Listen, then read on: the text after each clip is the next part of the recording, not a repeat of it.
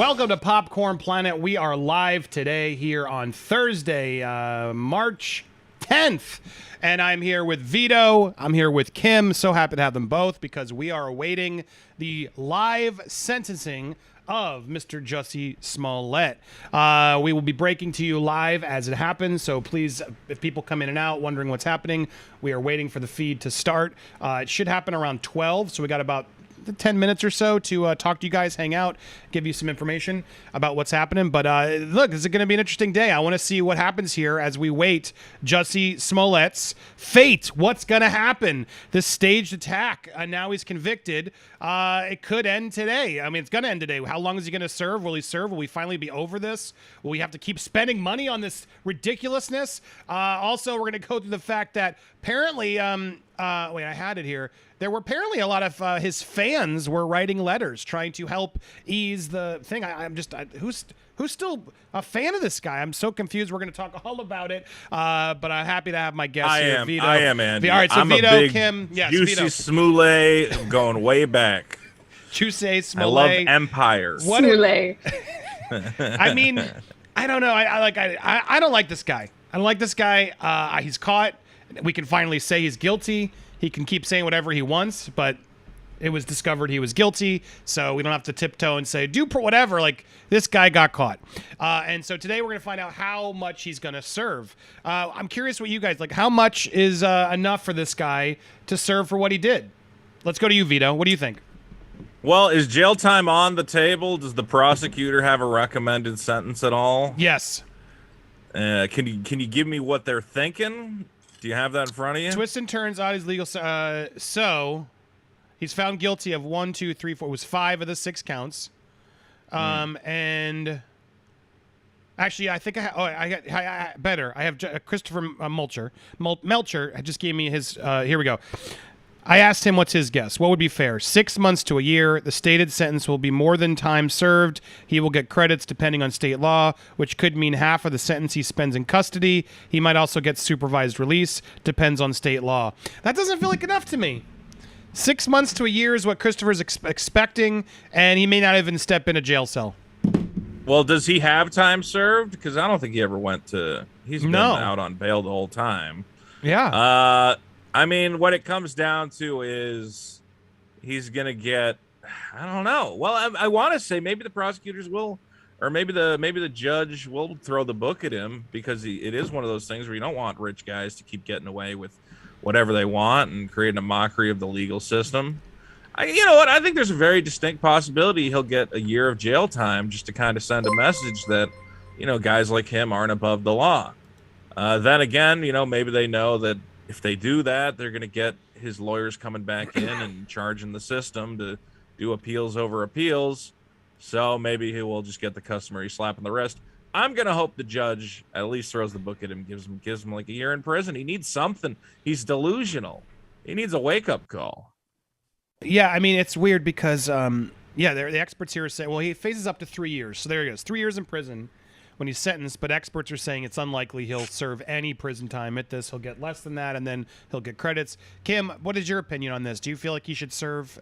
Is that enough? Is 6 months to a year supervised or whatever suffice for what he's done? I don't think he's going to jail. I can't see you that. Froze I think my again, camera also. Just went out. No. Ugh. Yeah, I don't. Well, she Sorry. says that. I agree. By the way, I don't think he's going to go to jail. I kind of want him to for like 6 months. I feel like 6 months in jail with like another. It'll be a 6 wake up. months. He still believes he did nothing wrong. Right. I feel like a 6 months in jail and then a 6 months on supervised whatever. I would accept that. But this, like, you got a year in prison, whatever, and then he doesn't even get to serve in prison. What's the point? Why do we do all this if that's what's I don't know. It feels a little frustrating as Kim resets her. Here, I'll put you back in and bring her back. It does feel, I don't know, it feels slight. It's bizarre that you can tie up the legal system. I mean, the amount of money that was spent getting police officers to investigate this case, to go through camera footage, to collect eyewitness statements, all the lawyers and judges and everything else. This man has probably cost the taxpayers of his city $1 million, if not more.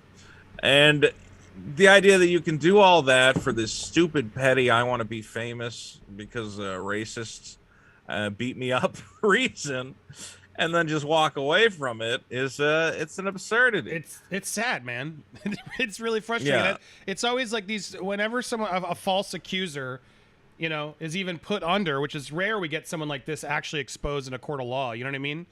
Right. But then even when you do, there doesn't seem to be much of a punishment.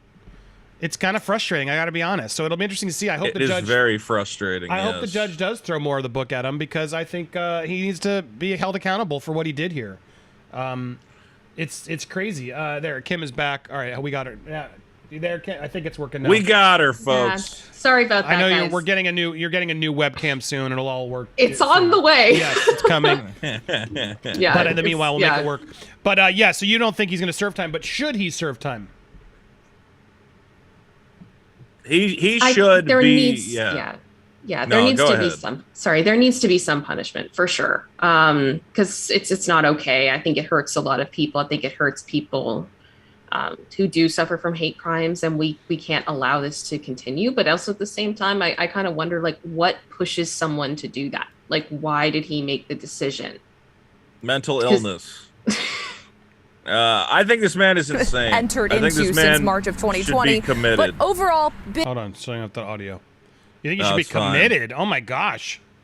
The idea that not only is he too stupid to invent even a good story of being attacked. I was at Subway and they tried to hang me. What are you talking about?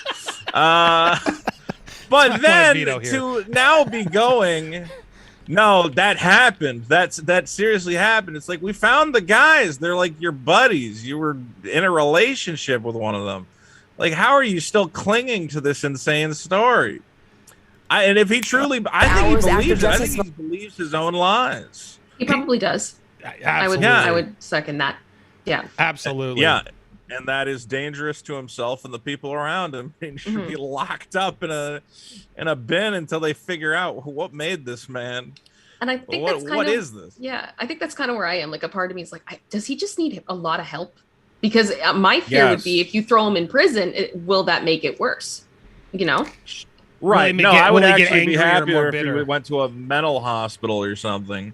Because this strikes me as a very crazy person. Yeah, all right. Well, just everybody who's tuning in, we are like 5 minutes away from apparently live sentencing. We have a couple feeds we're going to cut to, because they did allow cameras to be in the courtroom this time. So as soon as we get the news, we're going to break to it. We're just giving you kind of a recap of things. And thank you quickly to MMs for sending that super chat. Appreciate you with the popcorn out. Exactly. Today is like National Popcorn Lovers Day, if you guys didn't know this. Seriously? So we're going to celebrate that. Yeah, Brian, who makes my shirts, and he does his own amazing designs. Apparently, all the merch, I guess the bulk of the Popcorn Planet merch is 25% off today for Popcorn Lovers Day. So if you want to support, of course I knew it was National Popcorn Lovers Day. Of course, I should have made some popcorn. Maybe I'll make it quick before we edit. Scotty G, thank you. Member of 16 months. Holy crap. Whoop, whoop. Appreciate you. And then Janine, always good to see you, Janine. Member 7 months. Miss y'all. Sorry I can't join as much anymore due to work. Much love. No need to apologize. The fact that you still checked in was very generous and nice of you. So thank you so much for all you guys. And yeah, National Popcorn Lovers Day. Woohoo! All right, so yeah, don't forget, go to the store. If you go to the store, which mods that are there, hopefully you can send a store link, and it's 25% off. So if you were debating and getting something, now's a good day to get it. I didn't even know. He's like, hey, dude, today it's popcorn day. It's 25%. I'm like, yes, noted. So go get your popcorn. All right, yeah. While we wait, Kim has this in the background. You're watching on your other screen. So as soon as something's actually breaking, just know we will go there. But I thought this was kind of a good recap of things. We get to see it all happen on camera. That's true, because those cameras will be allowed inside the courtroom. You know, some legal analysts believe that if Jussie Smollett is sentenced in this, he could get 1 to 3 years behind bars. Some also believe that the judge could decide to hit him with a fine. But one thing we have to point out tonight are these letters that have been submitted on Jussie Smollett's behalf. A lot of notable people writing letters pleading for the judge to go lenient on Jussie Smollett. One of those people, well-known actor Samuel L. Jackson, and his wife wrote a letter talking about Jussie's volunteer work. And let's take a look at some of the other letters that were written on behalf of Jussie Smollett to Associate Judge James Lynn, including Reverend Jussie Jackson Sr. from the Rainbow Push Coalition, the director of Black... F this guy, really? They're all coming out of the woodwork to defend this guy? Oh, you scumbags. No. Come on. But I love the Rainbow Coalition. Yeah, but like that's part of why I wonder, is it like, is this just completely out of character for this guy? Is he just like really not doing well and thought that this was a good idea and that's why all these people are defending him? I don't know. But if that's true, he should fall on the mercy of the court and say I was an idiot. Oh, absolutely. I shouldn't have done it. Instead, he says, no, those two MAGA guys. Oh, my God. I'm traumatized still. He hasn't given up the plot. How can anyone support him when he's still on that line? It's like, and if you want to support him and you don't want to knock him right now, fine. Okay. You don't want to like keep, kicking someone while they're down. I respect that. We shouldn't be a mob society. But you're putting a letter on his behalf? Come on. It would be one thing if you owned up to it. Yeah, but if you're writing letters now, now you don't write letters. Now you just let it be what it is. It happened. He made those choices. Give me a Samuel Jackson. I'm so disappointed. Black Lives Matter and the president of the NAACP. Dude, Black Lives isn't there? Who's in charge of Black Lives Matter? Isn't it like a whole shady thing where all that money? Didn't that money go nowhere? That's what I read somewhere. There was some link. Didn't we talk about that in the show? Like, there's I'm not touching any of it. But I don't know enough about it. Talking about the organization. I don't know enough about it. They can do whatever they want. The organization itself. There's a lot of questions about who's in charge, where'd the money go. There's a lot of fair questions, and I'm like, what's? They're asking the judge to consider probation or an alternative to prison. Some even noted fear for Jussie Smollett being in prison as a black homosexual male. The letters pointed to discrepancies in how blacks are treated in the justice system and pointed to Smollett's humanitarian work. His humanitarian. The NAACP wrote to the judge in the case, Judge Lynn, asking for leniency. We recognize that Jussie Smollett is a member of our community. He is privileged, but that makes him no less subject to the victimization that happens to all people of color within society, particularly African Americans. Let's just stop putting black people in prison in general. He's black, he's gay, he should get a pass. Is really what he's saying right now. It's a pass. Like, what the hell is this? Yes, this is yesterday's news. We're recapping because we're waiting for the live feed. Bear with us. Consideration, and perhaps come up with a resolve to this. I don't think judges give a lot of weight to these letters. Well, there you go. And you just heard from Chicago legal analyst there, Larry Yellen, talking about those letters and saying that the judge often does not give weight to those letters at all. We do know Jussie Smollett was hit with 5. Like, come on, Samuel. He probably. I don't know if I get a letter from Samuel L. Jackson. There's a chance I might go. All right. It is Vito. It's not like Samuel Jackson's just out there helping anybody. You know what I mean?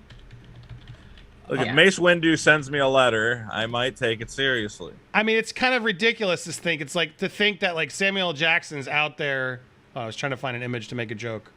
I can't. Well, isn't he kind of a humanitarian? I mean, ultimately though, it doesn't. I mean, it's not. I mean, come on, Samuel Jackson's not out there just doing anything, right? He's not just like. No, right? Where'd it go? No. Of course not. No, I mean, that's not me with Samuel Jackson, right? He doesn't just go out there and do whatever he wants. Maybe he'll write you a letter when you kill somebody. I know. It's like, I guess now, Samuel, you better write me a letter too, Samuel, now that you got me that. I have one with me of him. It was funny. When I met him, he didn't want to take the photo. It was clear. He was like, I was backstage. He's like, oh, you're the guy that won. Okay. I was like, I'll take it. He thought you were like I'll take just a rando. That's like the most Samuel Jackson thing I've ever heard. That's amazing. Oh, Samuel L. I'm so disappointed. Nice of him. Anyway, sorry, I was trying to make a joke. Let's finish this last little bit here. as we're waiting for the live feed to start, folks. Disorderly conduct. Of course, we'll see exactly what unfolds inside that courtroom come tomorrow. Live in Chicago for you tonight, I'm Tia Ewing. I'll send it back to you in the studio. Yeah, Tia, a couple questions for you to follow up, because we've been tracking this case here through every single step of the way. Describe a little bit more of what the environment is going to look like tomorrow with all of this focus. Are there protests expected to be outside of the courtroom? What can we expect going into tomorrow?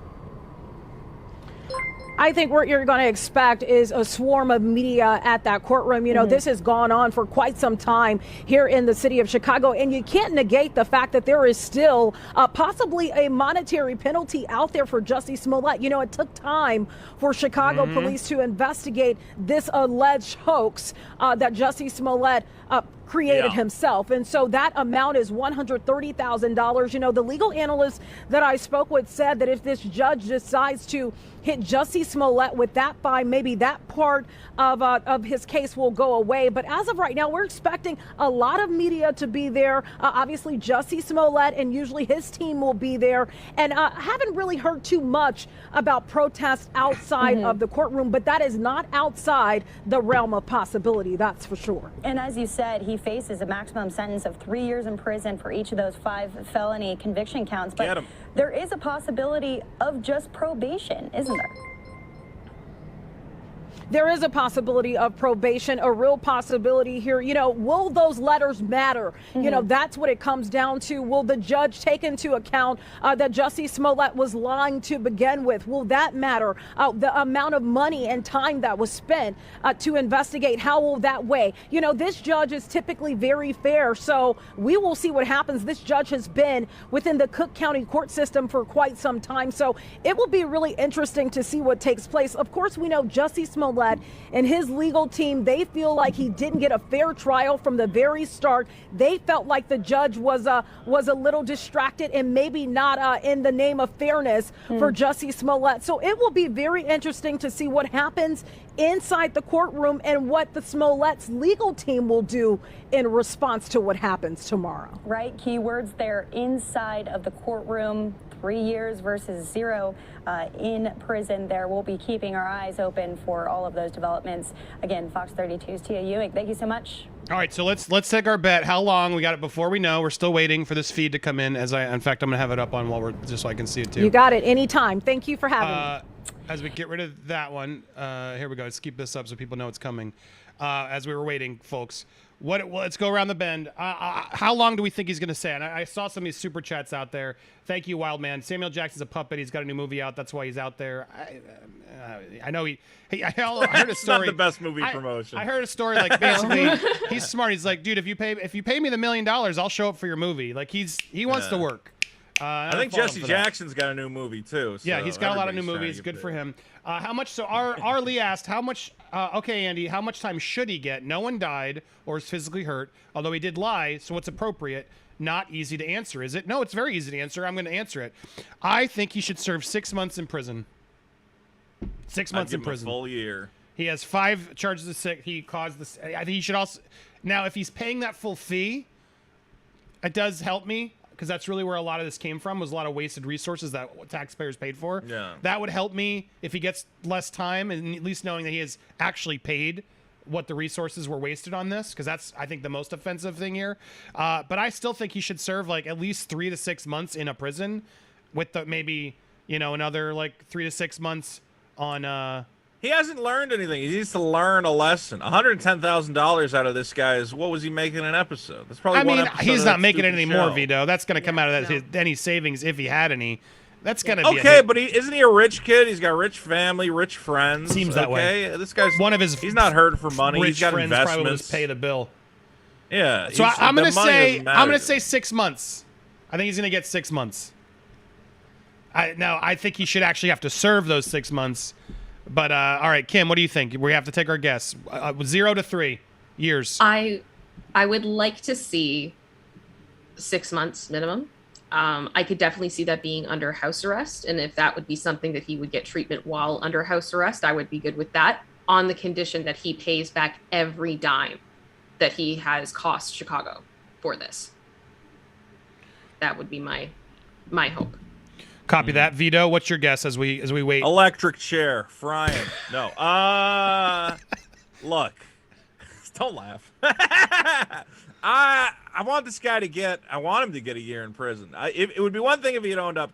If at any point he had owned up to what he had done, and he said, "I'm an idiot. I'm a big dumb moron. I apologize to the city for wasting everybody's time, and I apologize for America for making real hate crimes seem like a joke."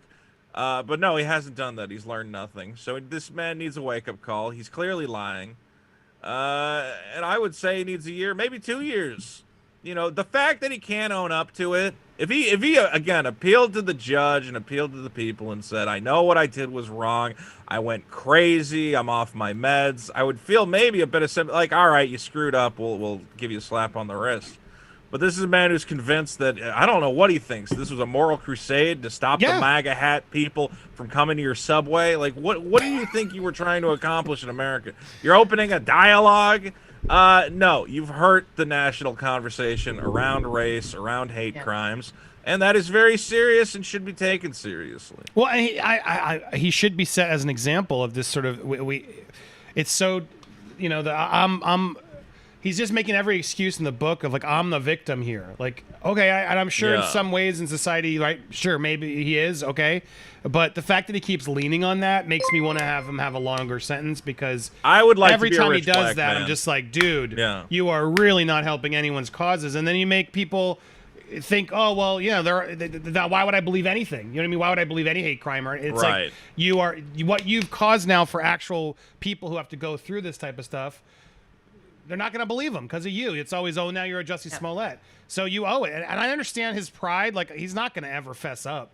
He's going to take it to his grave that he didn't do anything wrong. And I think that's super. He's going to write a book. He's going to write a stupid book, and you're all going to buy it. And I hate everyone. Write the book and take the money and give it back to Chicago. That I think we're all in agreement. If he doesn't have to pay the money, that's really intense. That'll be really, really lame. I don't know what's happening. It's 10:12. We're supposed to be there. If anybody else sees a camera feed that we're missing, let us know. We're on the CBS feed, which says they're going to be live. So hopefully we'll get that feed as soon as it goes. So bear with us. In the meanwhile, calculated healing. If anybody else in the mod or headline group wants to do a Google for me, just to make sure there's no other live feeds that are maybe happening, let me know. Calculated healing. Thank you so much. Love your channel, Red Heart. Well, I love you. Thank you so much for your support. It means the world. And then we had Alicia again. Thank you. He needs to pay the money back. We don't need an apology. He isn't sorry. Facts. Also, please cover the Sherry Panny case. Very similar. I'll have to look into that. Sherry Panny. Okay, I'm not unfamiliar. Maybe I am. Excuse me, but noted. Message me. Message on Telegram. A link to it or something, Alicia, and I'll forward it to the group. Fresh haircut. Thank you for noticing. Yes, just got back. Oh, well, whatever. Red Heart. Look, Vito said he didn't care, but I think it looked nice. No, he's beautiful. He's looked nice today. Got trimmed before my vacation. Christina Lawrenson. It'll be interesting to compare the punishments in all the current cases. Brittany, JD, Marilyn Manson, for example. Will any of them serve time? Yeah, we'll keep you updated on all of it. We got a schedule on the Johnny Depp trial, so we have the dates now, and we will be covering that in April as it starts. So stay tuned. We might even just be live. Arlie, we got you, and then Jam Cal X, punish him and get him help if he's got problems. He's clearly got problems. He's going to be serving a lot of jail time. That's going to be part of his problems. Well, maybe he won't. We'll see. I am free to be me. Jesse needs to face the consequences. He has friends in high places. I fear you will get nothing and slap the faces of those who have real trauma. No pass. Well said. The fact that he's got Samuel L. Jackson writing him recommendation college letters here for his trial, that I gotta be honest, that bugs me. It bugs me just because it's like, I mean, imagine how many innocent people are getting sent to jail, and Samuel L. Jackson isn't writing them any letters. It's frustrating. It is frustrating. That makes me more annoyed and hoping he's going to be there. All right, we have the coverage. What's happening here? We'll be right back. Hold on, I think we're getting there. We're still under commercials and stuff. It would be great if Subway bought a bunch of ad time on the trial. That's what I would have done. Subway, we promise the two men won't come and assault you for your sandwich afterwards. Someone's saying 1 p.m. now. Oh my god. They said 12. Yeah. They said 12 Eastern. Sometimes they Those push liars. Stuff, I mean, I well, wonder double check. It could be like a total circus there right now too, right? So they may have had to delay it for different reasons. Sometimes judges push stuff back in. Well, I'm not leaving until we have it, guys. So whoever, Vito may these guests may come back and come, but we're not going until this happens because we're doing our show. We did it early. It is what it is. I will trim it obviously as we get there. No, it's fine. I got nothing. I'm covering this. If it's let's hope it's at 12, or they're saying 1. Which is when I would have typically gone. But hey, we started early. We're having fun talking about Jussie Smollett, who that can never get old. We've been talking about him for years. All right, as we wait for this, which I guess is happening now, they've pushed it. Everything I read, everything we were sent was 12 p.m. Eastern. So they lied. Don't blame me. Blame them. Jussie must have stopped at Subway to the trial or something. But let's see here as we. Oh, do you have a cat? Sorry, I very have multiple there. cats. Sorry. He's a cat. Yeah, he's a cat person. Right now. Aww. Yeah, I got one. I'm taking a nap over there. Hi, Mud. I got one out the window, and I got one who's running on my desk, going, "Why am I not outside?" He loves to go outside. All right, as I'm looking for some other stuff we can handle as we wait to keep you guys intrigued, and we will obviously be breaking the news as soon as it happens. Let's see. I'm excited. Well, what was I'm trying to think if there's any other juicy news. Let's see here. The big juice or anything else to know. You are an amazing reporter. Whoa! The service you afford is so valuable as you speak the truth. Hugs. Now that, Susie, I got that one. Holy moly. That was incredibly generous as you guys. Susie tipped it the right way through Stream Elements. That way you could hear it, guys. When you use Stream Elements, it interrupts and you can talk when you're that level. But Susie, my goodness, just tipped $100. What? Oh my Thank God. Holy crap. Thank you.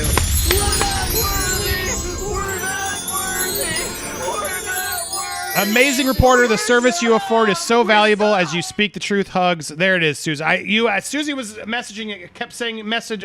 You missed my donation. I never saw it. Now I see it. Now I think we got the wires. I think you also just became a member. Welcome to the Planeteers, Susie. That was so generous. Throw her some planets in the chat, everybody, for stepping up and help supporting this stream.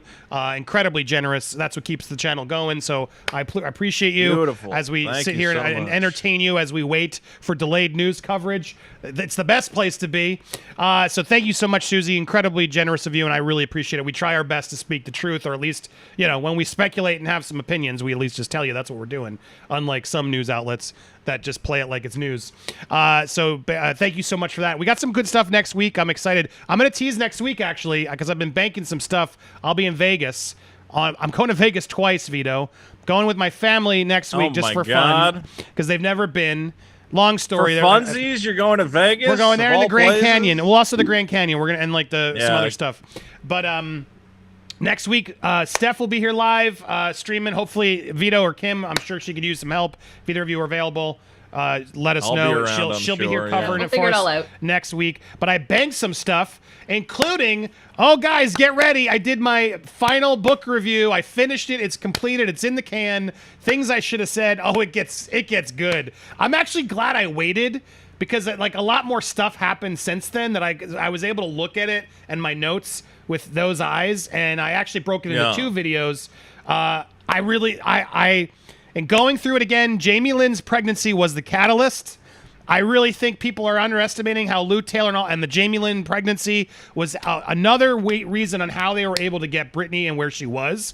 And I delve into that throughout the chapters and some other interesting stuff I realized I looked at in part 2. And then part 3 is the whole rest of the book, which reveals a lot of stuff as I looked at it that I really think is going to help Britney win the case. I think Jamie Lynn's going to really regret some of the stuff she put out there. So it's a 2-parter. The first one's like a half hour, and the last one's like an hour. 2 epic parts for next week, so stay tuned for all you who kept bugging me. But trust me, it's still fun. Even if you don't like her, you're going to enjoy I get really annoyed and frustrated and animated throughout the whole book report, so stay tuned. Part 2 and 3, because it's too big of a book. I had to cover it into a trilogy. The trilogy of my book review will be next week, as well as we have Britney's business manager, Michael Caine. This guy, Vito, I don't know if I've told you this, but I was covering Michael Jackson, and I got an email from his business manager, lawyer guy. These are like powerful effing guys. I'm like, uh-oh, what did I do? Am I in trouble? And this guy who reps Michael Jackson is now Britney's new business manager. Now, he's not going to talk about Britney. He's already made that clear. Like, I don't talk about any clients, but he talked to me about Michael. But still, it's an interesting... I got an on-the-record statement about some things that Britney fans were upset when they were digging into this guy. And he reached out and actually talked to me. This is like the guy who's taken over what Lou Taylor was doing. And I got to say, like, wow, hopefully you'll get some insight on what he says about this Michael Jackson stuff. And you'll get a sense. I give you a little bit of a background on what I know about this guy, what I've learned. So we're getting sources. We're getting big, powerful people calling in. You're going to get that exclusive on Monday. And then Jennifer Coffindaffer, FBI agent, she came in with an exclusive interview as well that I pre-taped, going into details as to why Brian Laundrie may not have done it actually alone. And I got to say, I'm not in for these conspiracy theories. Like, he's dead. It's all over. But there's one little last thing there that I got to say, and after that interview with her and getting into more specifics than I've seen her reveal elsewhere, something's what's her background? Off. She's a private investigator? She's a FBI agent. Well, she's retired now, but she's like a legit FBI agent she's been on a lot of the news channels. And I got her on. She had been on previously, but she came on and gave us some interesting information. Is she saying someone helped him cover it up, or someone helped him murder? The suicide.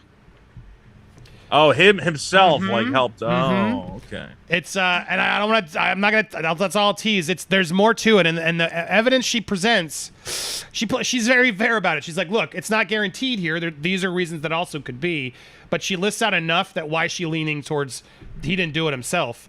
And that just bogs my mind of a bunch more questions of, wait, what? Was it who? What? All of it. Who did could it have been what murder? And where? Could he have been all those questions are going to be answered in that interview. I'm telling you, it's a good one. So we got a lot of cool content I've banked for you next week while I'm out, and I'm going to try and be offline the best I can so I can take a vacay off of the internet. So stay tuned, but I got a lot for you, and Steph will be here giving you a lot more stuff. So very excited about that. And yeah, all while I've been sort of doing this Michael stuff, I can also happily announce, Vito, you knew, but I've been trying to find a sponsor who could just help us book a suite out in Vegas as we cover this.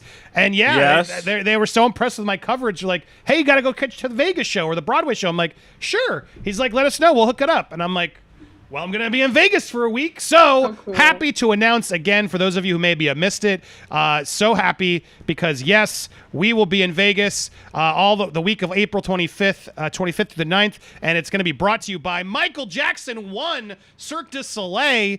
I'm so excited to see the show. We're going to go get to see the show. You need some Michael Jackson drops for the show now. When you need a button you can press to go. Total, I'm going to get the glove. Yeah. Dude, I'm all in it.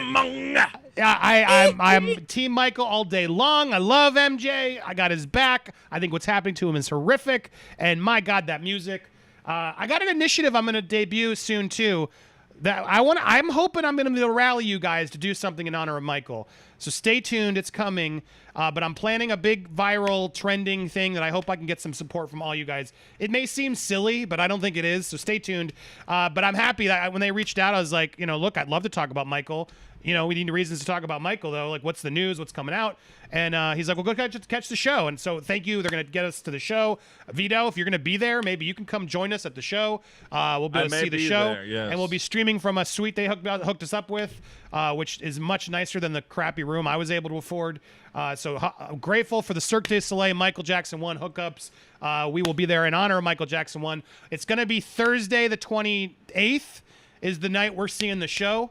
So if anybody's coming out into Vegas and you can't necessarily sit with us, but if you want to attempt to be there to see the show that night while we're there to say hi afterwards or whatever, feel free. Check it out. Or whenever you go to Vegas, make sure you check out Michael Jackson 1 because very generous of them to reach out, support the channel and all that. So exciting moves, isn't it? Isn't that kind of impressive, Vito? Last year it was it was Cumstar.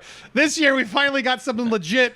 Cirque du Soleil. It's boom, boom. Whoa, Cumstar is very. They're now hush. They're now hush. which I much prefer that name. We had them on actually last week. Much better name than Cumstar. But bravo, I'm very excited. I couldn't do it without all you guys. Planeteers, we're going to keep growing and going and keep going. That's what we do here. So thanks to all you guys for supporting. And yes, pardon the delay of the coverage that I know a lot of you came in for. We are going to be reporting on the Jussie Smollett sentencing, but it seems like they lied on the time start. So we may have another hour or so before we have to wait until that starts. So bear with us. We're going to do what we always do, which is just stream. Happen. There's nothing you can do. And this is what we typically do anyway, is just hang out with you guys and talk. And this just is we're just burying the lead because we're waiting for it. Stay tuned for the end of the show when it's going to happen, and it's going to be very exciting. So bear with us. All right. So there you go. Hype in next week, which I'm happy to do. Very excited for both trips. My personal vacation away from all you guys, but then my trip with you guys. It's going to be a blast. I'm so excited to be there. And thank you to everybody who's still sending in support. If you send in your comments, we can answer. Ask us anything, or you got something you want to ask us, now's the time. We're going to get to some other news stories that I see in this headline document. But real quick, Jonathan Perosi, people forget or don't really know why he did this. He did it for Harris. They were trying to pass a BS anti-lynching bill at the time, which was really a bill to kill free speech. This is why he won't own up to it. I don't know if that's true, but okay. I mean, I know. Well, I know they were trying to get some sort of bill passed there. Yeah, that part. That could be true. I mean, again, I just don't know. I need to look into it, but I know he was buddy with Harris for sure. She defended him like crazy. It was all like an orchestrated, like, see what happens. And so, I mean, that would be even more awful. I doubt the whole idea that we need an anti-lynching bill in America where there are no lynchings anymore, it's like a waste of everyone's time. And it was a way to say, yeah, well, now we need one specifically. There's already rules against murder, so we don't need more rules. It's true. It's like if you kill somebody, we have the laws. There doesn't need to be bonus laws depending on if you used a rope or a knife or a gun, you know? Yeah, it is. You're not wrong there, actually. I was like, well, yeah, it is murder. So technically, that's just we have that. It's murder. We have a law against. We have a law against murder. Murder. Thank God. America. Thank God we do have laws against murder. Anti-certain types of murder bill. Yeah, exactly. Do we have to have a bill for each types of murder? Exactly. Like this one, this one. Yeah. All right, interesting. Well, there you go. It's hate crime legislation, which is always they want to make it you can punish the crime more than a regular crime. Oh, look, Jussie Smollett. Man, if you killed a guy, guys, Jussie's watching the show. Jussie's here. Hey, Jussie, I'm innocent. Oh, hey, well, doesn't sound like it, my man. I don't think. Oh, he said he's innocent, though. The jury's not buying it. But Jussie, I appreciate your commentary. Let's keep an eye on you in the chat because I'd love to hear from you. Exclusive guest, Jussie Smollett, only here on Popcorn Planet. So honored to have you here, sir. You must be feeling nervous today. How long do you think you're going to serve today, Jussie? Tell us honestly. It's not supposed to be funny, but this guy's just such a joke to me. I'm sorry. I don't feel for him at all. You don't have to apologize. The fact that he's still like out there trying to like play like, oh, you know, it's what I go through on the daily. Dude, you did it to yourself. That jury found out and declared that you did it to yourself. It's so irritating. Thank you again, Suzanne. Thank you, Jonathan. And then we saw Nancy Champagne. Thank you so much for the tip. He incited a race war. He is a washed-up wannabe who wanted his name back in the public. He needs to serve at least 6 months in prison. I'm with you, Nancy. I feel like when things like this happen, false accusers, there's no punishment for it. When I got falsely accused, I couldn't even sue just because any lawyer I'd go to was like, well, she doesn't got any money. That was literally the response. And then it was also like, well, it's also going to be hard because of the they make it so hard to go against some of the stuff, and it's just so frustrating. But it's like there needs to be a punishment. Like there are punishments legally where you have to like pay the legal bills if you put a frivolous lawsuit out. So there needs to be something else about a false. If you are proven to be a false accuser, there needs to be something more punishment in my eyes, so we hopefully deter people from doing this, because nothing's deterring these people from just going online and saying, I'm a victim, this happened to me, and then you want to hear and listen, you want to believe, right? We want to be good people, but then you're like, okay, well, but this guy's saying it didn't, so I'm supposed to just mob on him and say he's an asshole, and believe you, when now he's dropping receipts and you haven't. What am I? It's like, what, it's like a very messy world we live in. Well, it becomes complicated because then you get into a situation where, let's say a crime did happen to someone, but they don't have evidence.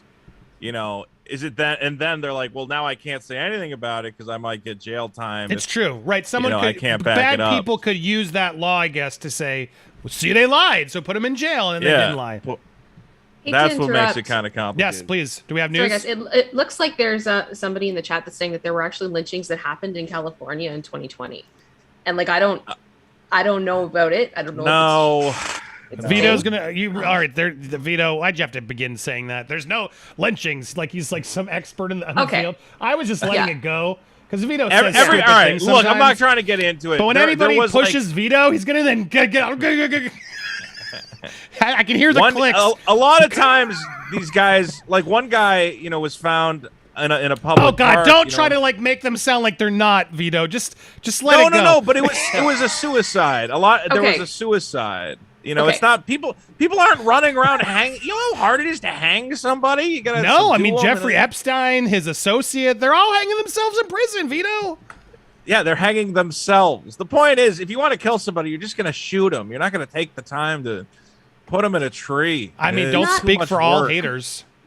All hate. Can I? Speaking of which, I'm trying to distract the story. Can I? But ironically, this is on subject. Hold on, I gotta save it. Send it to you guys.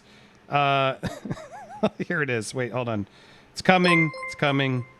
I got this email today, and I want to know if I should be worried. Okay. I got this email from my kid's daycare. Uh-oh. I got this email from my kid's daycare, and I don't know what to do, guys. I need your help, okay? Okay. All right, hold on.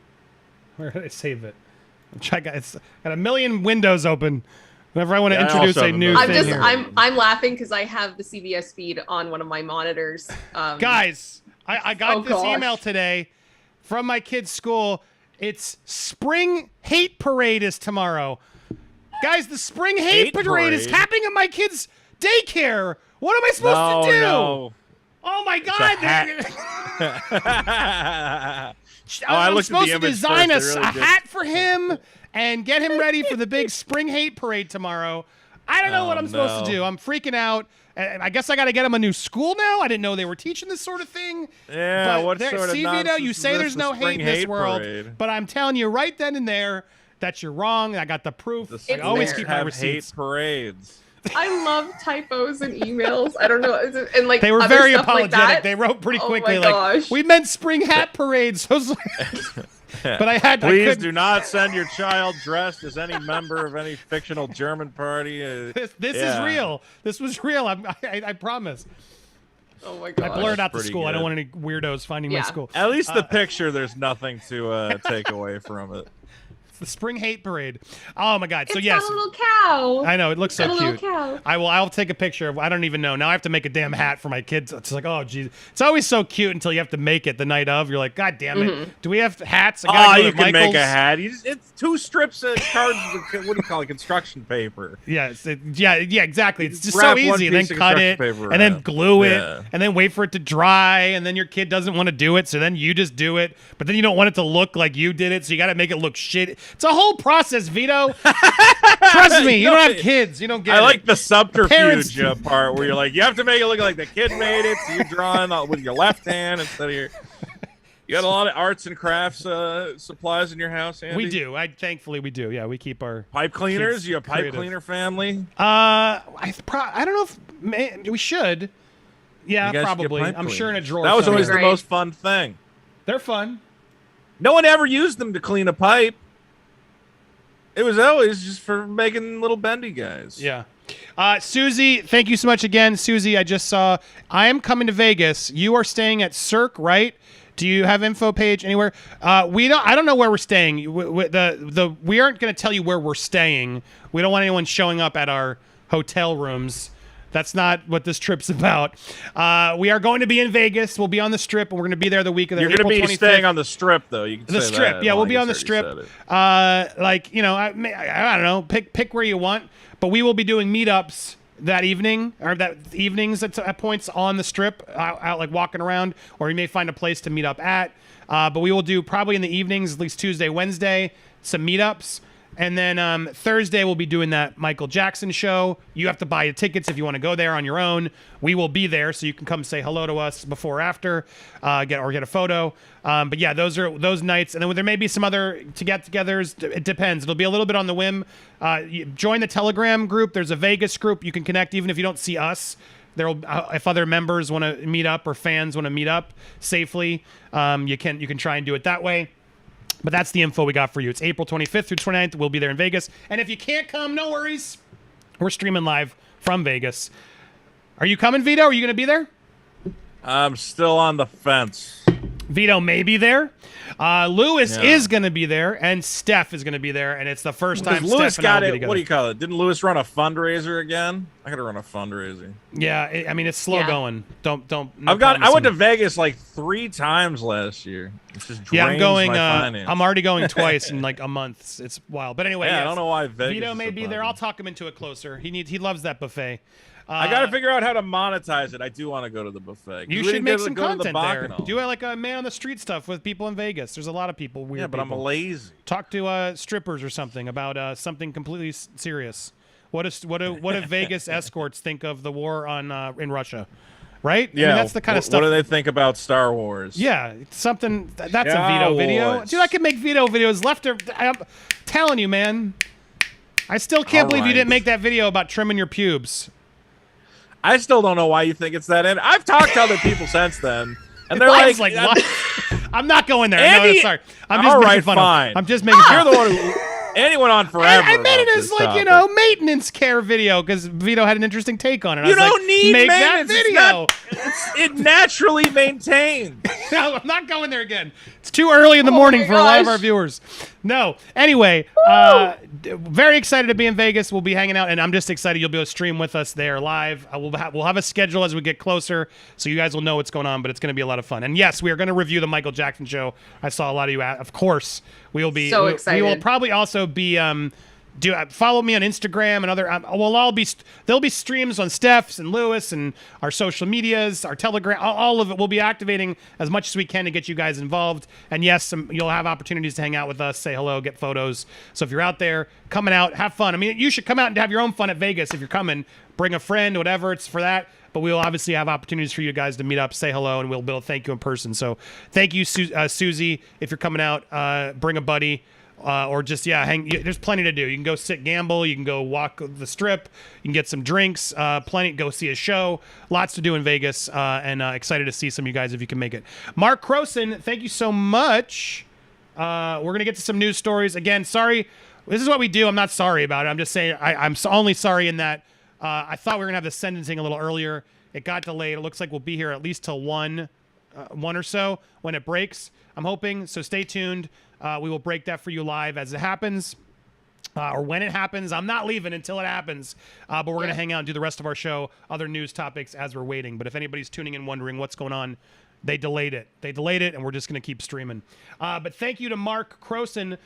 This person wanted PR and raise in public praise, all because no one remembered his Mighty Ducks role and his role in Empire. To be on the news, you become the news, and now no one trusts him but his family. Yeah, it's so true. To become the news, to be on the news, you have to become the news is really a thing, or just do something scandalous is really what it's become. In order to get attention, everybody's got at least one scandalous card they can play if they really want to resort to it, and then you get that attention, and it feeds you, right? And then you're out of cards to play, and then suddenly you're the salacious one. And then you got to go find some more salacious stuff to expose. Or something else. It's a frustrating world we live in. And a lot of people want to be the news, video. Right? Go ahead. Sorry, you're saying, Kim. I was going to say, or you have to make a claymation music video of torturing your ex-wife's new boyfriend. Yep. In fact, good segue. Thank you, Mark. But good segue because I didn't even realize this. He made a second one? Apparently. Wait, who made a second what? So, Vito, we even had to be able to talk to you about Kanye. Kanye's out there just, Oh, it's rap. That's the whole thing. Look, I will agree. If If he only did a rap song, I wouldn't have a problem with it. If he was just doing it in his music, I'd be like, whatever. That's what rappers do. That's what Eminem's done. Like, this guy's been doing it all over social media. Like, that's not rapping. That's pathetic. It's so desperate. my argument with like the Eminem thing is people, they say that like cleaning out the closet was worse. It's like, okay, fine. But no, bitch, I'ma kill you was worse. Yeah, true. But he has fully come out and been like, yeah, that wasn't cool. Right. And he's made amends and he's apologized and stuff like that. So if Eminem can be like, yeah, he apologized to his mom. Yeah. Yeah, I mean, he was going, you got to remember too, he was going through a lot because he was really traumatized by his mom. Like, this wasn't like a divorce and your lady went on to Pete Davidson. No, he was young, much younger, and he had been through serious trauma, and he was doing it through his art. And he got a lot of shit for it. Let's be clear. It wasn't like people were like, who cares? And that's the thing, too. I feel like everybody's like, oh, well, Eminem did it. It's like, do you not remember how much everyone hated him? Mm-hmm. Like, hated him. Oh, my goodness. Like, blaming him and Marilyn for Columbine and everything. Like, people went nuts. Yeah. So, he was definitely a public enemy in certain circles. Yeah. But the fans stuck by him, of course. Mm-hmm. I don't know. I mean, Kanye's insane. Isn't that the whole reason everybody likes him? Well, I mean, here's what I don't understand. How do you like a guy for being insane, and then he keeps being insane, and you go, well, that's too insane. It's like, no, he's just nuts. He's nuts in the head. You got to take the good with the bad. Now, if he actually attacks and kills Pete Davidson, maybe I'll be upset. Maybe? Right now, I'm like... Wait, maybe? Maybe. I'll got to cross that bridge when I get there. Maybe. All right? I don't like to know how I'm going to feel about a thing until a thing happens. But even murder for now. All right, like Andy, I'm doing a bit. Don't push me too hard. But I don't know, man. Like, yeah, he's nuts. But he has. Who is he truly hurt? I mean, he's creeping people out. I guess that's not good. Yeah, Isn't I mean, he. Well, it's actually that's an interesting. Going up at Kim's house or something. Can we go there? Who's he actually hurt? Because speaking of, hold on, we're jumping all over. Because Kim is also in the news. Yeah. And Steph had sent me this. I don't know if it was on the headline doc too, but I got it through Steph. But here's Kim. Kim's out there giving all this advice to women in business, which we should play because it's pretty fucking insane. It's its own video. I probably should have made it its own video today. Get your effing ass up and work. It seems like nobody wants to work these days was the quote. But with the anyway. So here comes one of her old editors. Again, allegedly. I don't know if this is true. I don't know her, so let's take it with a grain of salt. But it seems easy to believe. I was an editor on the Kardashian apps in 2015 in LA, worked days and nights and weekends, could only afford groceries for the 99-cent store, called out sick more than once because I couldn't put gas in my car to get to the office, and was reprimanded for freelancing on the side. The wildest thing about that job, I saw firsthand how the most famous women in the world Frankensteined an impossible standard of beauty, pushed the rest of us to keep up with them, weaponized the standard of beauty to sell products, and still never felt good enough. I totally buy that one. Then I pivoted to beauty media because I wanted to change the industry and quickly realized how effed up and exploitative that world was. That's why I do what I do now, critiquing the beauty industry, and she's now promoting herself, which is always never the best sign of someone who's calling someone out. I'm calling this person out to promote my new thing. This Vito, you are an awful person. Please subscribe to Popcorn Planet, where I will keep talking about how you are an awful person, Vito. Do you like when people always do that? Got to be promoting, Andy. We know this. It's one way to get clicks. Promoting. Hate on Vito. I'm sure I'd get a lot of views hating on you, Vito. Don't you think? Yeah, absolutely. No, I don't even know if you would. People love me. They'd come after you. But as the woman on the panel, Kim, what do you think of Kim's advice here that she's telling everybody to get your effing ass up and work? I think it comes from a place of privilege for sure. The full clip, there's actually a part after that where Chloe talks, and she says something to the effect of that you never want to be the smartest person in the room. You want to surround yourself with people who are successful and who will elevate you, and that I 100% agree with. If you are not challenging yourself, if you're not putting more knowledge into your mind, if you're not on a constant journey of trying to make yourself a better person, then absolutely you need to be working harder. That's my opinion. I don't think personal growth ever stops. But for Kim to be like, no toxic work environment, none of this. Well, I have a lot of difficulty with that because from what I understand, Kim's first job was working in her father's law office. And then after that, her mom was kind of brokering all of her deals. Mm-hmm. And a lot of us, especially women, we don't we don't have a huge amount of options a lot of the time. We get looked over constantly. We're paid less. We are ignored. My sister actually works in STEM, and she has just seen some of the most terrible things. She was like top of her class. And because of that, she was a tutor, actually. And she had boys, or I guess young men, in her class in college and university, and they refused to have her tutor them because they were like, I'm not being taught by a woman. Like, that type of stuff is still happening. And so for her to just be in that place where she has a team of people around her that constantly, petition to get her opportunities and all those other types of things, it feels very out of touch. Very, very out of touch. I am a strong believer in working hard. No one's going to hand you anything. No one's going to hand you anything. Doesn't matter your gender, your sexuality, nothing. No one's going to hand you anything. But Kim has had a lot of stuff going from her for the very beginning. We all it's always rich people telling you, well, just take hundreds of thousands of dollars from your family, open a small business, and you're like, hold on, I got a small loan of $1 million from my father. Again? Yeah. Don't forget the sex tape, Vito. Ferrari your dad bought you. It takes some modeling photos. Well, we can't forget though. Make a sex tape and then pretend like you didn't actually make the sex tape and profit hugely off the sex tape. I have no problem with her making a sex tape. Do what you want to do. I have a problem with her always constantly denying that she had no involvement in the sex tape, because that's an absolute lie.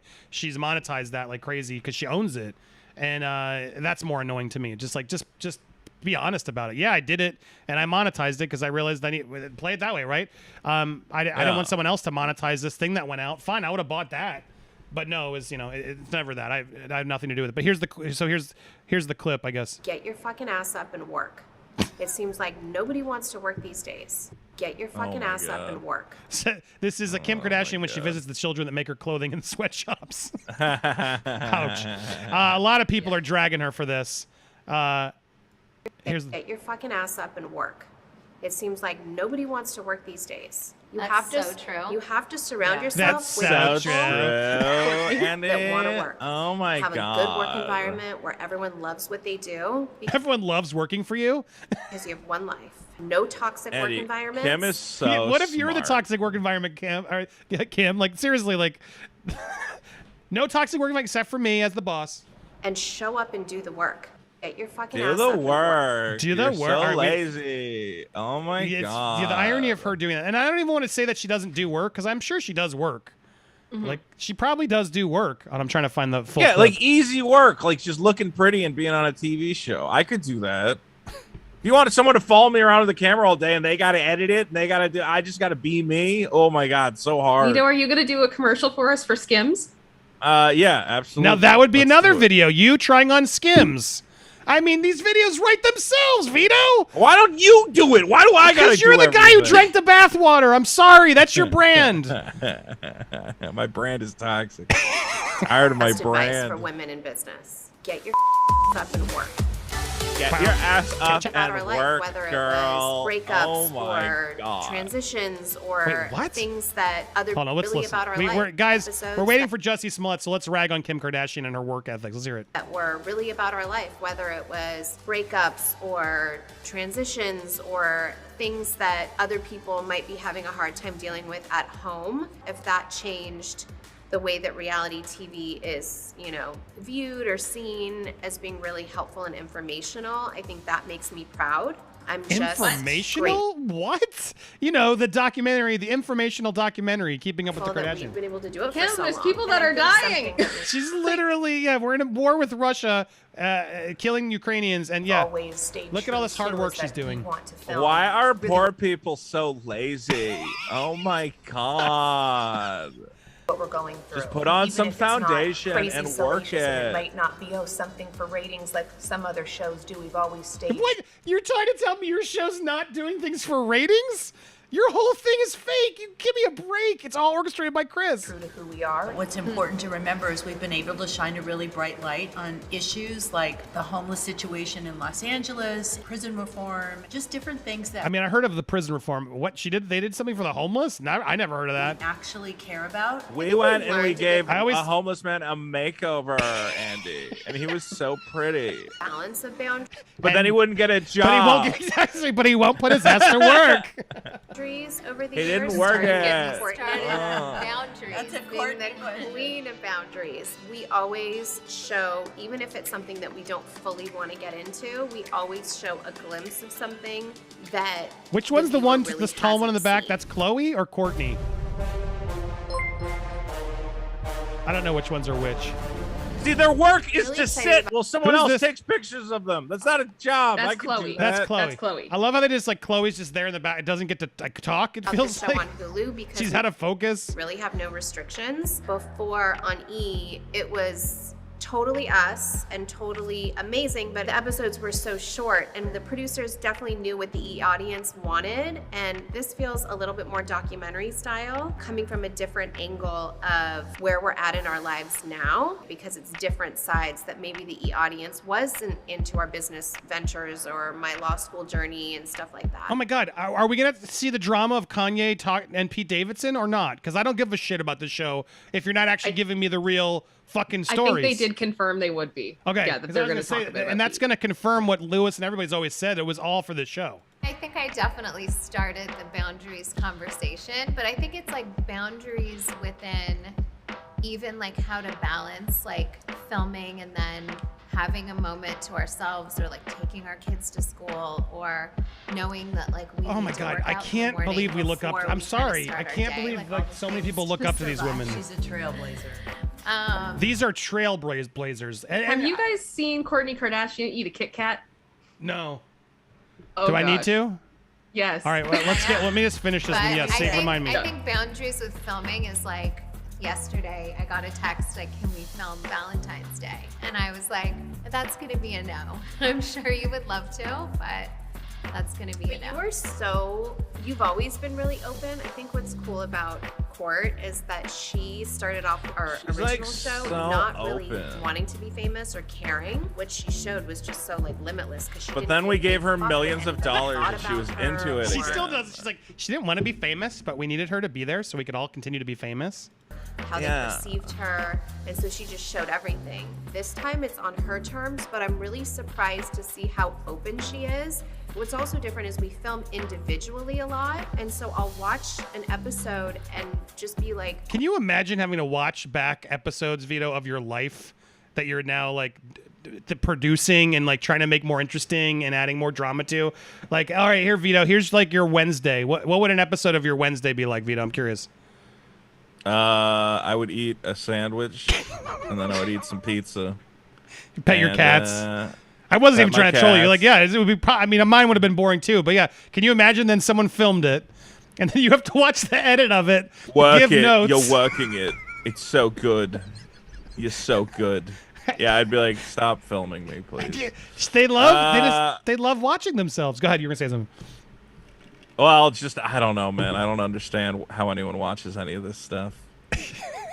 A lot of people do. that's Disney paid him a fortune. I know they really do. Now Kanye West thinks that, what is it, that Disney's got mind control, whatever, controlling the millennials? That's true. Hold on, Andy. That I can confirm. That's true. you guys were You know doing, this. or that's what happened, and that's where you're at.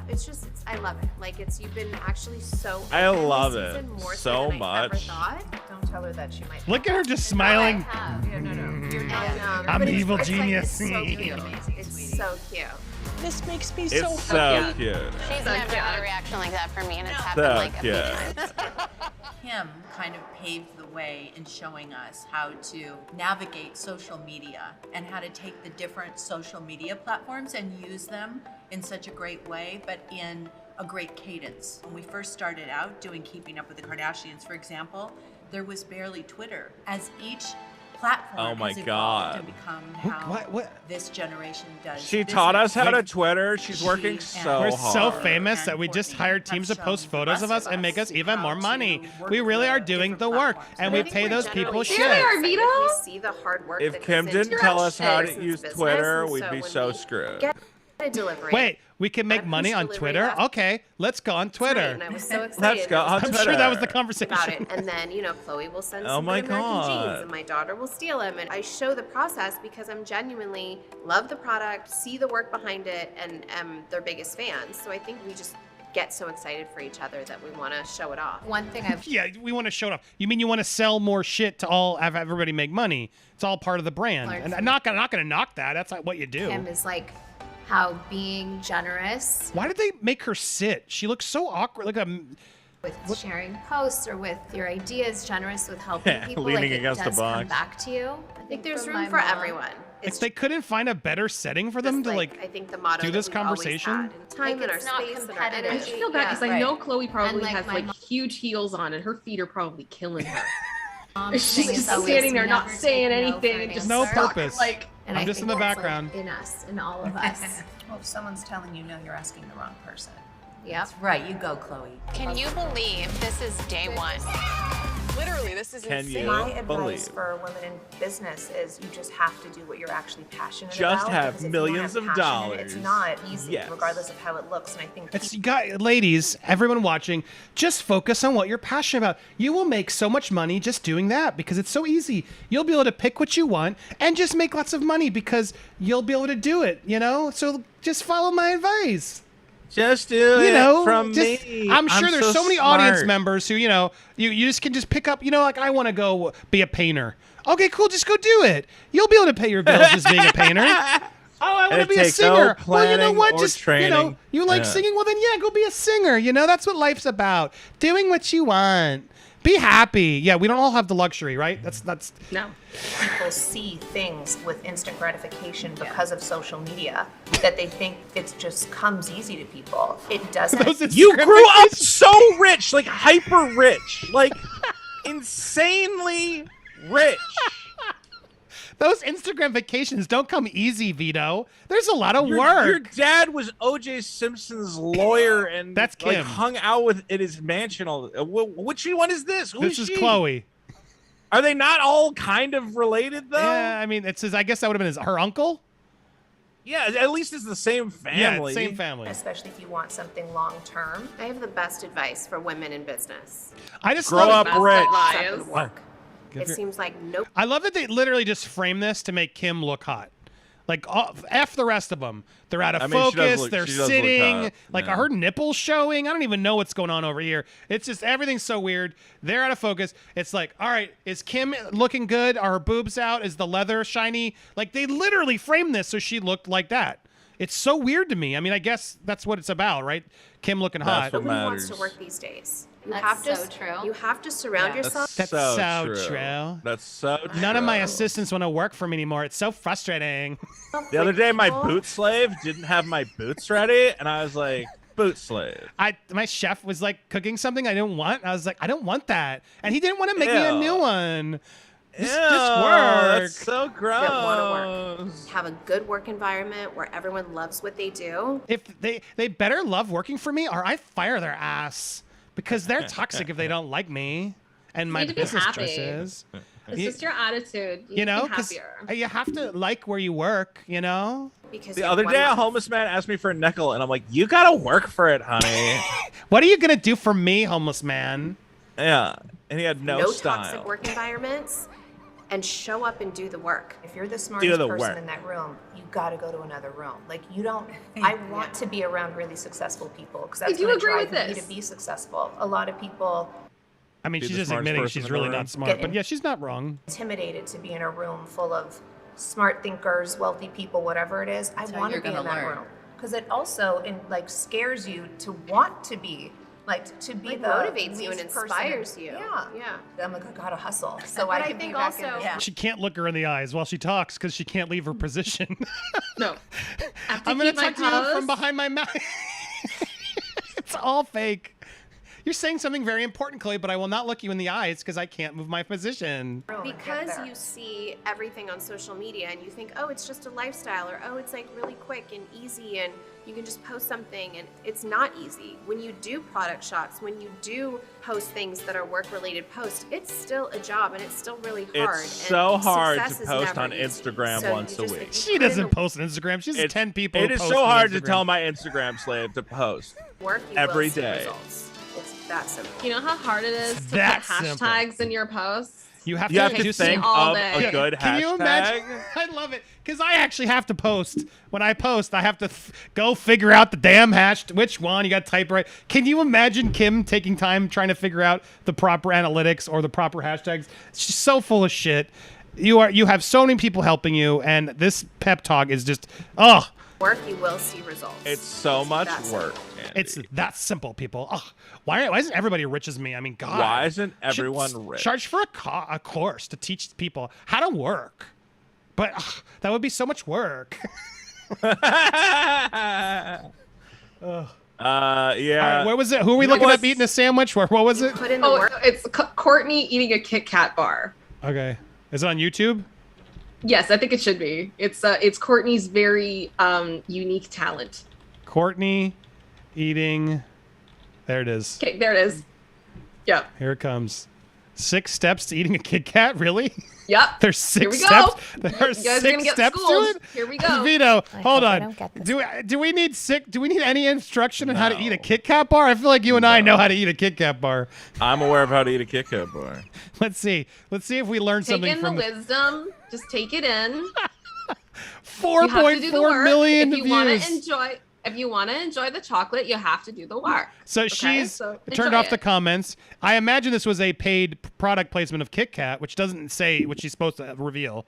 She just picked that at random. Maybe it's No. not, Andy. You don't know. Here we go. Let's watch. On my white Maybe she couch. just likes Kit Kats. Sitting on my couch. Oh my God! Wait until you see how I eat a Kit Kat. Oh my God. Her quirks. I am gonna show you guys. Taught me. I think we were like 7 and 8. How to eat a Kit Kat, and it's pretty life-changing. First of all, it makes you eat less because you're eating it so slow. Oh my God! I'm already frustrated. What? You What? have to eat it slow. Kinda Andy, melted. or Eat it you'll slow, eat it Andy. too Why is she like fast. weirdly? First you Oh, just break rip it off open. the piece. Break at? No, Andy. There's Ew! this It's like she got a process. melted one. Well, they are in LA. It might be really Like hot. one piece, and then you eat the chocolate off the end and the other end. What? Uh-oh. Is she gonna I ate too scrape it much. dry with her teeth? You're not supposed to eat the crunchy part yet. Then you eat the chocolate down each side. Oh my God. Yup. What a psychopath. Can you imagine? I not to be gross. Can you imagine how annoying she'd be to give a? Never mind. This is how a serial killer eats a Kit Kat. This is insane. I'm so annoyed. Okay. And then you pull the not chocolate. corn This is on the hard cob. work, Ew. Andy. Ew! She just took it. No, I want chocolate on my crisp. No, she just wants the crisp. This is disgusting. And by the way, this tastes so much better. Like I would like, never even so dream good, to eat Andy. a Kit Kat and just like bite it into it. And then you separate it again. Can confirm, the I did bottom actually try piece. this with a Halloween-sized one because I was curious. It doesn't taste any better. Oh, I'm It's gonna find. ridiculous. I think I have a Kit Kat. I'm doing this. In a You second. really? The best part of the whole Kit Kat is the middle piece. So when you eat this middle piece, which is so good, Here you go. 6 steps, guys. and that's it. And We've that's been how eating you it eat a wrong Kit the whole Kat. time. Oh my God! All right, hold on. Talk for a second. Let me see if I have a Kit Kat.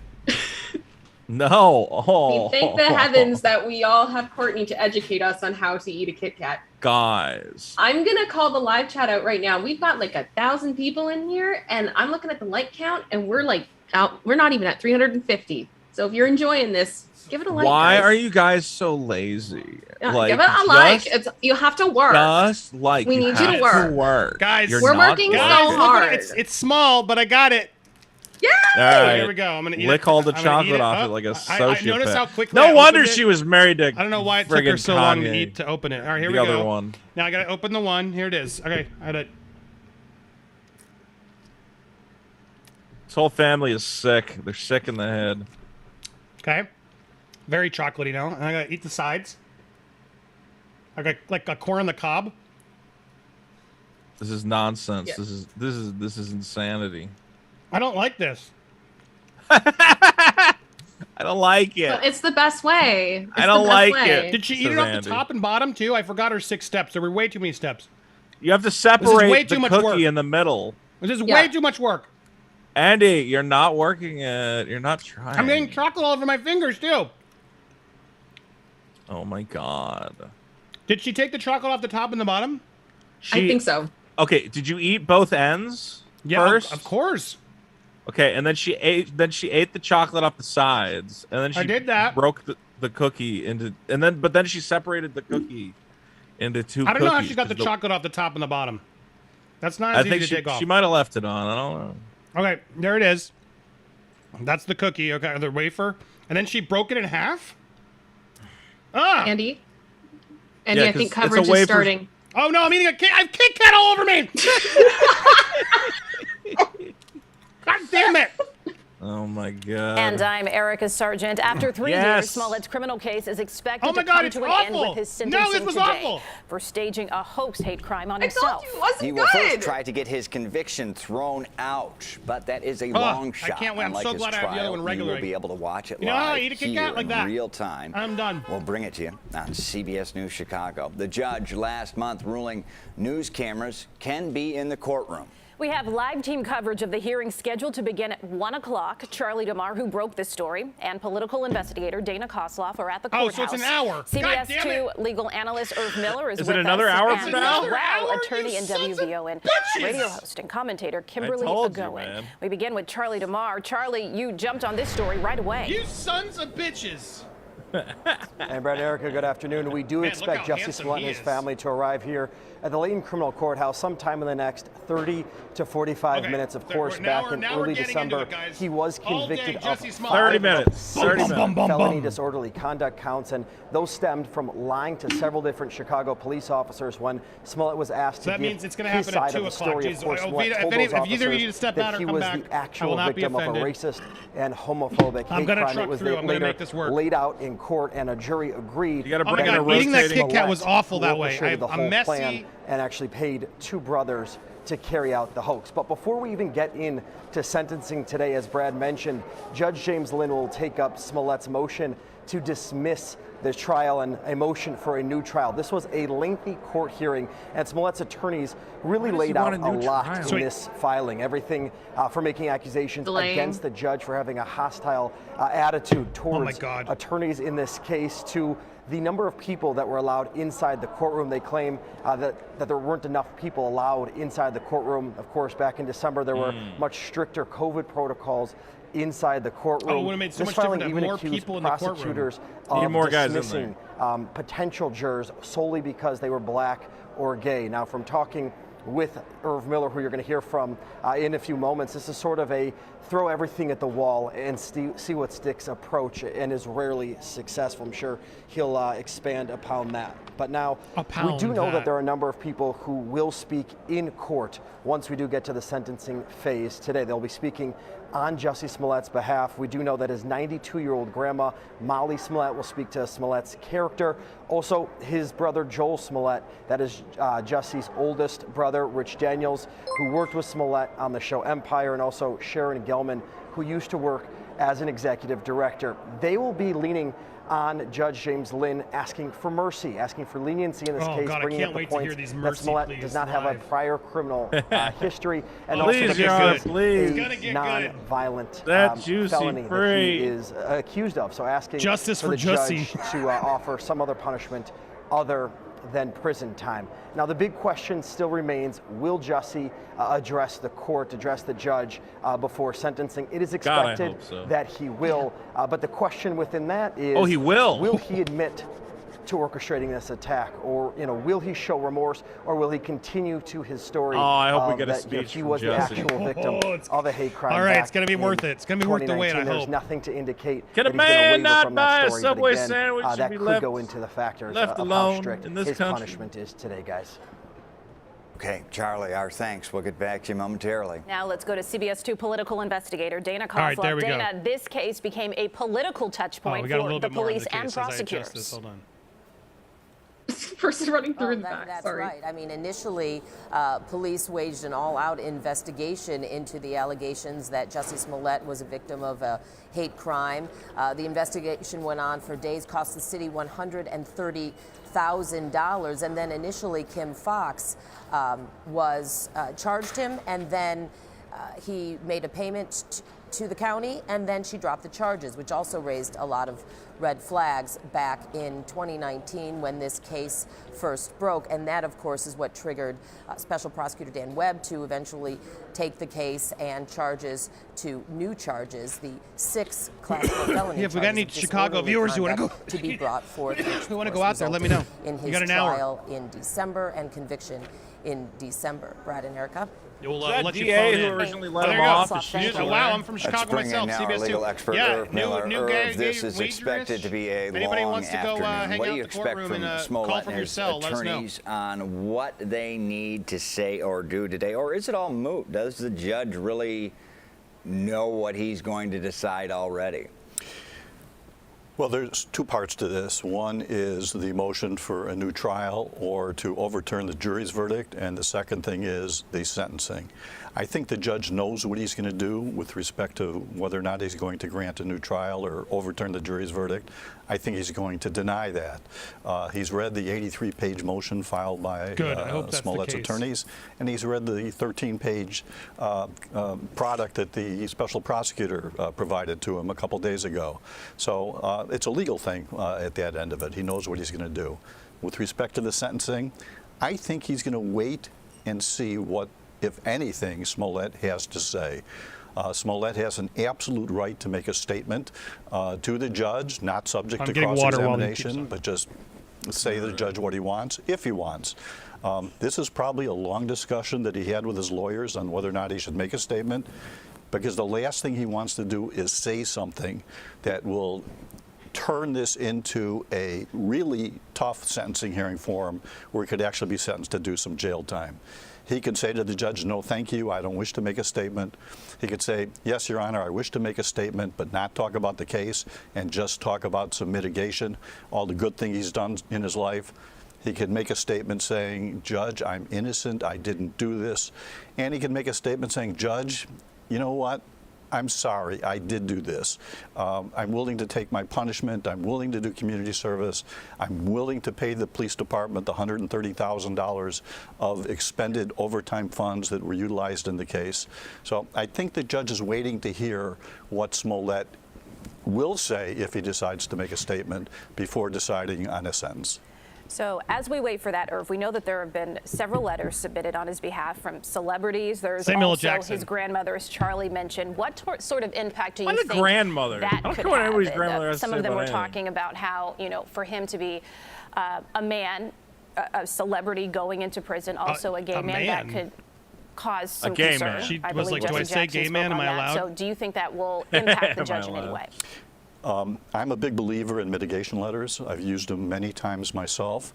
I've seen judges who have predetermined a sentence and then read mitigation letters and then actually comment on those mitigation letters at the time of sentencing and basically saying, you know, I was going to throw the book at you, but these people have wrote these letters. I didn't know all these personal things about you, about all the good things you've done in your life. I'm going to give you another chance. So yes, these letters are important, and the ones that you've referenced obviously are some things that this particular judge will pay attention to, and I predict that he will comment on some of the things that he's read in these letters. Okay, Irv, before we go to the actual charges that he was convicted of, I have one more quick question for you. You talked about the importance of, if Jussie Smollett speaks, what he says. So play out the hypotheticals for me. He has never taken responsibility. He's been defiant about it the entire time. If he takes that stance, how is Judge Lynn going to react? And the opposite end, if he stuns people but doesn't even take accountability, just apologizes, how might Judge Lynn react to that? It's my belief, knowing Judge Lynn, and I've known him for a long time, both as a judge and as a prosecutor, if Jussie Smollett gets up there and says, Judge, I don't wish to make a statement, I do believe the judge will sentence him to probation, but also with some jail time. The judge will say, you lied to this jury, and we can't allow perjury to enter into a criminal courtroom. He thinks he might have get to pay some the price jail for time. that. If he says, yes, Judge, I want to make a statement, and just talks about his background, mitigation, personal things, and how he's led a good life and wants to help other people, but doesn't talk about the case itself, I think at that time he will get a very little bit of time in addition to probation. If, in fact, he gets up there and says, Judge, I'm innocent, I didn't do this, I'm a scapegoat, I think if he does that, he's going to get a lot of time, not penitentiary time, but he could get up to 6 months of probation, 6 months of jail, if in fact the judge gives him probation. And if he gets up there and says, Judge, I'm sorry, I did it, I admit my guilt, that's his best shot for not getting any jail time. All right. Irv Miller That's will what be he should do. If he does that, I would forgive him a bit too. Inside the courtroom. Right now, we want to take you through the charges. All right, we know the charges. We're going to come back we'll keep posted. We have it looks like we have about an hour, less than an hour. We will go into there, but it sounds like it might be a little bit more lengthy than I expected if they're all doing statements. But I'm here for it, so we will be covering this fully for you. Real quick, I wanted to go back and make sure I thank you can, if you want to comment on air, you want to get involved in the conversation, you can use the super chat or the pinned comment link has a Stream Elements link. That's always the best way to support us. And you're just supporting the channel and what we do here at Popcorn Planet. So thanks to everybody who has supported, including I Am Free to Be Me. We're back to the Kardashians while we're waiting. Truthfully, even the worst day for Kardashian Inc., nowhere near what everyday people suffer. She will never understand. Chris taught him well. Face with steam coming from her nose. Yeah, look, we were talking earlier as we're waiting for Jussie about how you just gotta work. Stop. Get your effing ass out and work. God, why are these people not working? Yeah, very frustrating. So a lot of the looks like a lot of you guys in the chat are not feeling for Kim. Myra, what's up? Myra was there in Vegas. She came on the weirdest night, but happy to be there again.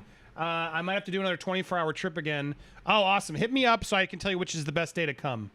So that way you can actually get a better day this time. So hit me up, I don't know, Twitter or whatever, so that way you can have some not coming on a weird night that we're not there. Hi, Andy. Long time no see. Finally got to watch live. Usually I watch the replays. Love what you're doing. When is the Vegas trip again? It is April 25th through the 29th. Hit me up though. You're cool. I know you. You've been so supportive. So just let me know, and I'll make sure I tell you the best night to come out, so we can make sure we get to see you. Because Myra literally drove out for came out, flew out, saw us for the evening, flew back out that evening, went back to work the next day. It was insane. My gosh. She's such a sweetheart. We're so grateful for your support, and yeah, it was amazing. We got to meet you and had to spend some time. But yeah, hit me up. I'll make sure you come on a good night so you can have some fun. And then we had a couple more chats that were rolling in. Keep them coming, guys. I appreciate all your support, having you guys here. Sorry, I'm scrolling through. Love that we can finally feature them on screen.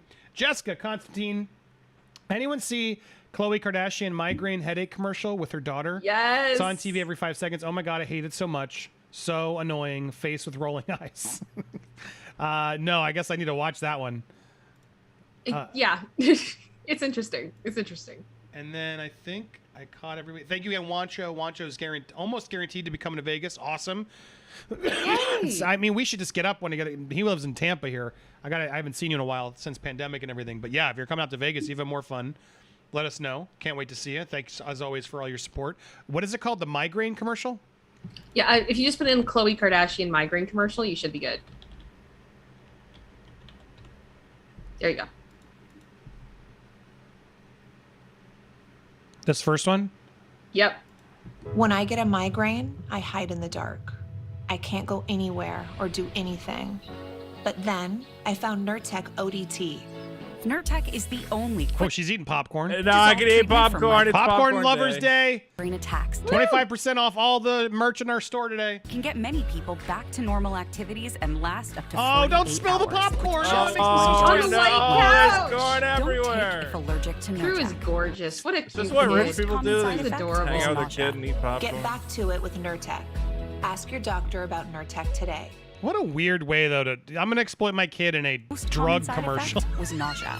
Get back to it. I mean, hey, get that bank. Ask your doctor about I'm Nurtec. more annoyed by It her can get many putting that people back to popcorn normal on the couch. activities and last That's up to clearly not their 48 couch. At least it wasn't Kit Kat melting. At least through it's not all everything. buttery. Don't It's, take looks if like allergic it's to Nurtec. plain The most popcorn. common side effect was nausea.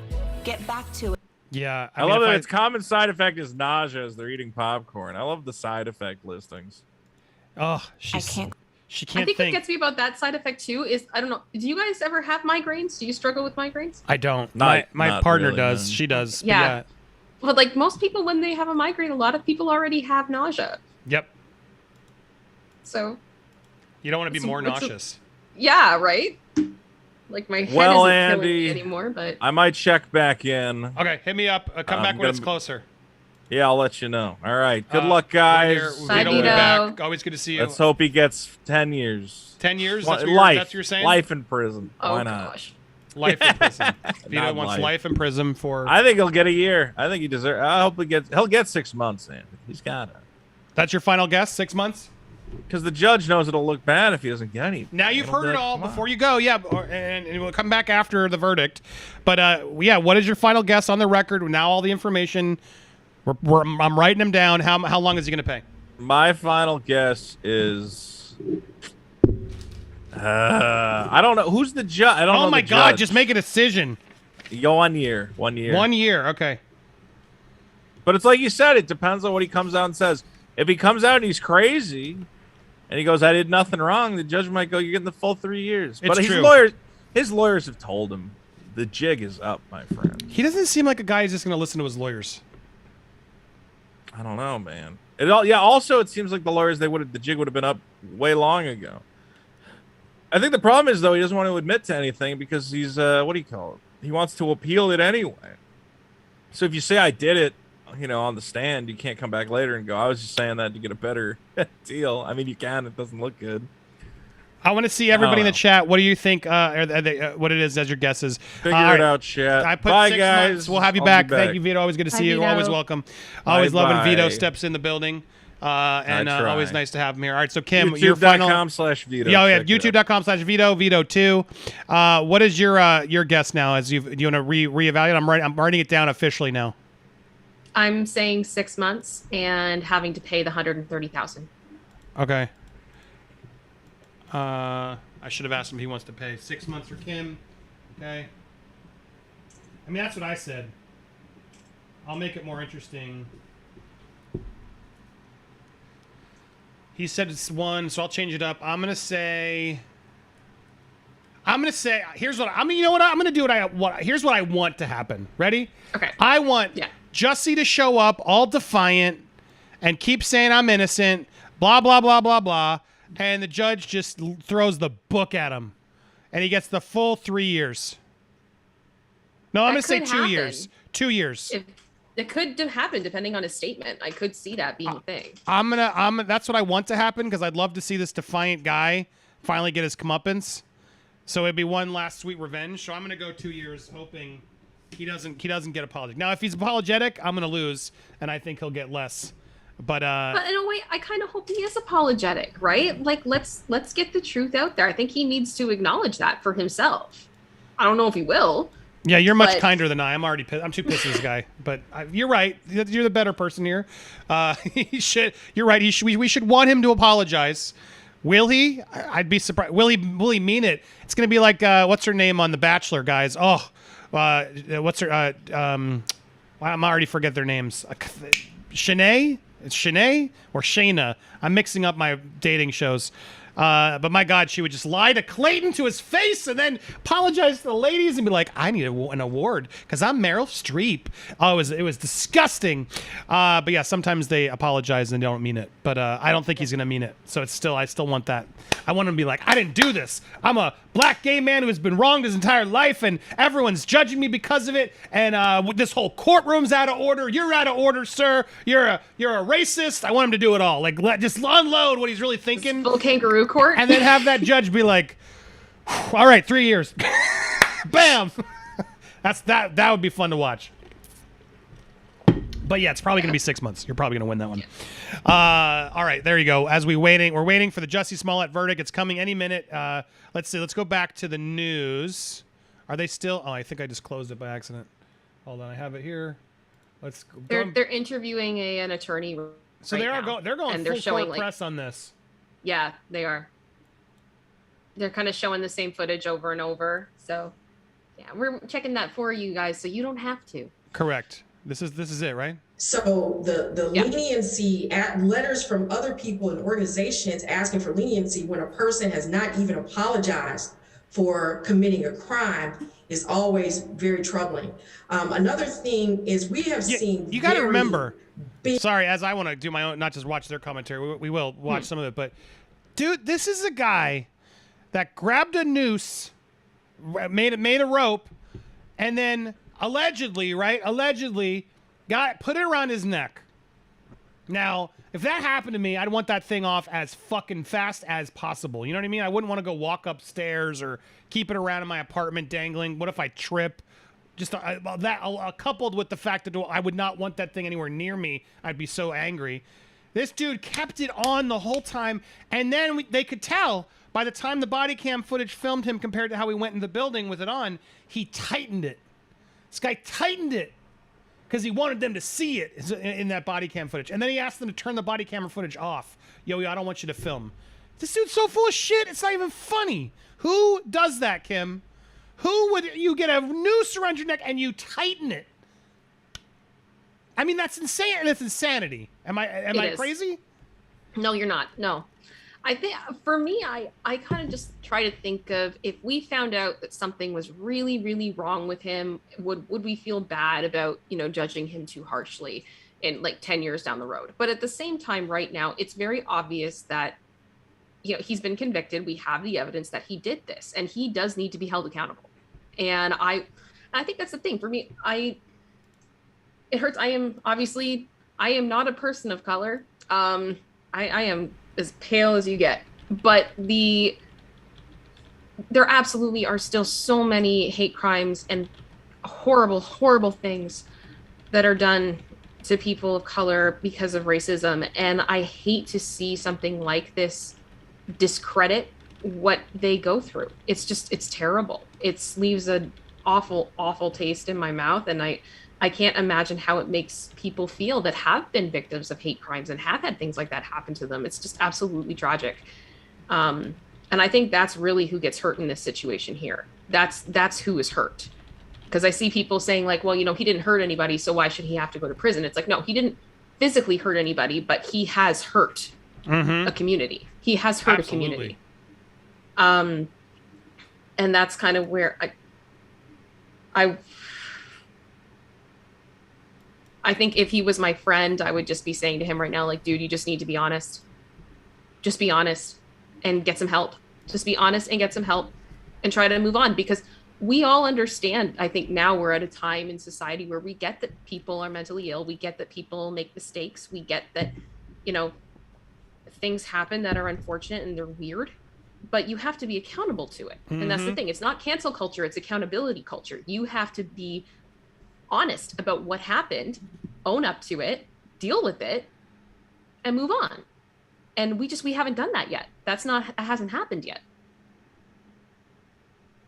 Yeah, all well said. I mean, he has caused a lot of pain. He's made it so real victims won't be taken as seriously, and that's a huge problem. And we were talking about it earlier with Vito, but he's not wrong. Like it's a hard thing to make, right? Because if you punish someone for not telling the truth, people who are telling the truth and lose, Johnny Depp in UK, whatever it is, right, could then be punished even worse. So it's a hard thing to do, but we got to figure out something because it's frustrating when you got a guy who is proven in a court of law, whatever, like this point. Yeah, we got to at least make sure he takes some accountability.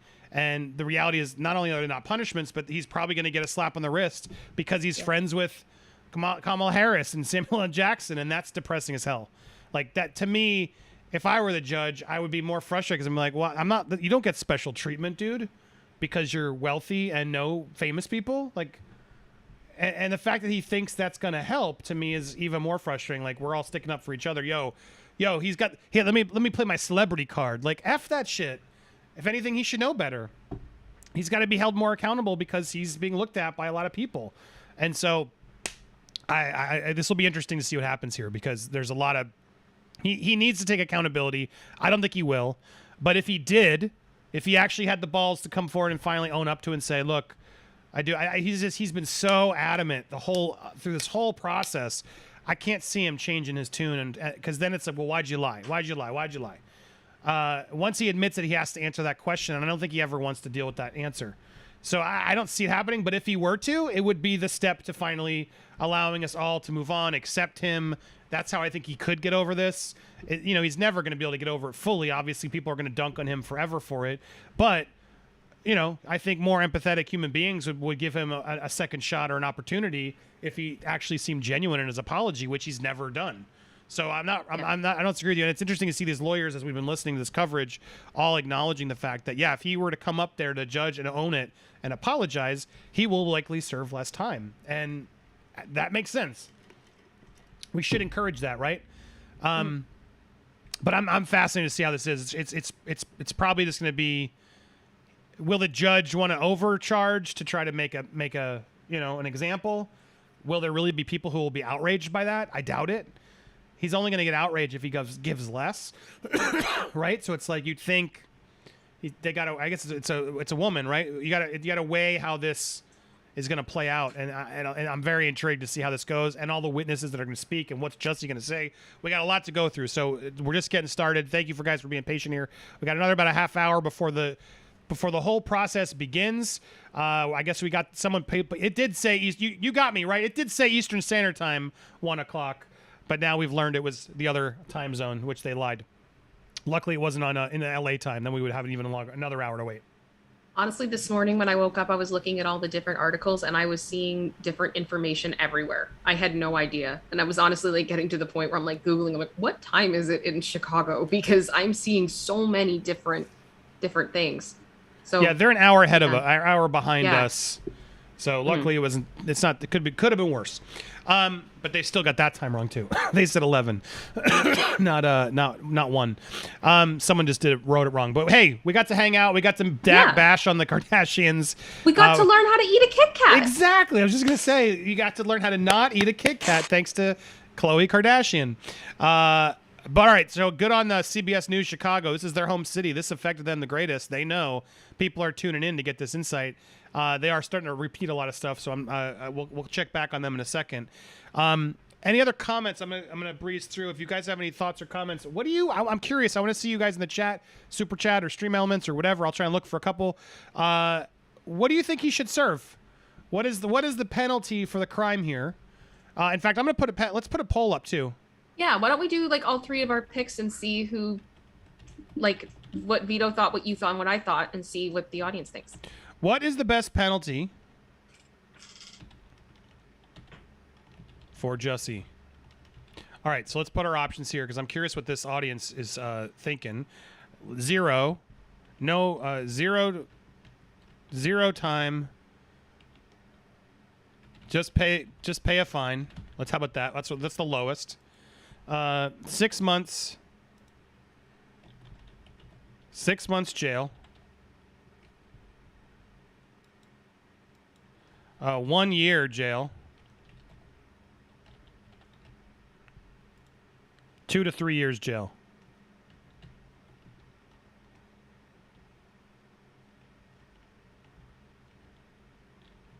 Can only have 4 times. Let's see. All right, there it is. I'm curious what you guys are watching. What does this audience think is the best? What is the punishment that fits the crime? No time, 6 months, a year, 2 or 3, maximum sentence. Where do you want to vote? We're going to see what you guys say. A lot of people, I got my popcorn ready. I see it's National Popcorn Eating Day, apparently, which is a thing. It's not Popcorn Day. It's Popcorn Lovers Day. What's up, Jade? Hope you're doing well. We know we're keeping our eye, keeping you well, sending positive vibes out to Jade in our community, who was brave and stepped up the other day. So I'd love seeing you in here. Yeah. Thank you for all that you've been, all the people have been reaching out. Let's see. Neil says death penalty. A little extreme. Kayla says love your channel. Really helps me keep up with the news. Thank you so much. Let's see. As they're coming in slowly. Blank Cartridge says life in prison. Yeah, I'm not going to go that far. That'd be pretty, there's a lot worse crimes. But hey, you should serve something. But yeah, we got to... I'm sorry, if Lori Loughlin only got like a couple months for the whole bribery thing with the universities and stuff, I don't... Life for this? No. No. Mm-mm.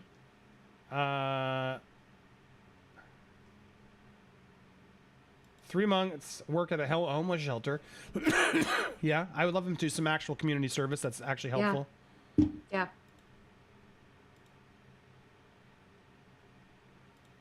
If you fake a hate crime, you should create division. You should be charged with a hate crime. I mean, what? I don't know how you'd even do that. Eye for an eye is clearly what that person believes. Miss Queen says this judge needs to go hard. Oh, sorry, I'm trying to get used to this thing here. But it would have gotten away with. Judge needs to go hard, but if he would have gotten away with it. All right, let's see. And the polls coming in. Wow. Yeah, they're going maximum. They want 2 to 3 years jail. So they're voting with me. Oh, wow. Maybe I'm too nice. I think he's going to get 6 months. I want him. I think we want him to get the max just because we're frustrated, you know? He did a lot. I think he did a lot of bad. And he's not accepting it. That makes it even worse. So I can see why people want his head. They want him to really serve the max. Interesting. Yeah. All right, what do we have here? They're still outside the courtroom. We're getting lots of news. Still no sign of Smollett. He is yet to arrive. As we've been told all morning, we've been told he's supposed to be here between 12:30 and 12:45. This could be the only time we see Smollett today outside because, you know, the judge could perform what's called a sweep of him in the courtroom, which means, you know, they take him immediately to the jail if he does get jail time. So when he's walking in, if that does happen, his last free they step, always say you better have your toothbrush with you if that does happen. Now, we're here. We're standing by live. We have the helicopter up in the air. My God. And we're waiting for him to pull up along California Boulevard. As we said earlier, his entourage today will also include his 92-year-old grandmother. So we expect when they arrive, they'll take some time getting out of the cars. And we'll try to ask him a few questions when he gets here. And I'll be standing by the whole time to see what happens and reporting back live to you. Okay, Dave, thank you. We do know one thing, Erica, from covering this really end to end, is that Mr. Smollett has, as often happens, though, but hasn't been on time. More media, to be honest. Was even late for maybe it's just it's too expensive with gas. Everybody's like, "Nah, we're taking the bus." 15 or 20 minutes at the courthouse. He was the last person there. So I think we're expecting 12:30 to 12:45. We're told by his people, but there could be a little wiggle room there. Yes, so and we want to go back down to Dana, Dana, I believe. Dana, you've been talking about some of the political nuances. I like that they're like, yeah, Jussie will show up here for his red carpet appearance. It's very weird. They're telling him. Jam Cow X says confesses 6 months fines, probation, and community service.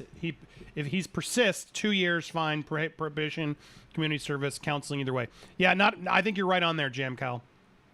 That's where I'm at, and I'm kind of rooting for the second because I want him. I don't know if he's going to learn, and so I think he needs to learn a lesson. That's just my opinion. But thank you for the super chat. Always feature you guys when you super chat. You help the stream, you help us going, and we have big events like this always helps. Big media events like this helps when you guys step up and engage. So thanks to everybody who's doing it. And I'll probably trim all this opening and start our show as soon as we see him step out of the car. So if you made it through all this, you are special, or you're watching the replay just to have fun with us, and we appreciate you because you are what keep this channel alive. If you want to become a member and learn how to see all the replays, hit that join button. Let's get a couple members today, or some next levelers. You pick a level, and then you hit join, and then you become part of the community. Or at least make sure you've hit that subscribe button. They're unsubscribing, folks. We're in one of those purges. So go check the subscribe. Make sure you are subscribed. Hit the bell for alerts. Leave a comment, all that jazz, because it helps us with fighting the algorithm, which is a real problem sometimes. It's really frustrating. And yeah, still 2 to 3 years jail time. Kim, does that surprise you from the audience coming in on the poll? I mean, kind of. I think that is, in truth, by the letter of the law, probably what he does deserve. But my hope is that there will be, that he will apologize, that there will be some honesty here. I think that's important. I think he owes that to people who have been affected by this.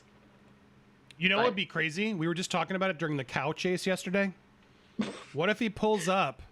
He's like, nah. And in order to get more attention, because let's be honest, this guy's a car chaser. Oh my gosh. What if he's like, you know what?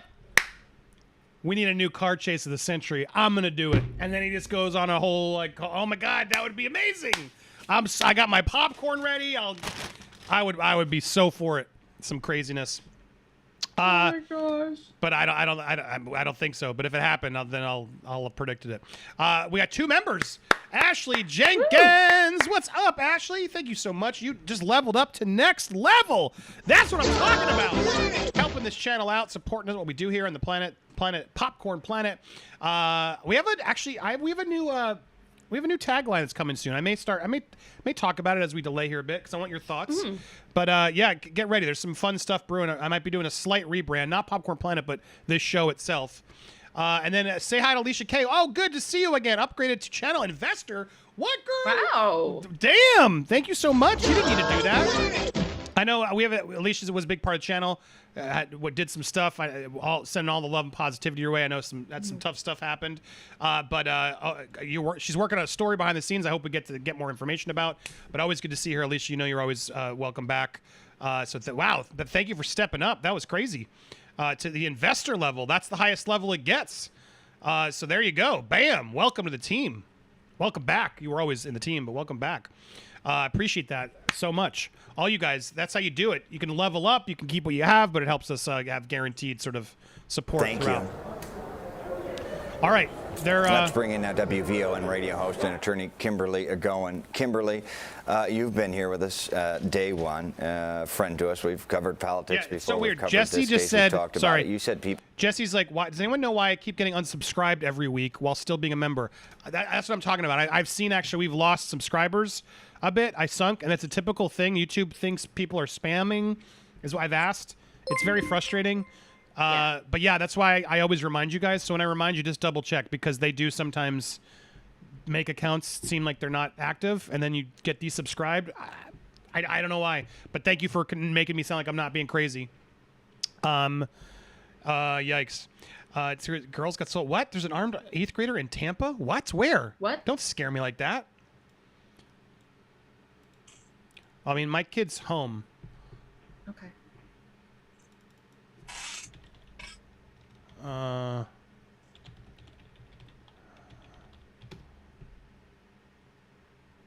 Oh gosh. Jesus Christ. Polk County Middle School. Live. Do you know where that is? Yes, it's not where I live. So my kids are okay. Oh gosh. Jesus Christ, that's just scary as hell that you gotta live in a world today. Anthony has been in the school about 1 month. He moved from the Orlando area where he was attending Memorial Middle School. He's arrested, okay. It's important to note that he doesn't have any previous discipline history at either Memorial or certainly at Lake Marion. However, he is in a lot of trouble now. So on the 9th of March, thank God the kids spoke up. a witness was in his second period algebra class. And he heard the kids. Oh, I don't even want to hear this. I'm sorry. It's just so depressing. Okay. You get the gist of what's happening there, and it's in my own state. I hope those parents are held accountable. I'm so sick of this. So sick of this. Did you have any of that when you were in school, Andy? Like, did you have a lot of lockdowns and things like that? No, we didn't. Really? I mean, we had fire drills. I mean, I'm older. Yeah, I mean, my high school was, what years were I mean, no. I'm 40. I forget. I'm like 42, I think. 41. Okay. I keep forgetting. I'm 41, 42. I'm just, once I hit 40, I'm like, I'm 40. I'm not counting anymore. It doesn't matter. Anymore. I genuinely force my brain to forget. I'm like, I got to do the math. I'm like, wait, was it this year? Because I block it out. But yeah, I'm like, so it was a while ago. And no, back then we had fire drills is what we had. There was no stranger danger. There's my kids got 4 different drills. It's terrifying. I mean, I'm glad they're aware. They definitely become a little bit more desensitized. I think he might be here. Oh, here we go. All right, let's get to it. Don't do any time or very little time for. And I think that is the way in which it's the teachable moment about the criminal justice system. What happens to We are live on Popcorn Planet. We've been hanging out, and it looks like Jussie Smollett has shown up to... We're assuming that this van is him. We are going to be covering this event. We got a lot of cars coming up. If it's not him, there's some important people clearly in these cars. He was expected to roll up soon.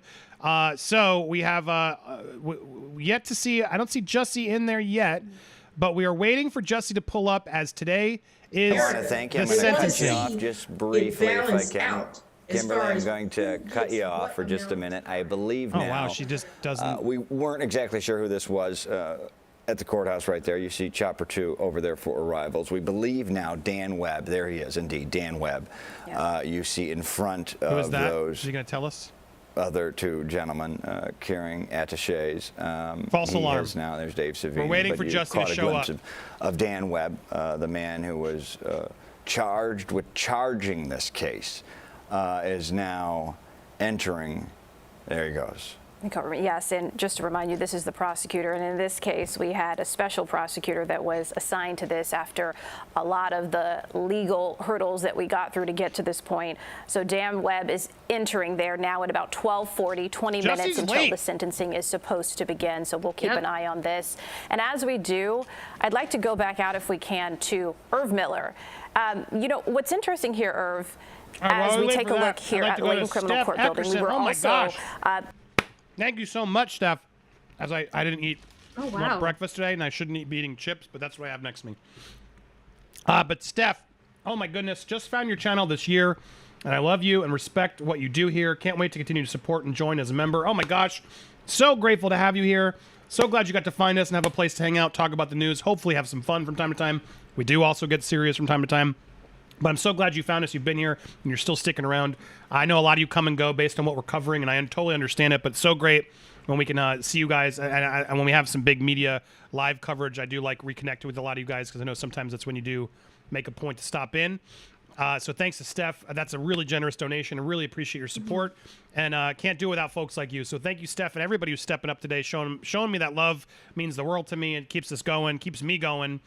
And so I really, really appreciate it. So thank you, Steph. Great to see you there. And welcome to the Planeteers. Make sure you hit that join when you get the chance. No rush, but I appreciate you. And welcome to the community here and showing up like that. It really helps us all keep going. Any of your creators, I say it all the time. It gets repetitive, but I don't care. Whatever channel you're streaming on, if you see a little button there or a Cash App, throw them a couple dollars. If you're sitting there for the hour, I'm not even talking about me. A lot of you already have, and thank you. I appreciate it. But any streamer you're doing, I hate the stigma that they're not allowed to ask or just keep reminding you politely. But get them a cup of coffee, whatever you can. BJ, whoever you're watching, Steph, Lewis. It means a lot to us and keeps us going because these platforms don't give a shit about us.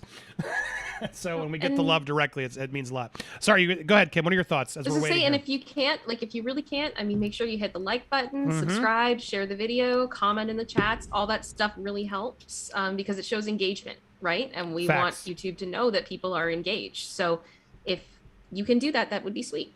I'd be impressed if Jussie just pulled up in that bus. He's like you said, the gas prices. Yeah, I took the bus today. All right, we are close. He was supposed to show up between 12:30 and 12:45. The hearing starts at 1, and we still have not seen, unless he snuck in another way. It seems like they got this courtroom covered all ends. So I don't know how else he would have snuck in. We got our first shot. Dan Webb, prosecutor, just walked in. So we are getting close, guys, as we present and get ready for this case to begin. The sentencing today. The case has already been deemed. He's going to attempt to ask for a retrial, but all experts are assuming that's not going to fly. Yeah, so super long shot. He's already cost the taxpayers way too much money, and just honestly, the gall of him saying he needs to do it again. This guy doesn't learn. Not a good look. No. We are waiting, but I appreciate that. Thanks to CBS News Chicago, where all this happened, doing some good coverage. A lot of reporters and a lot of people out there. So kudos to them, as we can all keep track and give us an update and comment with you guys. So we'll see what happens here. Any other thoughts you want to add? I'm going through comments, but you think he's going to be late? This is not looking good for him. I mean, if he's not here in the next minute, technically he is late. I mean, he's late. So, he's got to be there before 1. I guess technically he could show up at 12:50 and still get in on time. He just told the press he'd be there between there. Like, he can't be late to the 1 o'clock part. But he's like me. Sometimes I'm like, I'm going to make it. And then usually I drop in right at the time when at a thing I need to be at in person. When I do the critic screenings here in Tampa for the movies, I literally walk in at the time. They're always like, and here he is. Except for Spider-Man and Batman, I was there early. They're like, oh my God, who are you? But yeah, some people just are bad at time management. I'll admit it. It's not as easiest thing for me. But yeah, to a court hearing, I think I'd show up early to the court hearing.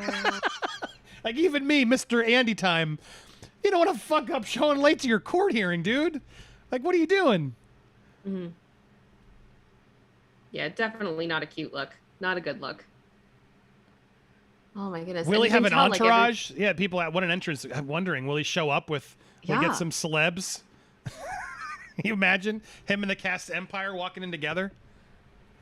I love how they're all like standing. I mean, it looks like. Uh-oh, she froze. Oh, there you are. No, you didn't freeze. You're good. Let's go ahead. It looks like it's cold. Yeah, it is in Chicago. Sucks standing out there. I'm freezing in here, so. The weather in Chicago is 27 degrees right now. That's Fahrenheit, right? Yes. Okay. That's right. You have Celsius, you weirdos. Hey, majority of the planet, man. I guess so. You guys why did we just keep it? Why did we make Fahrenheit? It makes no sense. The metric system, keep it military time. Can we all just have used the same shit so it would have been easier? You know what the worst thing is for me too? I've been sick the past couple of days, right? Yep. So I've been taking my temperature, and I am used to knowing my temperature in Fahrenheit, not in Celsius, because when I grew up, everything I had was in Fahrenheit for thermometers and stuff. And now that everything's Celsius, it's like you get me a thermometer that's Celsius. I'm like, I don't even know what that number means. Am I dying? Like, it's just constantly, I don't know what it is. And it's such an adjustment. It's so hard to go back and forth between the two of them. It is weird. But yeah. Sorry, they zoomed in on two two SUVs who went through Popeyes first. Nah, that'll be hilarious. He's like, hold on, yo, let me go get some Popeyes first. I need to get. No, okay. Chicken. Here's a question though, Andy. Okay, so if you had to go to a hearing and then you thought right after that there was a good chance you were going to jail, right? What would you eat before you went? Oh man, probably something home cooked at home. Oh really? I mean, yeah, I want like a family dinner, like that. But if it's like, which place would I go eat my final meal? Mm-hmm. That's tough. Yeah. I mean, some with mashed potatoes. Or some really nice fancy sushi, maybe. If I'm going out. Because you're pescatarian, right? Mm-hmm. I eat seafood. Yeah. But I wouldn't want a steak or anything like that. I mean, that wouldn't. Some sort of probably sushi or. I love Jami's rice and beans. Those are good. Such a staple. But now I've never had that my whole life until now, and now I've just become so like, oh my God, why doesn't everyone have rice and beans? It's cheap. It's delicious, it's filling. Oh my God, it's amazing. Especially the Puerto Rican way. Yeah, what is yours? What would your final meals, guys? What would you have before your sentence? I'd probably go get my Starbucks. I'd go get my Starbucks. It's, I'd go get a frap. That's so depressing, isn't it? Doesn't that kind of depress you? You're like, I'm so hooked. Before I go to prison, I'd get one last Starbucks. No offense, but it's like, you see how you're just like, put it in my veins. It's like Steph. I have no shame. I've got iced espresso in here from Starbucks. I have no shame. It's like Steph with her Coke and a McDonald's. Again, hey, I watch The Bachelor. I can't be shamed, clearly. So I'm not never think I'm shaming anybody. But yeah, everyone's got that thing. I mean, I do Taco Bell still. I do I do the rice and bean. My hack on the menu is I get the rice and bean burrito, and I add potatoes, and it gives it more of a consistency. Like it feels like I'm eating something that has like meat. It's my trick. But it's still those are nasty. I'm sure I don't want to know what's in there. I had a friend who worked there, and he was like, "Yeah, we have to like sometimes pick out rocks out of the meat." What are you That was a while ago. Maybe they fixed it. I loved when Subway also. Speaking of Subway. Because of Jussie Smollett. I love when Subway got sued because their bread was cake. That was the first one. Their bread was not real bread, it was cake. And then the tuna wasn't real tuna. They've been fighting that one back hard to say, no, it's bullshit, we are. But I stopped eating Subway when I heard that rumor. Tanner Bell fans. Yeah, hold on. Sorry, how did I miss that earlier? Tanner says... I can't believe you beat me to the joke, but yeah, he had to stop at one last Subway sandwich before first. Well played. Well played. Well played indeed. And then Joey, thank you again for reminding everybody to hit the like button. And we got a lot of you watching, but we could definitely use some more likes. So smash that like button, that big thumbs up. Finally over my...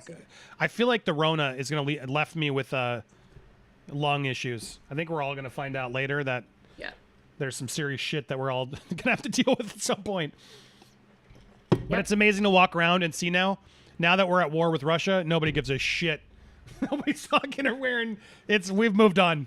At least here, it's like, boom, it's all over. Even the media is far less about it. It's very fascinating how suddenly people were caring. Anyway, let's not get political. I'm just delaying. Last meals. What else is in there?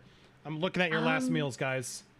Someone else like mashed potatoes, pancakes, steak and potatoes, and watermelon. High-grade sashimi and rice. There you go. It's a good one. Olive Garden. Any buffet. That way you can get it all. Give me the breadsticks. Give me all the breadsticks. I don't like Olive Garden, but I love the breadsticks and the salad.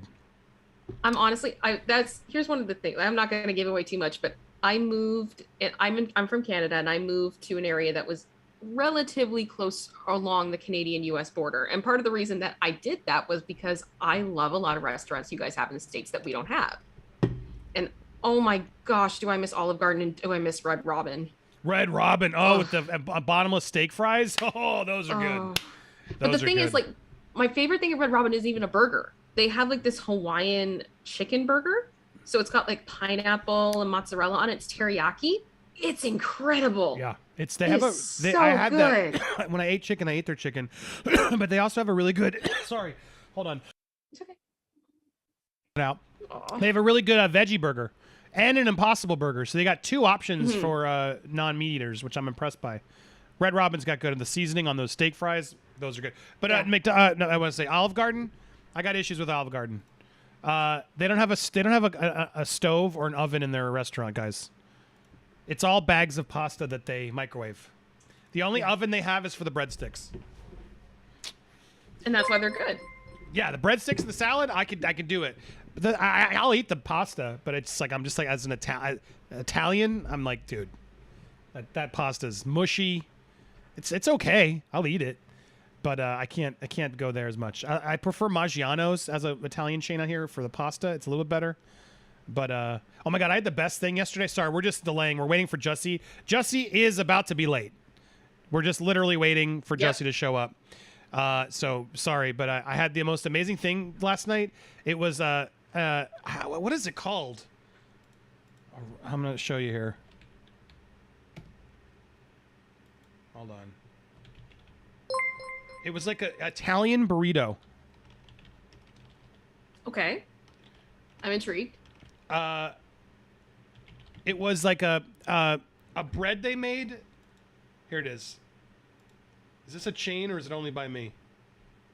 Oh yeah, there's multiple locations. Where's the menu?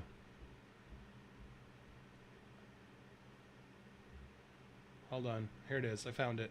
Come on, come on, come on.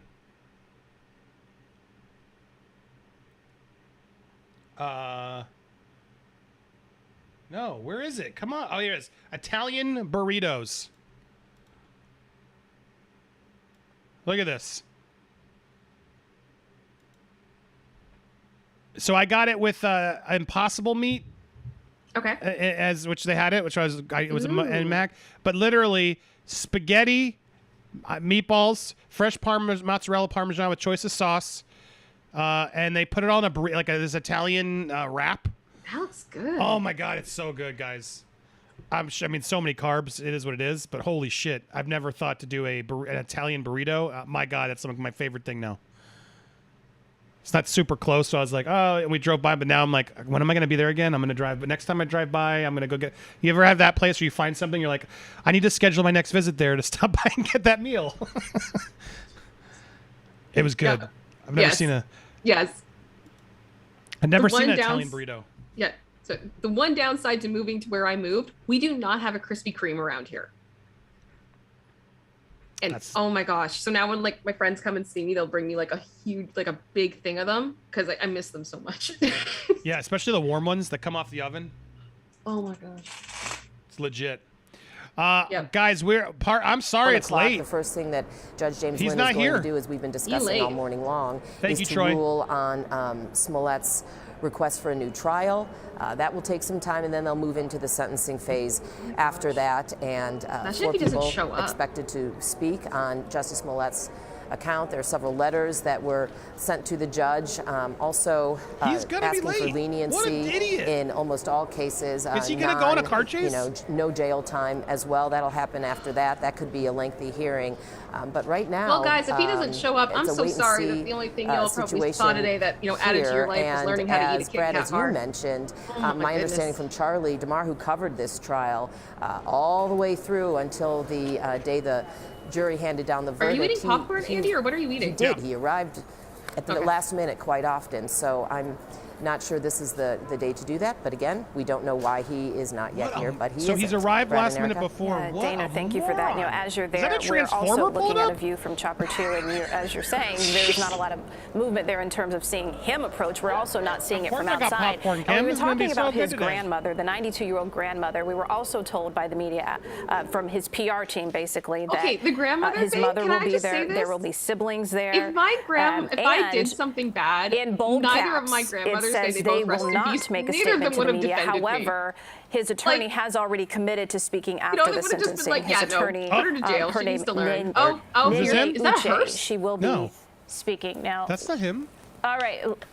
It looks like we have a view now of, this is the attorney for those Sandaro brothers. We recognize her, Brad, and also one of the brothers that looks to be walking next to her there in that tan coat. Okay, so Dave, you're out there near where they are approaching. What can you tell us? Yeah. You got a nice beard. Thanks, you too. Thanks. Anything to say about today, though? Very serious moment today happening. Nothing at all? No, not right now. Not right now. That is one of the brothers there. All right, that was... Yeah.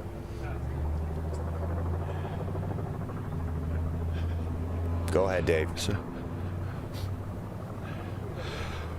we're still waiting for Smollett to arrive. As you saw, I can't believe he's gonna be his fucking family late, members, guys. his brothers, I can. have arrived. Not cute, man. Everyone is Not still cute. waiting for him. He's now, I don't know, I'm going to watch. He has only a few minutes for this hearing. Unless he's already in the building and we don't know it. It's coming close to 1 o'clock right now. And as we said, the sentencing hearing is at 1 and no sign of Smollett on the street. You did see some of his family arrive, and we're waiting for his vehicle. And as soon as I see it, or as soon as we get wind of it, we'll let you know and we'll bring it to you. Also, I got to Dave, thank thank you. Jade If we- Harris, who you did not have to do that, Jade. Broke as a joke, but here you go. Love, love, love this community. Also, it's Kim, reminds me of Demi Lovato. Well, that's a nice compliment. Oh. I hope that's a good thing. Yeah, no, yeah, of course. Like, they're cool. As long as you're not like doing I all won't the drag weird... an ice cream shop through the mud, though. She's I won't got a do little that. weird these days. Prominently but throughout yeah, she's. this 3-year ordeal, Brad. Yeah, she has been a main player in it all. Pretty nice, and, talented. Yeah, it's a interesting. compliment. Also, I hope it is I don't think interesting that, that if they she loves are this community, here. she wouldn't have done that.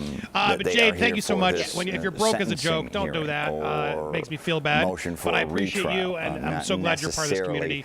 And I'm so glad this community has been helping out with you and being brave and stepping out like you did. You know we got your back, and hit me up if you need anything. We appreciate you. Also know, we want you feeling great and feeling Charlie better. DeMar talking with other parties. Thank you for that tip through the that stream elements, guys. A lot of stories in the works. Be covering this. We're waiting for so on and Jussie. So forth. He's late. So this may be. We've already. I'm shocked. One of the chapters. I guess at this point he just doesn't care. Will continue after today, as we are doesn't now care? here Unless he's running. Is he running? 1 minute away. 1 minute from being and late. I've been.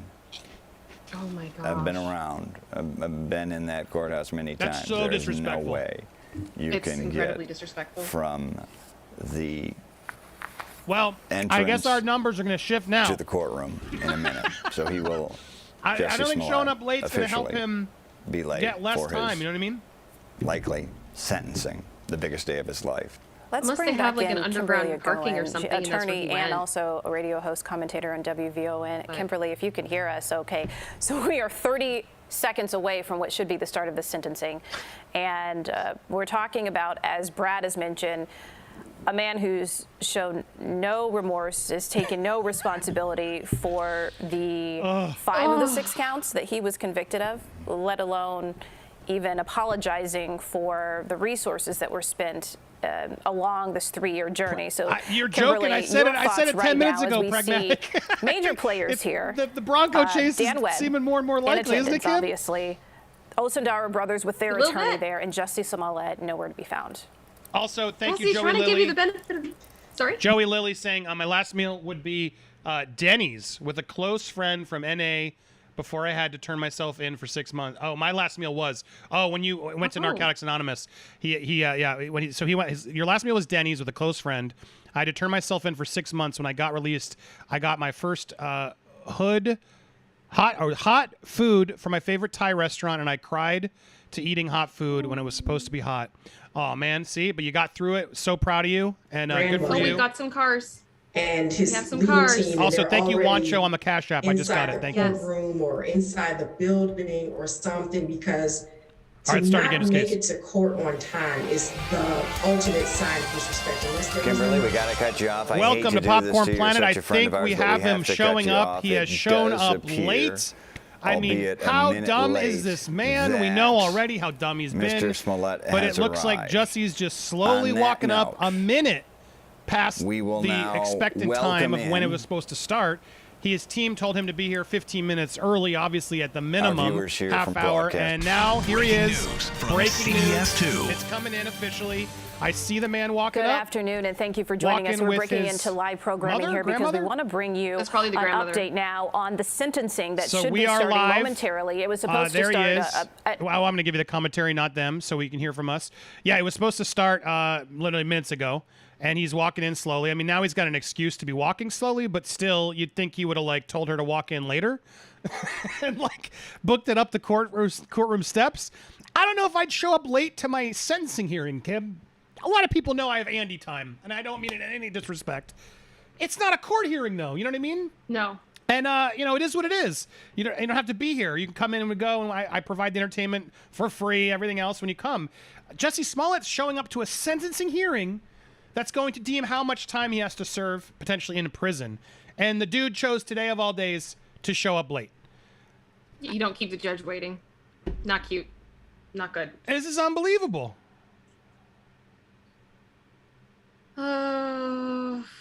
Oh, so that wasn't there's Jussie. Okay, I thought that was because he would be there on there time. he is. Okay, But I thought this is Jussie. He was wearing a Smollett, mask. And he was surrounded far by away. Cameras here. His I couldn't- 92-year-old there we go, okay. grandmother. I thought that we were was also told that Jussie. his mother and siblings. My would be in bad. attendance, Jussie and just so we walked in see the them van, here so with the our copter David got Smollett. mistake too. We only had a Let's high listen view. in. You hear me? Jussie, you're about to meet your fate. Do you have anything to say? Oh man. Do you plan? There he is. Do you plan to apologize before the judge today, Jussie? Appreciate it. Here we go. You're about to meet your fate. What do you have to say, Jussie? Move out of the way. I'm out of your way. You're about to meet your fate. Tell us. Look at these guys. It's their big moment. Watch it. Hey, that's called a battery. Did somebody just get pushed? You just knocked the man over. Hey, hold on. You're in his way. Come on, reporters. Be nice. They're clearly not going to talk to you. All right, as you see, his bodyguards are getting a little bit violent with the as he approaches the building late. He just tossed a photographer down. But Smollett is here. He's entering the courthouse, and he's now in the building. You wanted kangaroo court, Andy. That's it's what happening. we're gonna get. I mean, come on, cameras. Kind of a violent entrance. Shoving and throwing people around. Why didn't we have the overhead then? I wanted this. We'd have missed One it. member of the press corps hit the dirt. Can you hear me back there, Brad? Erica? It's like he's like in a war zone. This yes, guy. we can, Dave. Come Thank on, you. dude. Just got our microphones back here. Thank you for that, Dave. Now, if we could, is there any chance we can go to inside the view from the pit there? Yeah, that's where Dana Kozlov. I want to watch the security leaving. Can we see inside the court? Of the past couple hours as we wait for Smollett now to enter the circular door. Then he'll have to go through security. Then he'll have to walk by this area, which is known as the pit and the small screen. That's where the media all hangs out. And then from there, he will have to make his way up to the courtroom, Erica. That's right. And our Dana Kozlov is right there. She will be seeing a glimpse of him. This is a walk that Jussie Smollett has taken many a times when he's been here for various phases of his trial. Even before that, a lot of the pre-trial activity. And Dana Kozlov, I know you're right there in that area. I mean, just the judge being pissed off. If you could not hear what was going on, it was quite, as Dave Savini would call it, a violent entrance. He was flocked by bodyguards who were shoving photographers as Jussie Smollett made his entrance. One of them apparently was shoved to the ground. And now, Dana, he is just a few feet away from entering where you are. We can see it, security. I mean, this is insane. Why, dude? Why weren't you here 15 minutes ago? There's a this guy's wall got no that respect blocks. for You might be able to see but it in our shot. A wall that, from where we are in what's called the pen and where we need to stay, back in the chat. and it blocks some of the security, the initial security entranceways. I know that is where they are right now. You know you're welcome. But everything's calm over there as we wait for Jussie Smollett and the folks who are with him to come through security, which everybody has to do. Give us a court as you mentioned earlier, we'll take a few minutes at the very least to get everybody through. And considering he's already, let me look at my watch here, he's already 5 minutes late for the beginning of his hearing. He likely will not get up to the court room until at least 10 after the hour, which this is why you show up early to a court hearing. I think potentially significant in how he's received by the judge, but still our view of Smollett and his entourage still blocked. I did hear. Right now. So pissed. I did hear that it was a pretty turbulent entrance up the stairs. Dave mentioning that somebody was shoved to the ground. That'll all be discussed and worked out later. If and if anything will come of it, I mean that'll be determined at a later date. But right now we're still looking. I can see a couple people now starting to clear security that I am presuming are with the former Empire actor. I know that a sheriff's deputy employee just stood up here too to just sort of keep an eye on things in our area as everybody prepares for Jussie Smollett to make his way down the hall towards the elevator banks and up to the courtroom. Okay, Dana, well, we will keep you on, mic'd on. We have our Charlie DeMar in the courtroom right now. Do we have Irv Miller standing by? Irv Miller, we know Judge James Lynn is a buttoned-up guy, ran a buttoned-up trial. We'll try to button this up today. We'll make sure it's unappealable to every one of his powers.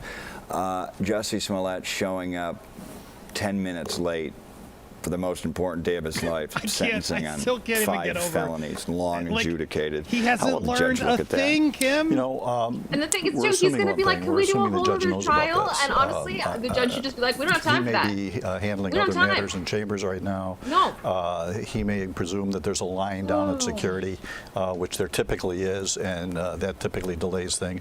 I don't think you're going to hear one word about Mr. Smollett's late entry by the judge, and I don't think he's going to hold it against him. There's other issues like perjury that I think the judge may concentrate on over and above his That's a great late sentence. Other arrival. issues, like perjury. It just adds to it, right? What happened? His team promised he would be surrounded by some key members of his family, including his 92-year-old grandmother, Molly Smollett.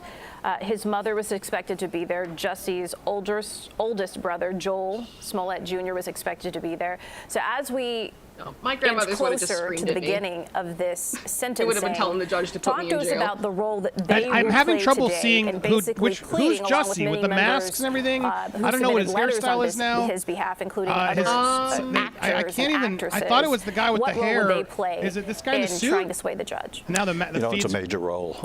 It's this guy in the blue suit, right there's now? one word to describe it. It's called mitigation, Trying and to that's to see. try to Yeah, right here. Paint the There he defendant is. Yes, okay, in that's what I a thought. personal light I thought it was as the a guy with human the being mask who's just done covers good the things whole in his face. I life. can't even. And He's the a family feed's so bad. member. I'm assuming yes. In the blue suit, guys, right? That's Jussie. Important question by Erica. Yeah, I but think so. this I don't is actually Simone. know him too well. I've never seen him a We're lot. watching Jussie Smollett walk arm in arm with members of his family through the interior of the nice Lincoln that his Criminal Court family wants building. to Irv, support that's him. what we're seeing right now. Good. Past throngs of media, and he's about to head up to the judge's courtroom. Does that lady literally have a hoodie on in the back because his braces go to hell? Yes. The judge is going to, I believe, give him a fair sentencing hearing. He's going to look at the good and the bad. That guy looked like and Jussie Smollett, Try to didn't come he? up with the appropriate sentence, to- taking into account that it's a Class 4 felony, but it's also the type of crime that undermines the criminal justice system.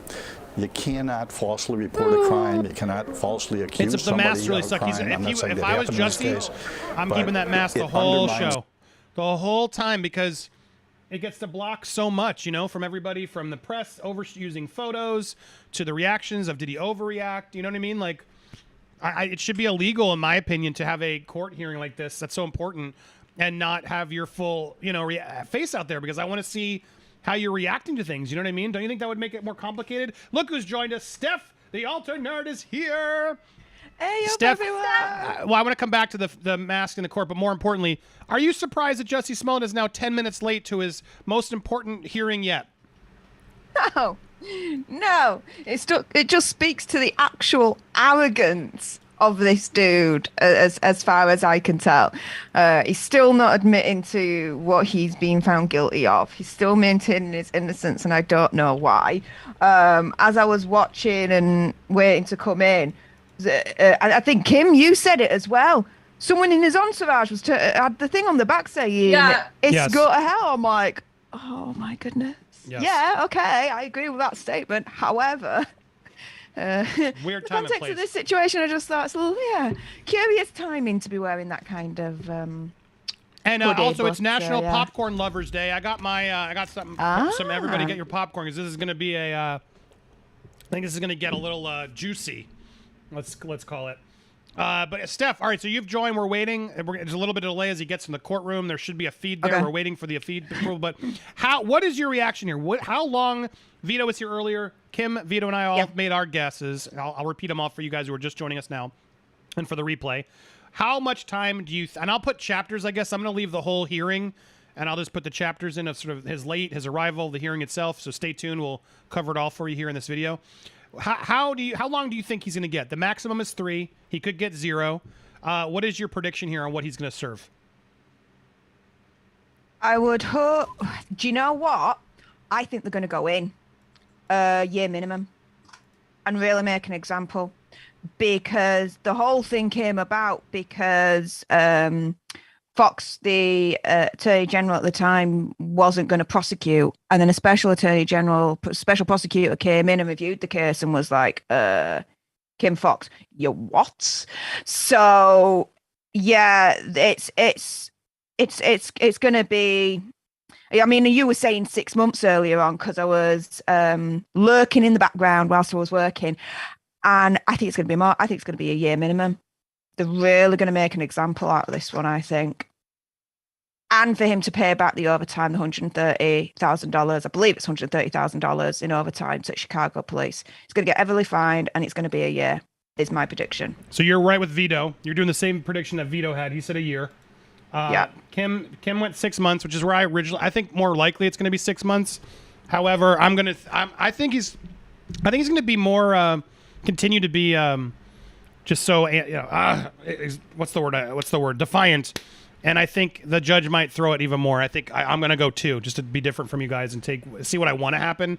I want Jussie to go up there and just say, "Hey, leave me alone. I'm black and I'm gay and I've always been discriminated and that's why this happened and everybody wasn't treating me fairly and I had a lawyer who wasn't right and there was a juror who was being mean." I want him to just unload all that stuff to the judge, for the judge to just see that he's learned nothing. He's refused to take a single ounce of accountability and just throw it at him and say, "Nope, 2 to 3 years, you're done."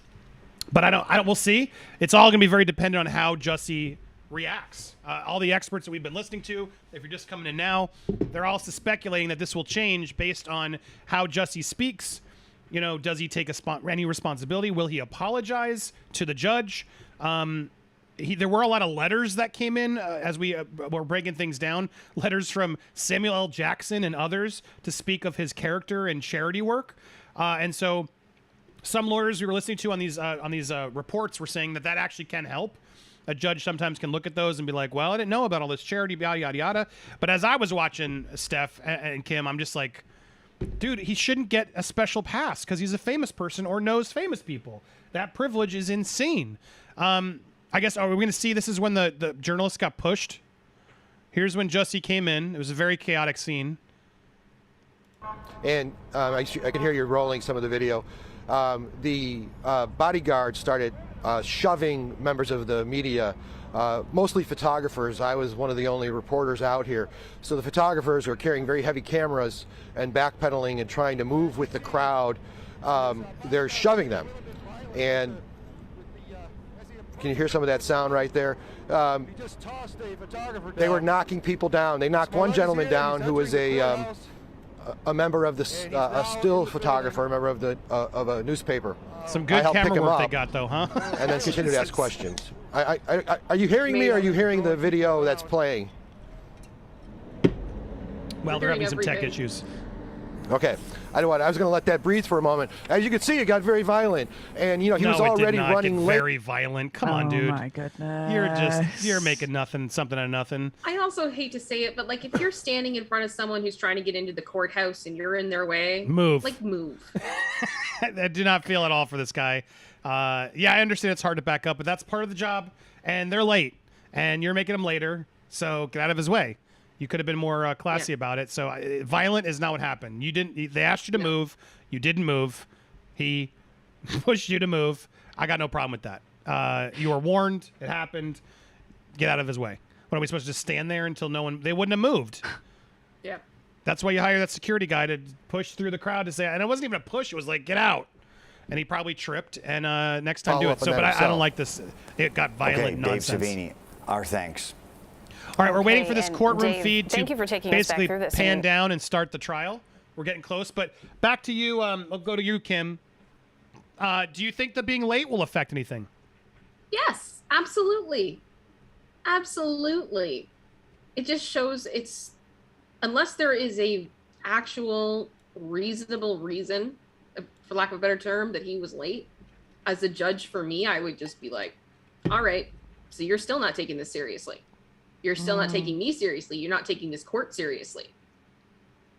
And that would affect how I would sentence, Steph, do you agree? My opinion. Yeah, I do agree. And this thing earlier on from what you guys were saying about Samuel Jackson and all them lot writing letters to attest to his character, this, that, and the other, that he does all this charity, blah, blah, blah. Doing all this charity? Fair play. Okay. Lovely to do things for charity. We'll applaud that. However, that is not a get out of jail freaking free card, right? No. He has been found guilty of a really evil, kind of ridiculous crime, right? And at the end of the day, regardless if he's done, charity work or not, which in this case he has, that shouldn't sway anything.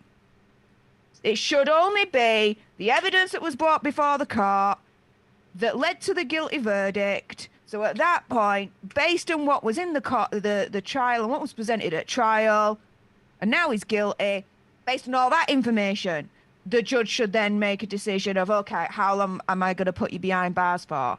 Not all this additional supplementary evidence afterwards, trying to call these characters actually good, this, that, and the other. Well, if his character's actually freaking good, then he wouldn't have done this in the first place, right? Mm-hmm. So that completely blows their argument out of the water as far as I'm concerned.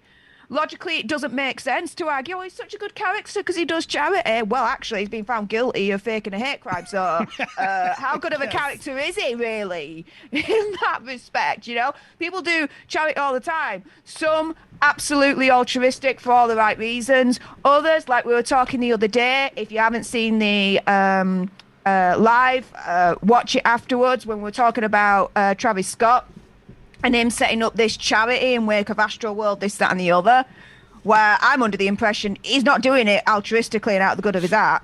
He's doing it to try and improve his image, this, that, and the other, and improve his chances because he's being sued at the moment, this, that, and the other. So, yeah, just because he does charity does not mean automatically that he is a good person. Right. And just a quick recap for those that aren't familiar with what's going on here. What happened to Jussie Smollett, the fast forward version, as we're waiting for this to start?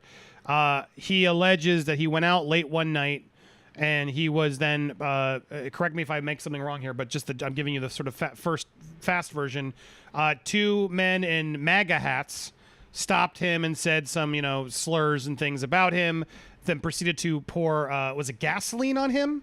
And then put a noose around his neck while shoving him, etc. And he then called the police, and he didn't even call the police. But that's what he's accused happening. Later, we find out that the two guys that did it to him worked for him. Later, we find out, they were Jussie's justification was, they were jealous of me. So everything kept shifting and shifting. They wore masks allegedly, so how did you not know at all? I guess whatever. That's the assumption. You didn't know. He was out at 2 a.m. going to get a Subway sandwich in the middle of the night was the other thing that sort of put a lot of people off, including Chappelle, who did a very funny bit about it all. But that was it. He then shows up to his house, and his business manager, somebody like his lawyer or somebody, calls the cops finally. They show up in body camera footage. They show up to his house to sort of take the notes down. The trial proved that Jussie kept this noose around his neck the whole time, and then based on how he entered his apartment, and then how he was filmed on the body cam, he tightened the noose around his neck so the cops could see it better. There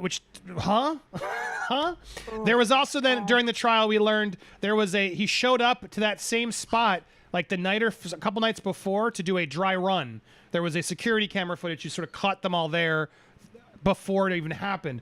All this evidence just was coming in, plowing, and then the two guys who did it came forward and admitted that they paid him. There were payments. Well, they were my personal trainers. All this stuff just sort of coming out as the whole world was just saying, oh my gosh, Jussie, can you believe this is happening? Hate crimes happening in this country. It was all sort of seemingly like this calculated thing that a lot of people were falling for because they're good people and they want to stop this. But it turned out it was all prearranged and fake. And then everyone had egg in their face. But now to this day, Jussie, nobody else will actually come clean and just admit it. Well, he went to trial. They presented all the evidence, and Jussie lost. He was found guilty of 5 of 6 of the counts of faking this crime. And now we are here to learn the sentencing of this, how will he serve time, how long. It's basically it could be from 0 to 3 years jail time. Now, they could give him a lot of credits. They could give him a lot of sort of opportunities to not actually have to step in prison, which I know is going to frustrate a lot of you guys. Will he pay the fine? Do you remember how much it was, Kim? It was like $160,000 about? 130. 130. Which is like what it cost the city of Chicago and the police and all the man hours of all the sort of taxpayer money to sort of look into this investigation. I mean, he should be paying that regardless. That's such an easy one. Like, yeah. You got to pay it. Is that really, though, enough of a punishment? Is really what we're going to find out here. And then, before this hearing, he's going to try to apparently fight for a retrial, which all experts say is not going to happen, but we'll see what happens there. And on top of that, he's now going to be sentenced. Before the sentencing, though, he had a lot of people send in letters. A lot of letters that were... Are we going to see the guy being pushed here? I'm really curious, actually. Because this is where the guy allegedly pushed. We didn't see this walk up. The violence. Here's the violence, guys. The alleged violence.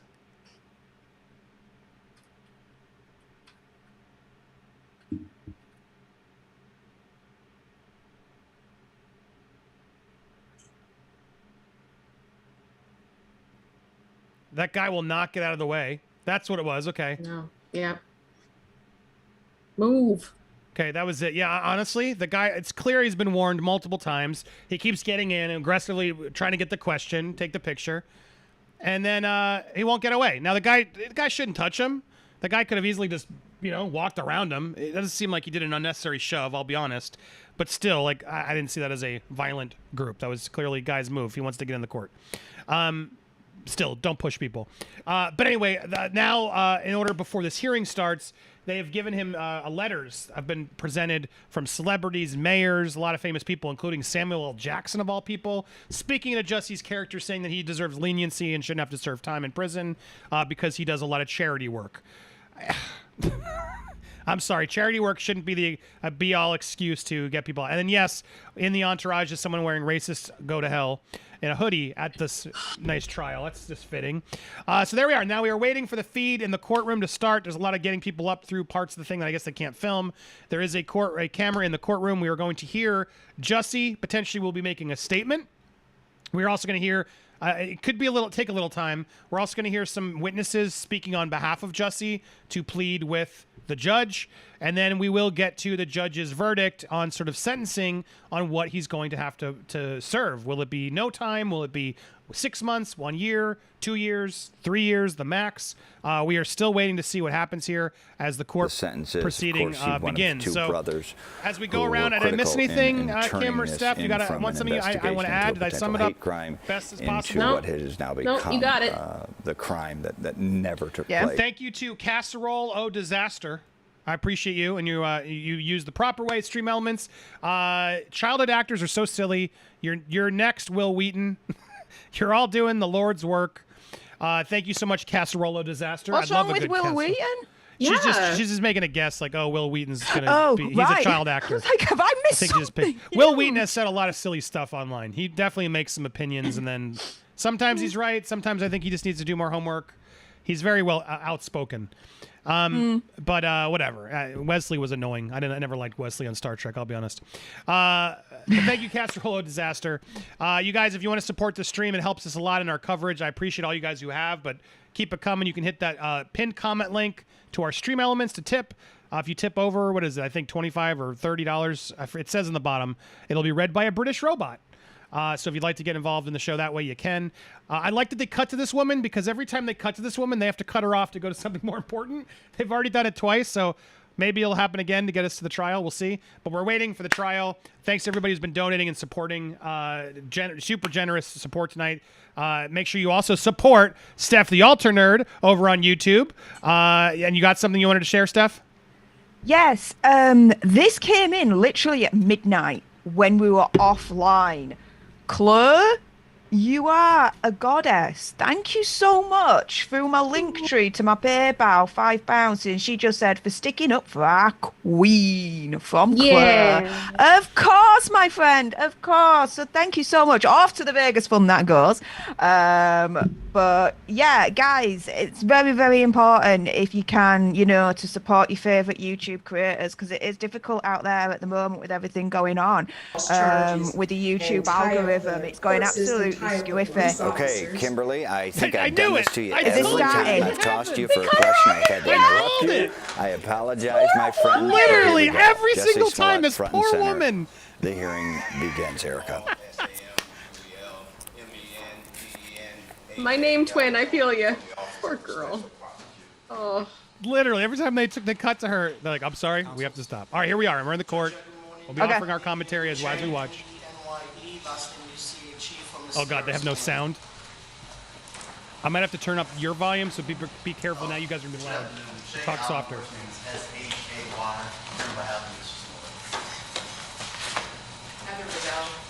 Idell on behalf of Mr. Smollett. Tamara Walker, T-A-M-A-R-A, on behalf of Mr. Smollett. Good afternoon, Mark Lewis, L-E-W-I-S, on behalf of Mr. Smollett. Good afternoon, Tina Glandian, G-L-A-N-D-I-A-N, on behalf of Mr. Smollett. Thank you, counsels. Everyone may be seated.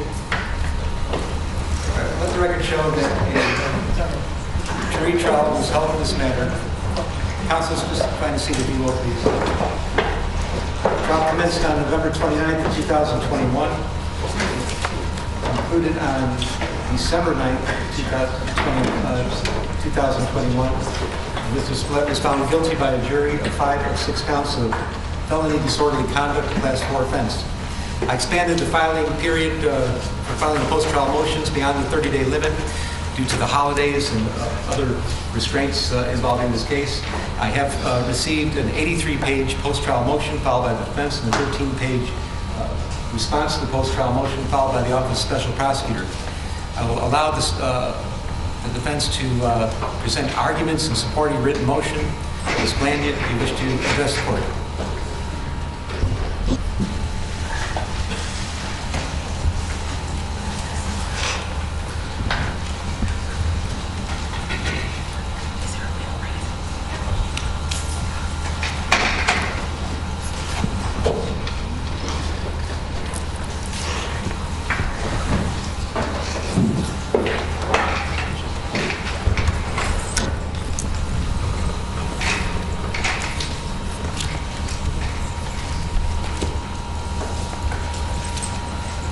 Good afternoon.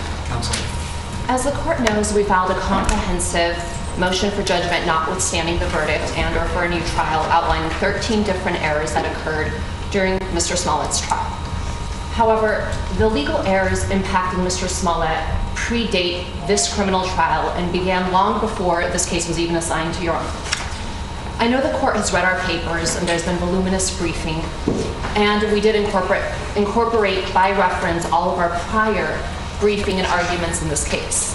So I'm not going to belabor every single point. However, I do want to talk about 2 categories of critical errors that have permeated this trial.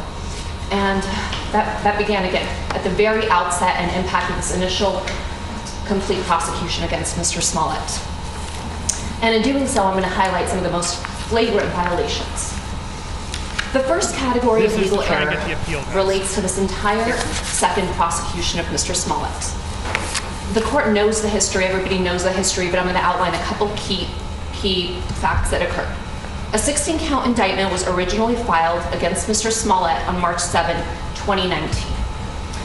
As part of a negotiated resolution, on March 26, 2019, the state's attorney's office moved to nollie pros all 16 counts.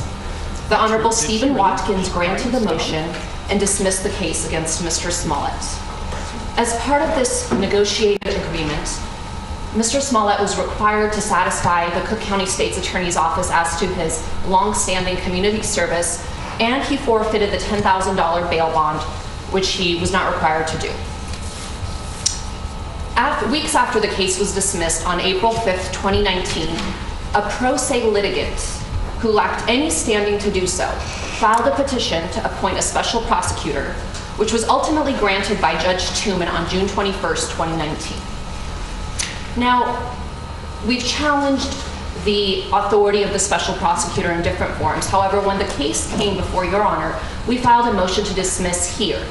The reason that was relevant is because Your Honor needs jurisdiction over both the matter and the defendant in order to proceed against him. And with all due respect, Your Honor lacks jurisdiction and lacked throughout the entirety of these proceedings. And this is because Judge Tuman exceeded his authority when he appointed a special prosecutor, and that's for various reasons. Illinois courts do not possess inherent authority to appoint a special prosecutor in any given case. Rather, the limited authority to appoint a special prosecutor is derived from statute, and it allows the court to appoint a special prosecutor in only 3 discrete situations. The first is when the state's attorney is unable to fulfill her prosecutorial duties. The second is if the state's attorney has an actual conflict of interest in the matter. And the third is when the state's attorney files a petition for recusal. Now, Judge Tooman found that the first of these two were not applicable in this case. And he granted the appointment of a special prosecutor on the third scenario. However, there was no petition for recusal filed in this case, and that's an undisputed fact. In fact, when Sheila O'Brien filed her petition for appointment of a special prosecutor, State's Attorney Kim Foxx came forward and she expressly and unambiguously stated that she did not intend to formally or legally recuse herself. But the court nonetheless concluded that what she intended was basically an unconditional legal recusal. Now, subsection A-15 of the statute authorizing the appointment of a special prosecutor doesn't contain a provision which says the court can infer or interpret from the state's attorney's actions whether the state's attorney intended to recuse herself. Rather, the provision is explicit that the subsection only applies when the state's attorney files an actual petition for recusal, which Kim Foxx did not do in this case. Because the filing of a petition for recusal is an express statutory prerequisite to the appointment of a special prosecutor under subsection A-15, Judge Tooman exceeded his authority and violated the doctrine of separation of powers by usurping the role of the legislature and essentially redrafting the statute authorizing the appointment of a special prosecutor. Now, to compound matters, Sheila O'Brien also didn't have any standing to file the petition, and the court was not authorized to grant the appointment based on her petition. Now, the language in the special prosecutor statute is very clear as to who is allowed to petition the court for the appointment of a special prosecutor. The language is unambiguous and provides that only the court, the state's attorney, or a quote-unquote interested party may petition the court for the appointment of a special prosecutor.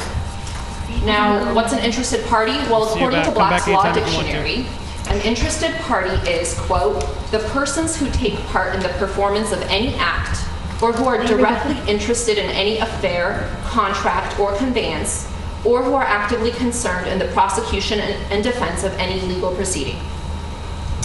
Sheila O'Brien doesn't meet any of the requirements of that definition. Sheila O'Brien is a retired former judge who asserted her standing as a concerned citizen, somebody who was not satisfied with the way a duly elected official of Cook County decided to resolve a criminal matter, a low-level, non-violent criminal offense, which they do every single day. But because of the high-profile nature of this case, she was not satisfied and she decided to file a petition. So it's undisputed that she was not an interested party. But putting aside that fact, only the first two subsections, the two that Judge Tooman said are inapplicable, even allow an interested party to file such a petition. Those are the two sections that say the court either on its own motion or on the motion of an interested party. Subsection A-15, which is the one that Judge Tooman relied on in granting the appointment of a special prosecutor, doesn't say that that you could appoint a special prosecutor based on the court's own motion or on the petition of an interested party. That subsection only permits the appointment of a special prosecutor upon the state's attorney's filing of a petition for recusal. It is undisputed that no such petition was filed in this case and that State's Attorney Kim Foxx never intended to legally recuse herself. Therefore, it was completely exceeding Tooman's authority for him to grant the appointment of a special prosecutor. They're going on a technicality of how the special he also prosecutor was misapprehended appointed. the law when he ruled that the informal refusal by Kim Foxx rendered the entirety of the proceedings from Mr. Smollett's initial arrest all the way through the dismissal of the charges against him null and void. And none of the cases cited by Judge Tooman in his order actually support the court's conclusion that the proceedings against Mr. Smollett are null and void, that the prior ones were null and void. Rather, those cases, and particularly People v. Woodall, and that's 333 Ill App 3rd 1146, that's a 2002 case, makes clear that even if there had been a defect in the authority to prosecute Mr. Smollett, the only person who could properly challenge the validity of the proceedings would be Mr. Smollett, and he clearly did not do so. Now, separate and apart from the fact that the appointment of a special prosecutor was beyond Judge Tooman's authority, is the fact that Judge Tooman was not authorized to appoint a private attorney, which was Dan Webb and his law firm, Winston & Strawn, as the special prosecutors in this case. Subsection A-20 of the statute provides that prior to appointing a private attorney under this section, the court shall contact public agencies throughout the state to determine a public prosecutor's availability to serve as a special prosecutor at no cost to the county. And the key phrase here is shall appoint a public agency if they are able and willing to accept the appointment. The language in this subsection is mandatory and not permissive. Now, the defense is yet to see any proof that any public agencies whatsoever, including the ones specifically listed in the statute, were properly contacted about the potential appointment. Judge Tooman did represent that he contacted over 100 local public officials or agencies, and that he heard back from only around 30. But by Judge Tooman's own admission, at least 2 and possibly a 3rd public agency was willing to take on the appointment. However, without any explanation, Judge Tooman unilaterally decided that none of these 3 public agencies were quote unquote able to do so, despite their representations to the contrary. The statute is very clear that the court shall appoint a public agency if they are able and willing to accept the appointment. It's only if after all public agencies have been exhausted and all are unable and unwilling to accept the appointment that the court can then appoint a private attorney, such as Dan Webb and his firm. This kind of stuff in lawsuits. There is no exception in the statute for private attorneys who might be willing to do the case pro bono or who are willing to do the case simply for costs, not charging for attorneys' times, but for their costs, which for a firm like Winston & Strawn is probably still an astronomical amount. And I don't know what the total of the cost is. I know they were supposed to be filing reports with Judge Tooman, I believe every 3 months, to show the taxpayers what their prosecution of Mr. Smollett is costing in tax. And I would be curious to see that figure. I'm not sure what that is, but I would guess it's a substantial amount. But regardless, that is not contained within the statute. And here, because multiple agencies apparently indicated their willingness and ability to accept the appointment, Judge Tooman exceeded his authority and again violated the separation of powers doctrine by usurping the role of the legislator and appointing a private attorney as the special prosecutors in this case.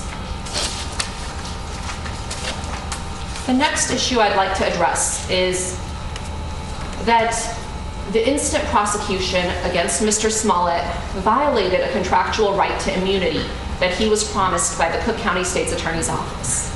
In the original criminal proceedings, there was an immunity type non-prosecution agreement that was entered into between Mr. Smollett and the State's Attorney's Office as an agent of the people of the state of Illinois.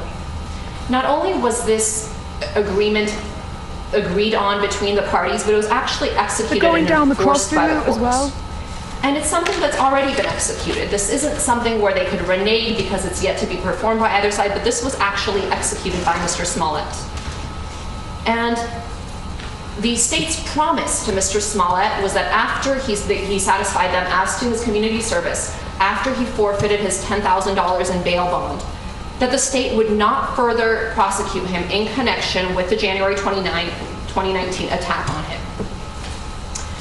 And here we are again in another case instituted, it might be by different attorneys, but it's on behalf of the state of Illinois. And there's a statute that controls, and that's section 5/114-1 of the Code of Criminal Procedure, and it allows the court to dismiss an indictment, and a court is required to dismiss an indictment where the defendant has received immunity from prosecution for the offense charged. And indeed, Illinois courts have consistently dismissed indictments that violate this section. And the courts here analyze informal immunity agreements under the same basic principles of contract law. So Mr. Smollett here performed his side, and he was entitled to the benefit of the bargain he made with the state's attorney's office on behalf of the state of Illinois and that was violated.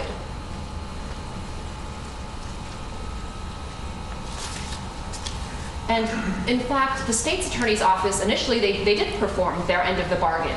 They stood up in court in front of Judge Watkins, asked for the dismissal, and did what they had promised to do. And so at that point, the agreement was fully performed by both sides. The court enforced it, and there was absolutely no basis, and it was a violation of Mr. Smollett's rights to then re-prosecute him by the same principle, which is the state of Illinois. Yes, they are trying to Cosby him. That's all like tricks of the. There's legal policy considerations for this, and the Starks Court, which is People v. Starks 106 Ill 2nd 441 1985. That's an Illinois Supreme Court case, and the Supreme Court in that case explained the significant policy considerations for this rule, and I quote, "The prosecution must honor the terms of agreements it makes with defendants. To dispute the validity of this precept would surely result in the total nullification of the bargaining system between the prosecution and the defense. Therefore, this court believes that if the prosecution did make an agreement with the defendant, it must abide by its agreement in this case." And there's one narrow line of exceptions that applies, and that's in an event of a plea agreement. Is this better? Can you guys hear me when I speak over her now? I think I've adjusted my volume. Mr. Smollett's present case fits squarely within Starks. And his due process rights have been violated as a result of the instant indictment because he was promised not to be hauled back into court, and that's exactly what happened here. And aside from having to face a second prosecution, he faced all of the things that are attendant with that, from the expense and emotional turmoil and everything else that the second prosecution has entailed.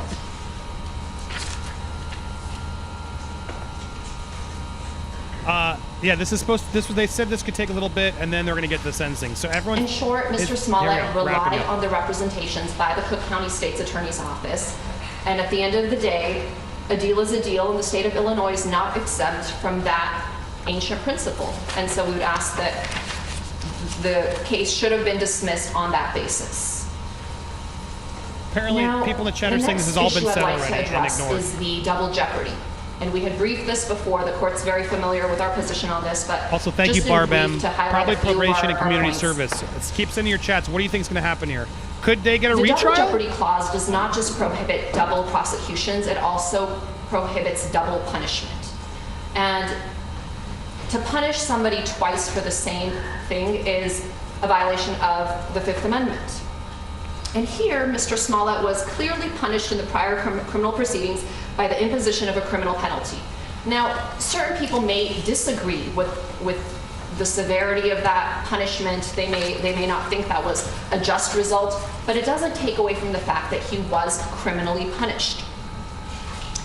And even the Office of the Special Prosecutor, at the outset of the case, when they filed the new indictment, they issued on February 20th, 2020, something called an information release. And in that information release, Dan Webb himself acknowledged that Mr. Smollett had been punished during the prior criminal proceeding. And I quote him when I say that Mr. Webb stated that the only punishment for Mr. Smollett was to perform 15 hours of community service and requiring Mr. Smollett to forfeit his $10,000 bond as restitution to the city of Chicago. Those are Mr. Webb's words, not mine. And he said the only punishment. So he acknowledged that Mr. Smollett had been punished. But again, he wasn't satisfied with that punishment. And that's exactly what the double jeopardy clause is meant to prevent, second guessing of one prosecutor's discretion by another prosecutor. And that's exactly what happened in this case.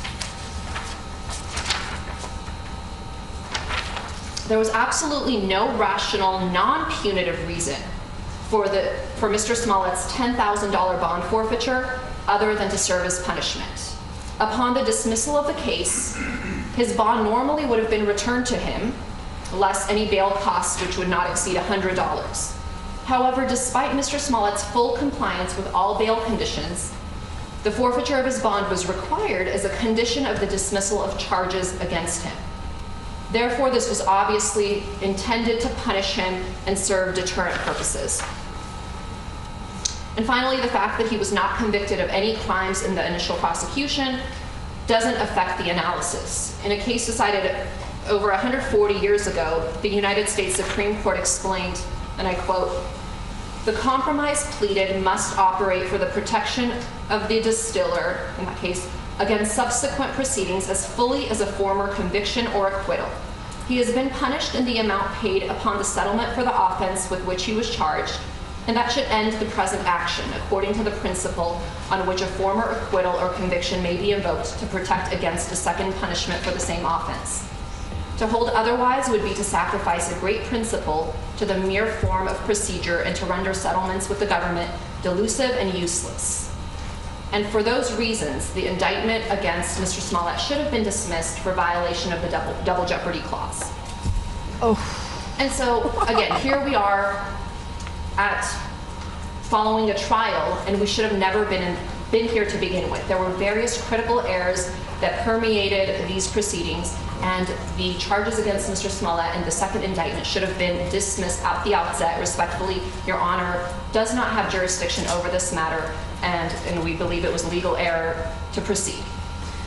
Now, the second category of errors I'm going to discuss are trial-related errors. And these errors began from the outset of the trial, beginning with jury selection, and they went all the way through closing arguments and even jury deliberations.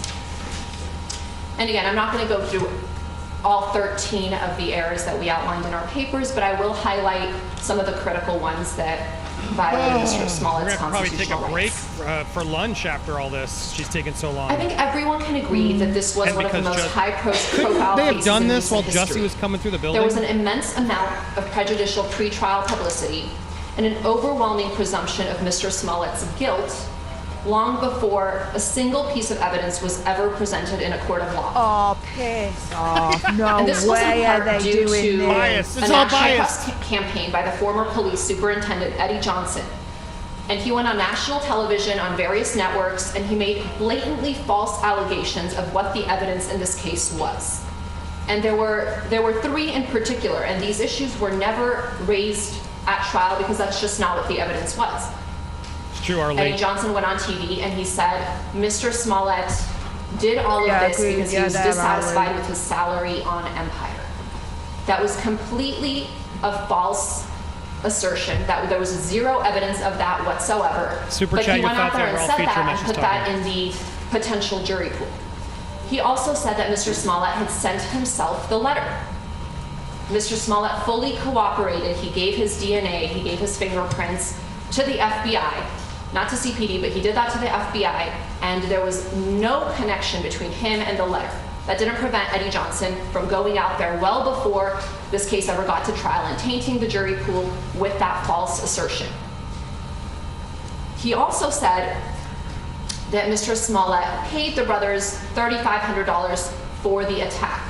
And it was the brothers' own attorneys who went on TV right after that and said, no, this was actually as corroborated with a lot of text messages between Jussie and Abimbola Asundario. He had hired Abimbola as his trainer, and that's what the $3,500 check was in fact for. Now, based on this overwhelming presumption of guilt in this case, it was critical that jury selection be fair so that Mr. Smollett would receive a fair trial if that was even possible. But there were fundamental errors in that process. It was impossible for him to have a fair trial. First, the court violated Mr. Smollett's Sixth Amendment rights by preventing the defense from actively participating in the voir dire process. The defense sought to directly question the veneer, but the court denied that request. And although the court asked the parties and took questions from both sides as to certain questions that should be asked of the potential jurors, Your Honor didn't ask all of the questions that the defense requested. By refusing to allow the defense to meaningfully participate in the voir dire process, the court prejudiced the defendant's ability to discover those members of the potential panel with biases and or potential prejudices against Mr. Smollett, violating his Sixth Amendment rights. Well said, Mr. Joe Bacan. You agreed to the jury, lady! Although the court repeatedly stated that you didn't want to treat this case any different than other cases, this was an abuse of discretion in this case because of the prejudicial pretrial publicity, which could not be ignored. Landon, do you think I was required to ask every question submitted by your team to the denier, every single one? We think we should have been allowed to participate in this process because of the unique circumstances of this case, he's getting where there defensive. Not a good was sign. such an overwhelming presumption of guilt. We think it's a very different process when the court asks questions and when we as attorneys get to ask the right follow-up, in real time without having to wait for. There were certain questions the court asked, and this was my next point with Rosemary Mazzola, where the court cut off the answers. I think I asked most of the questions the defense requested of me. There were some I did not. For example, you wanted me to ask the denier, what kind of animal would you like to be if you had to be an animal? Or Superman or Batman, what do you prefer?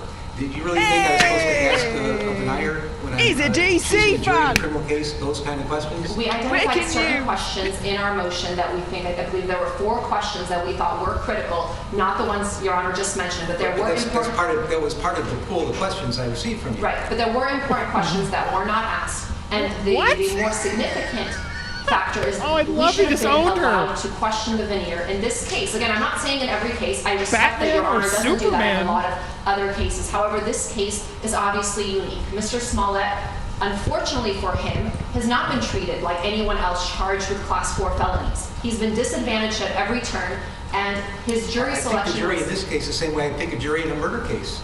I do the questions. I ask the lawyers for input. Tell me what questions you want me to ask. I vet them. And I'm happy to ask the questions that are relevant and helpful. I understand, Your Honor. But just the only point I'm trying to make is that I absolutely treated him the same as everybody else. And I didn't distinguish him from a Class 4 offender, a potential offender, from a person accused of murder. I understand, and I think, Your Honor, George is that's the not problem taking here. that BS A regular murder defendant doesn't walk into court with a presumption of guilt. Mr. Smollett did. There is a presumption of innocence. That was non-existent in this case, and that was due in large part to, as I said, the former police superintendent held a press conference. He went out and did a media campaign.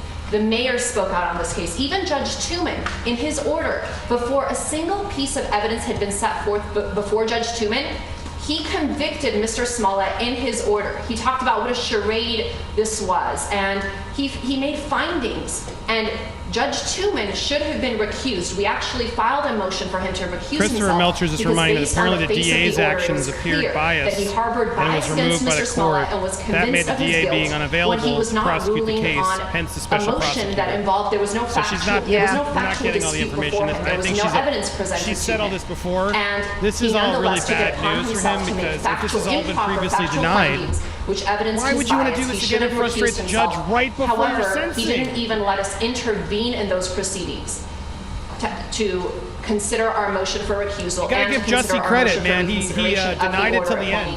The special prosecutor, and all of that was there.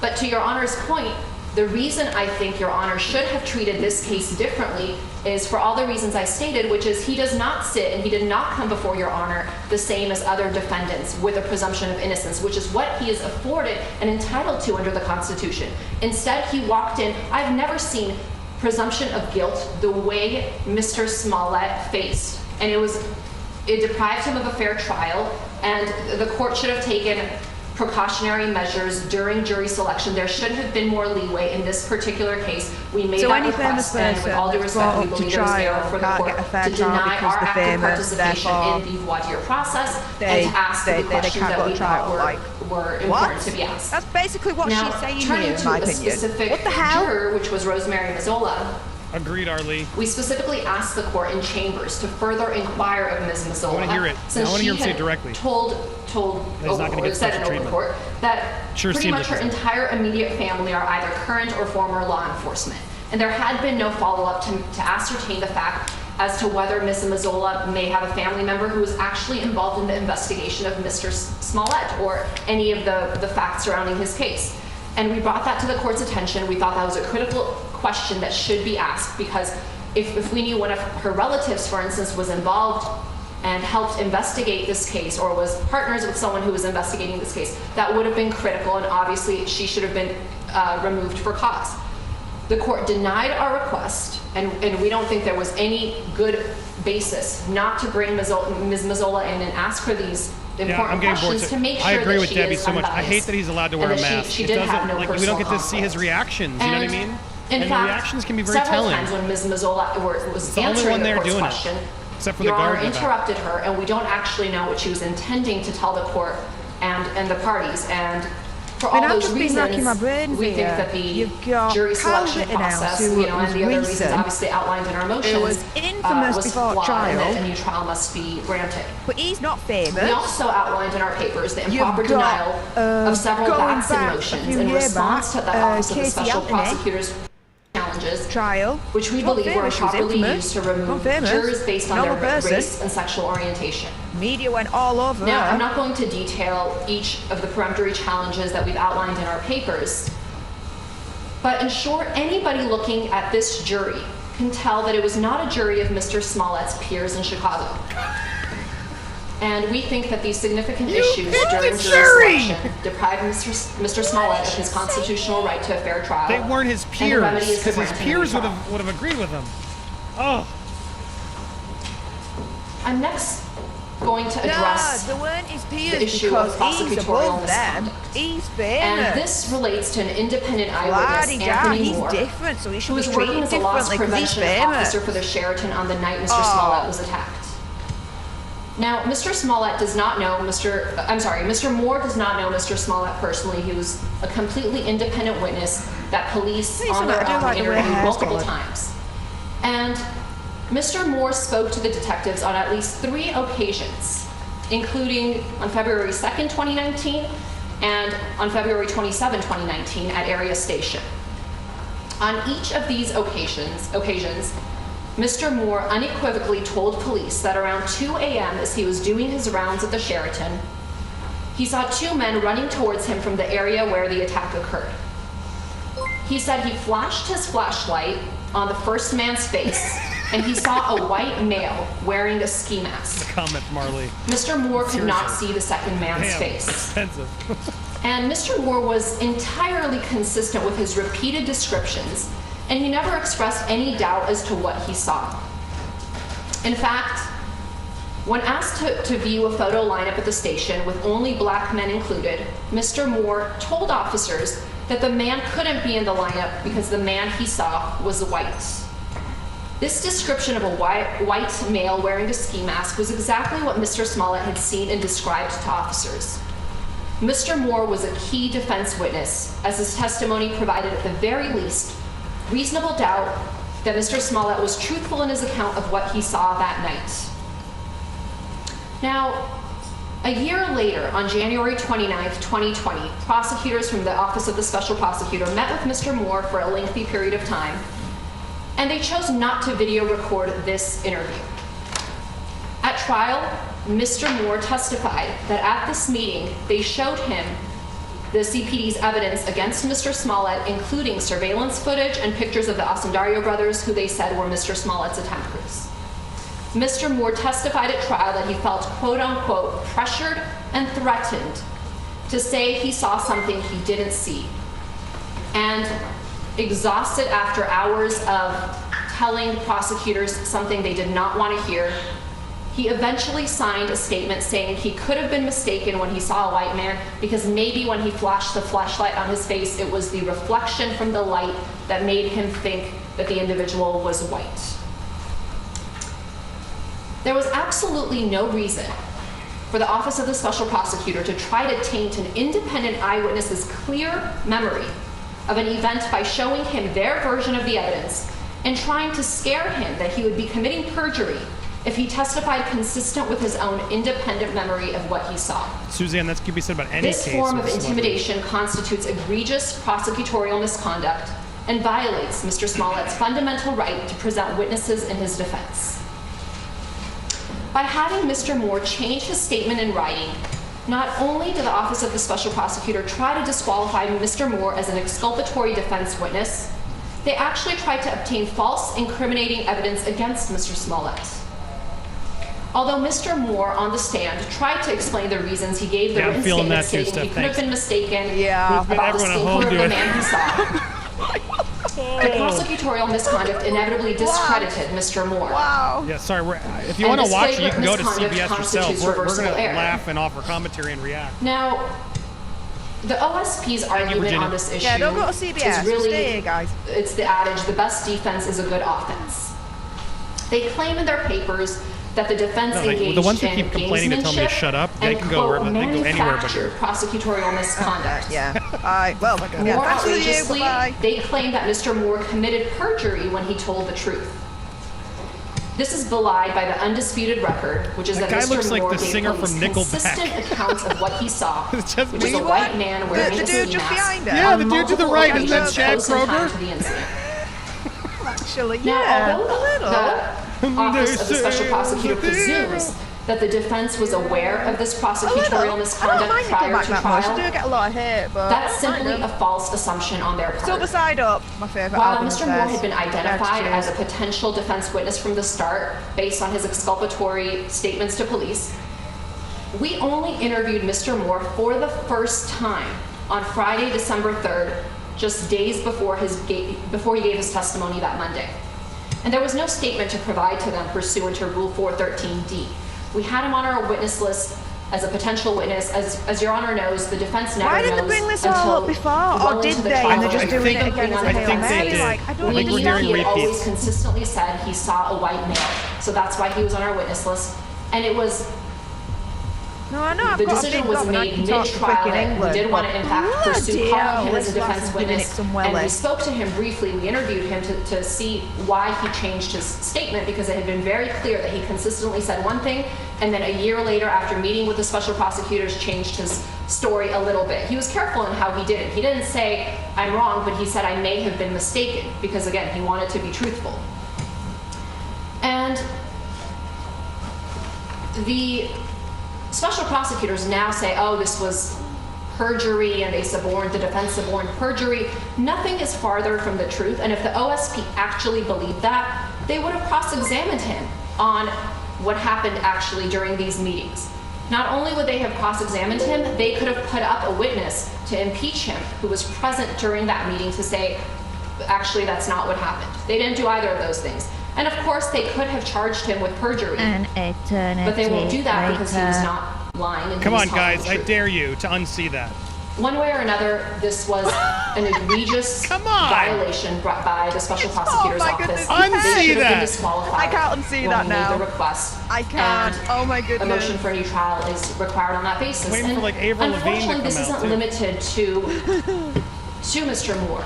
Not anymore, Shortly though. after, for the second grand jury, when the special prosecutor's office convened the special grand jury to proceed on the second indictment against Mr. Smollett, they had at that time our papers that we had submitted to Judge Tooman asking him to reconsider the order granting a special prosecutor. And what we had done is detail the evidence, the favorable evidence showing that Mr. Smollett was not guilty.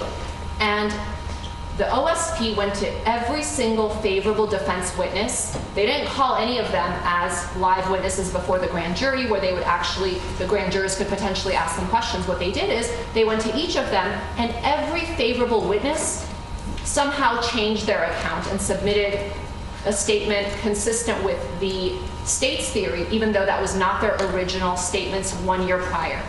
And there were witnesses who suddenly we couldn't contact anymore, who went missing. This was a real issue in this case. And Mr. Moore was just a prime example of that. Another example was David Alegbe. Oh my God, who lady. similarly had said that he had seen the passengers in his Uber speaking on a cell phone. That wasn't convenient for the prosecution's case because the brothers testified that they didn't have their cell phones with them. And there were two witnesses actually who had said this. There was an independent taxi driver who said one of the brothers was texting during the drive, and separately David Alegbe, who said one of the brothers was on the phone. Now, of course, after we had set that in our papers, Keep sending entertainment talked to David comments so I can Alegbe show them and got him over to while we write a listen to this statement saying he may drop. have been mistaken about the phone use because it was inconsistent with their theory of the case. Sorry, And is she trying to Your get Honor this saw thrown David out Alegbe got on on the legal stand and he technicality? explained not Or only is she did trying he to hear now get it thrown one of out them speaking on the phone for 1 try or and 2 still minutes prove to the before the judge second Smollett's brother got in the car at She's their trying to throw the house, kitchen which sink they at it all, tried whatever to- she can do. It does. They That's could have what been she's doing rehearsing all, his isn't she? acting lines for that trying to get, evening. she needs to get get paid. As if the profanities that was yelled at This is her job. at Jussie in the We can street would have dislike it all been she wants. something She's that doing would her have to job. be rehearsed out loud in an Uber. Yeah, give her that. But separate from that, Mr. Alegbay said that halfway through the drive, they changed the destination in the app, which could only be done with the use of a cell phone. And that was not contained in a statement. That was never any of the OSP's disclosures to us. That was something we learned for the first time actually at this trial when Mr. Alegbay testified. In short, we think there were significant issues with the way the OSP treated this case with the defense witnesses, and they tried to have defense witnesses either Look at this take back their statements photograph. and give incriminating statements Every towards time it Mr. makes Smollett, me and laugh. not their original independent Try to stories, unsee or that as he I stands suppose sitting behind her. some of these witnesses, for inexplicable I reasons, think were it's just not Chad's available, dad. for the defense to reach. He's just a little old. He So wants we to think slap certainly her a new trial is warranted 'cause he's based really on wants all to of go these, home. Errors, but particularly on Mr. Moore and his statement at trial that he was threatened and pressured by the OSP to change his There's a truthful hero testimony, which behind was you. exculpatory for Mr. And after Smollett. all this talk, you I think I do really some want Nickelback. Next, I'd like Yeah. to address the burden shifting. Remind me. The OSP improperly shifted their burden to the defense on 3 different occasions during the trial. Yeah, he's not apologizing. He's not As the apologizing. court well knows, Nah, it's not entirely the prosecution's burden of proof. I'm literally adding a And month it's reversible every error month. to try to shift this burden from the to judge. the defense at any point Yeah, during the trial. dude's getting more than a year. Yeah, thank you. And this happened first during the filibusters don't questioning work of in Detective court. It's Peace, true. then Everyone wants to during go the home. questioning of Abimbola Asundario, and again in And she's the state's also rebuttal dissed the argument, judge which as was well. the final word the jury heard from She any did. lawyer. It's never good when the judge is like, I did do that. that. You're wrong. The seminal case on a prosecutor's improper comments on a defendant's post-arrest silence is Doyle v. Ohio, and that's 426 U.S. 610, 1976 case, which holds that it is a deprivation of due process to allow an arrested person's silence after that person has been Mirandized and advised just you of wait his till you hear Fifth Amendment Karaoke right to Vegas remain again. silent, You will regret to that then movie use that sunset. silence against them at trial to create an inference Dude, of you're gonna guilt. get some I gotta proper sing out a That's key exactly here so what they the don't claim OSP it. did here on 3 separate occasions.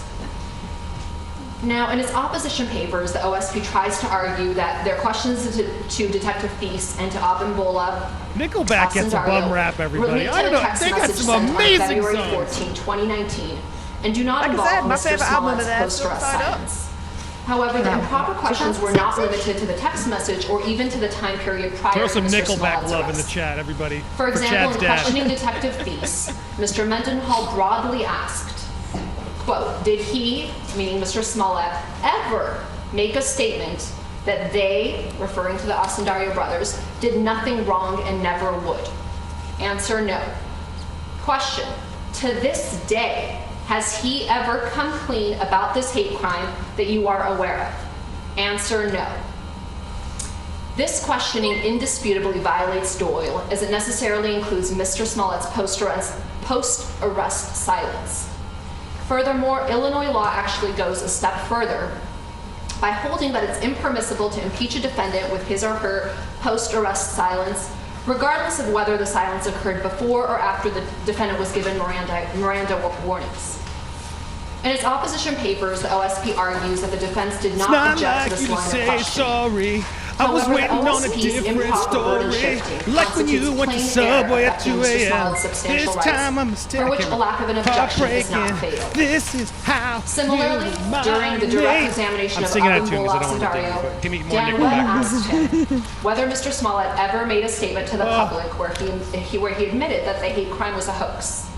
The defense did object to this question. She's giving us the and entire court sustained replay the of the objection. trial. Similar to Mr. Mendenhall's questions, which were not limited to the text message or even to the time period prior to Mr. Smollett's arrest, Mr. Webb's question is equally problematic. Now, the OSP argues in its opposition papers that the word statements to the public somehow makes Doyle inapplicable.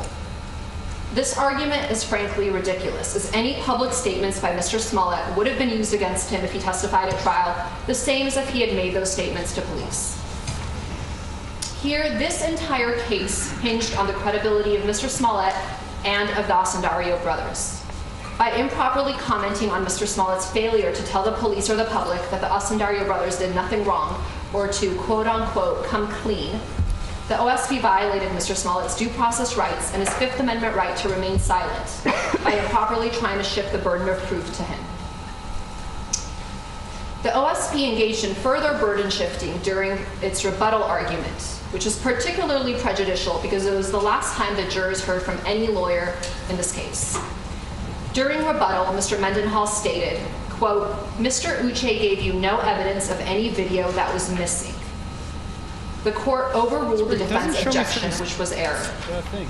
In its opposition papers, the OSP tries to minimize this error. I don't know why it didn't by let me show arguing you, this but was he simply a thank you single so much. comment and that it was provoked because Kelly, defense counsel ATC. had argued to the jury Thank you for your that support there and was love, a guys. lot of missing data. But that's the prerogative of the defense to argue. Again, it's the state's burden. They put on a lot of surveillance video and they suggested to the jury that they had a complete account from the beginning of the night to the end of the night, and the jury had to be told that these were pieced together, but there was a lot of missing footage. It was proper for the defense to do that. However, it was not proper for the prosecution to put that burden on the defense and ask for the defense to produce the missing surveillance footage, which is simply, again, not our burden to do. And as the court well knows, a single comment is sufficient to constitute reversible error warranting a new trial. And we cited in our papers the case of People v. Giangrande, and that's 101 Ill Act 3rd 397. It's a 1981 case, and that's instructive. That also involved a single comment by the prosecutor in the closing remarks. And the remark was, "Where's the evidence?"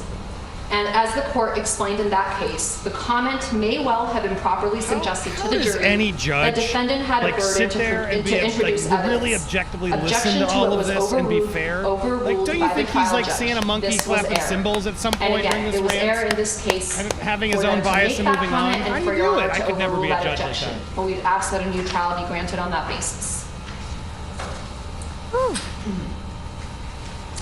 And I'm going to turn lastly to the accomplice instruction. Lastly. Lastly. You think she means The it? court in this I don't case know. committed reversible Well, it's gonna error go on when for it another refused hour, to but it'll be provide lastly, Illinois right? pattern jury instruction number 3.17 entitled Testimony of an Accomplice with regard to the Osundario brothers' testimony as requested by the defense. Pattern instruction 3.17 provides, quote, Doesn't this guy look like "Witness Nickelback? says he was involved in the commission of a crime with the Doesn't this guy defendant. look like The Nickelback? testimony of that witness is subject to suspicion and should be considered by you with caution.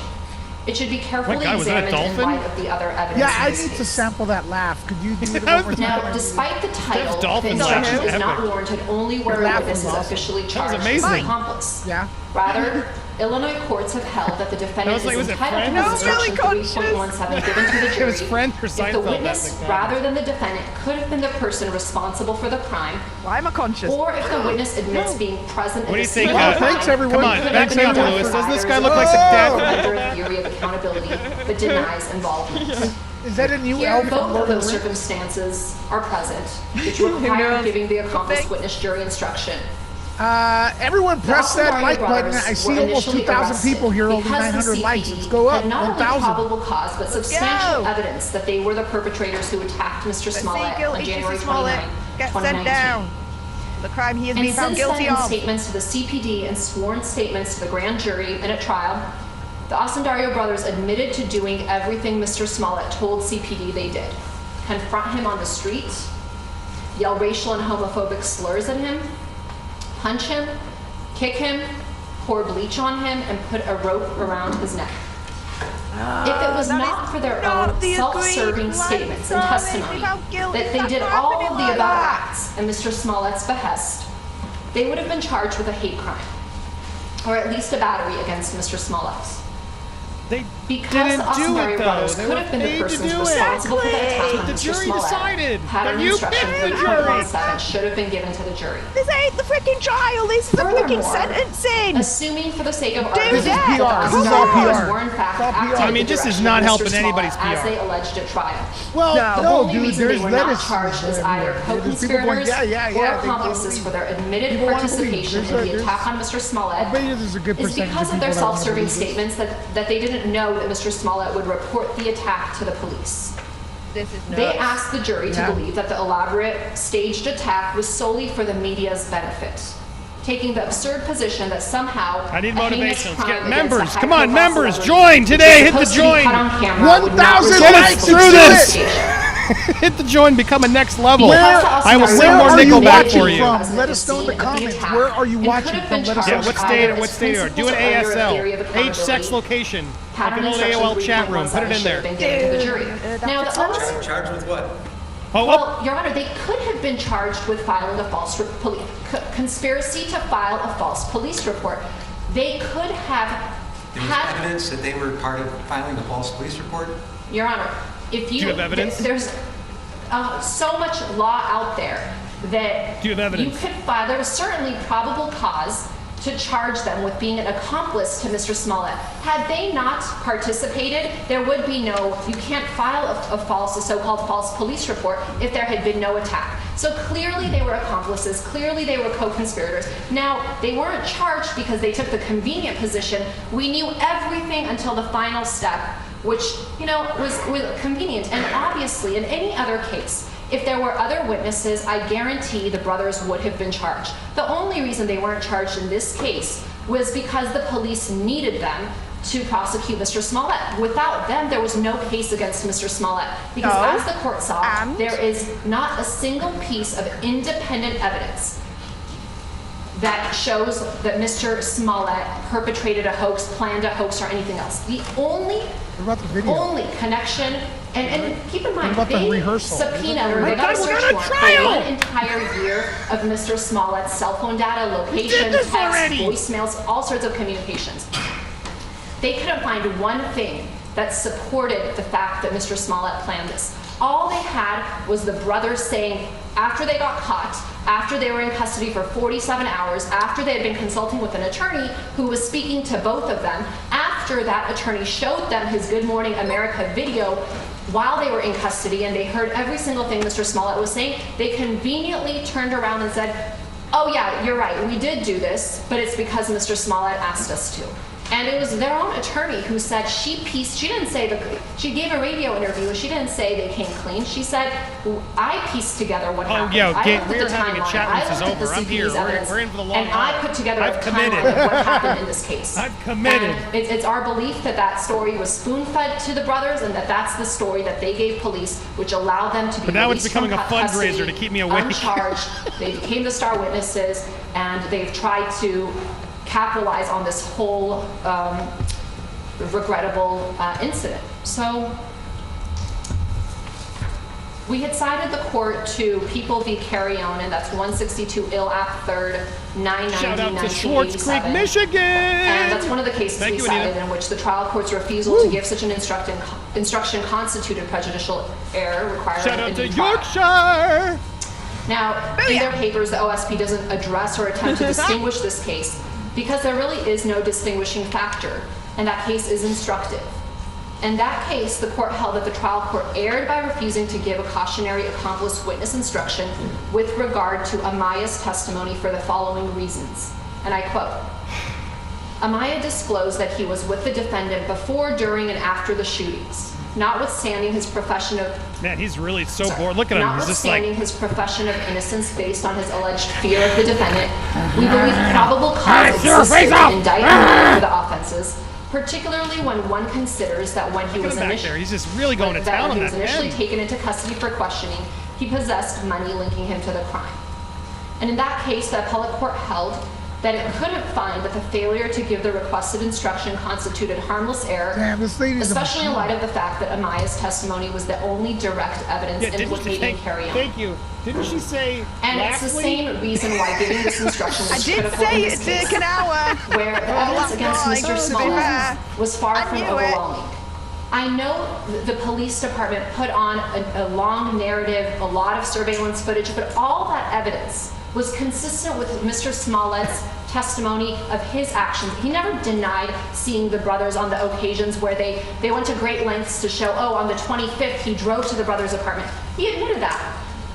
On the 27th, he met with the brothers. These are not things that were like, hey, there was a juror. Like, I get it with the Ghislaine Maxwell, right? It's like this juror was biased. We've proven it. Did interviews, right? Lied on the thing. That's what you bring here. Mr. Smollett. She's literally like doing a whole case again, dude. And it was, in my opinion, this is for his career. Like when he gets out or he's done with his sentence.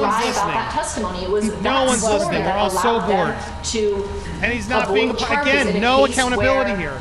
A convicted felon. How do you do all this time?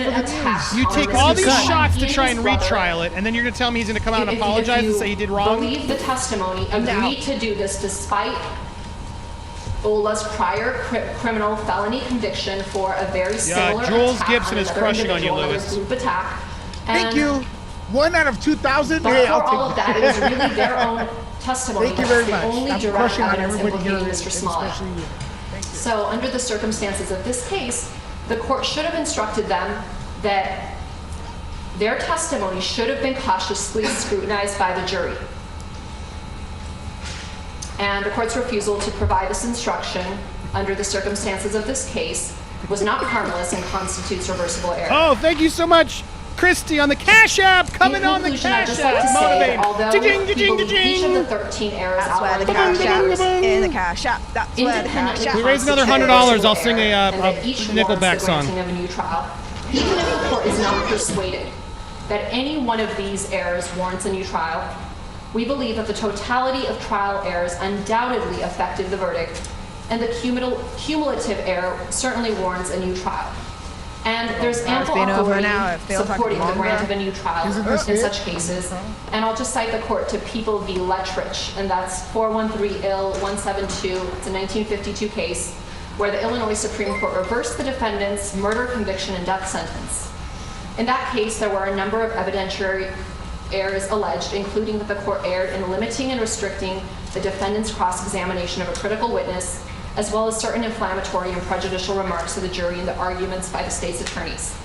In reversing the conviction and sentence, the Illinois Supreme Court stated that the totality of these errors compel us to the conclusion that this defendant has not had the fair and impartial trial, I need to trim all this out on the inherent replay. right of every person accused of a crime.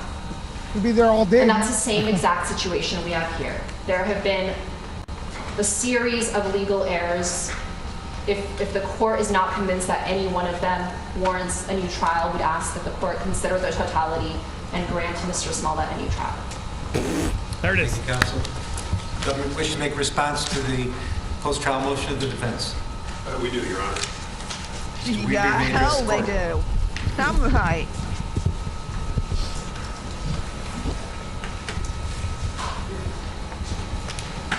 What's the betting will go on longer than the defense or shorter? I just want to be honest. Shorter. Your Honor, that was all bullshit. Done. Yeah, drop the mic. Away you go. Oh, yes, check. And they say Your Honor, I hear the sheer volume of the arguments for about an hour here, and we've already mentioned the 83 pages that they've submitted. My partner and fellow deputy special prosecutor Sam and all have bifurcated the opposition. I'll give an overview, and based on Ms. Gladian's presentation, I'll highlight 4 alleged errors. I believe Mr. Mendenhall will have a couple.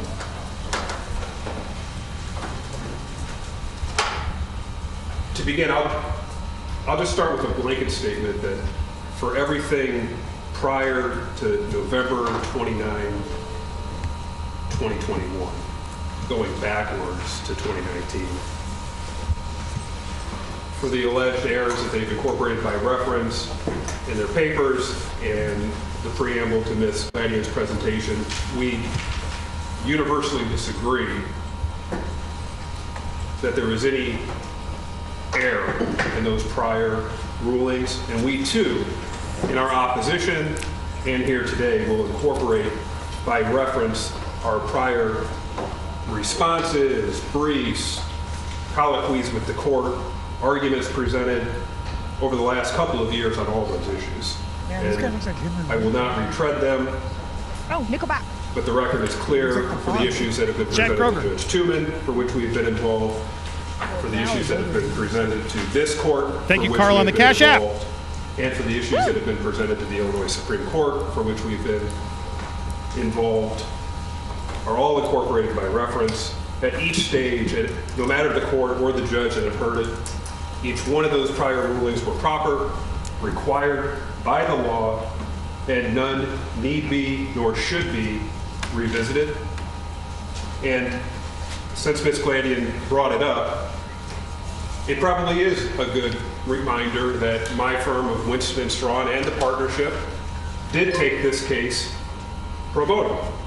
And our firm did, and Mr. Webb in particular, did shoulder that burden that was called for by the appointment of the special prosecutor. And we did so the entirety of the attorney time free of charge. Not a dime. Limited expenses in the normal court. Judge Tumen's order did allow, and these are things such as court reporter fees, transcript fees, copying fees, those same fees that would exist for the Cook County State's Attorney's Office are expenses for which have been submitted to the county for reimbursement.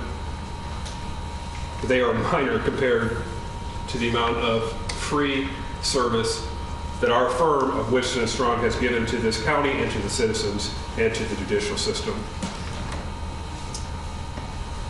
Mr. Webb's appointment in particular as a special prosecutor would stem from Judge Tumen's 2019 June order in order to restore the public's confidence into the integrity of the criminal justice system, was answered by our firm, was answered by Mr. Webb, and you might just recall the two directives that required. The first directive to determine whether Mr. Smollett should be further prosecuted. That's what we're here for today.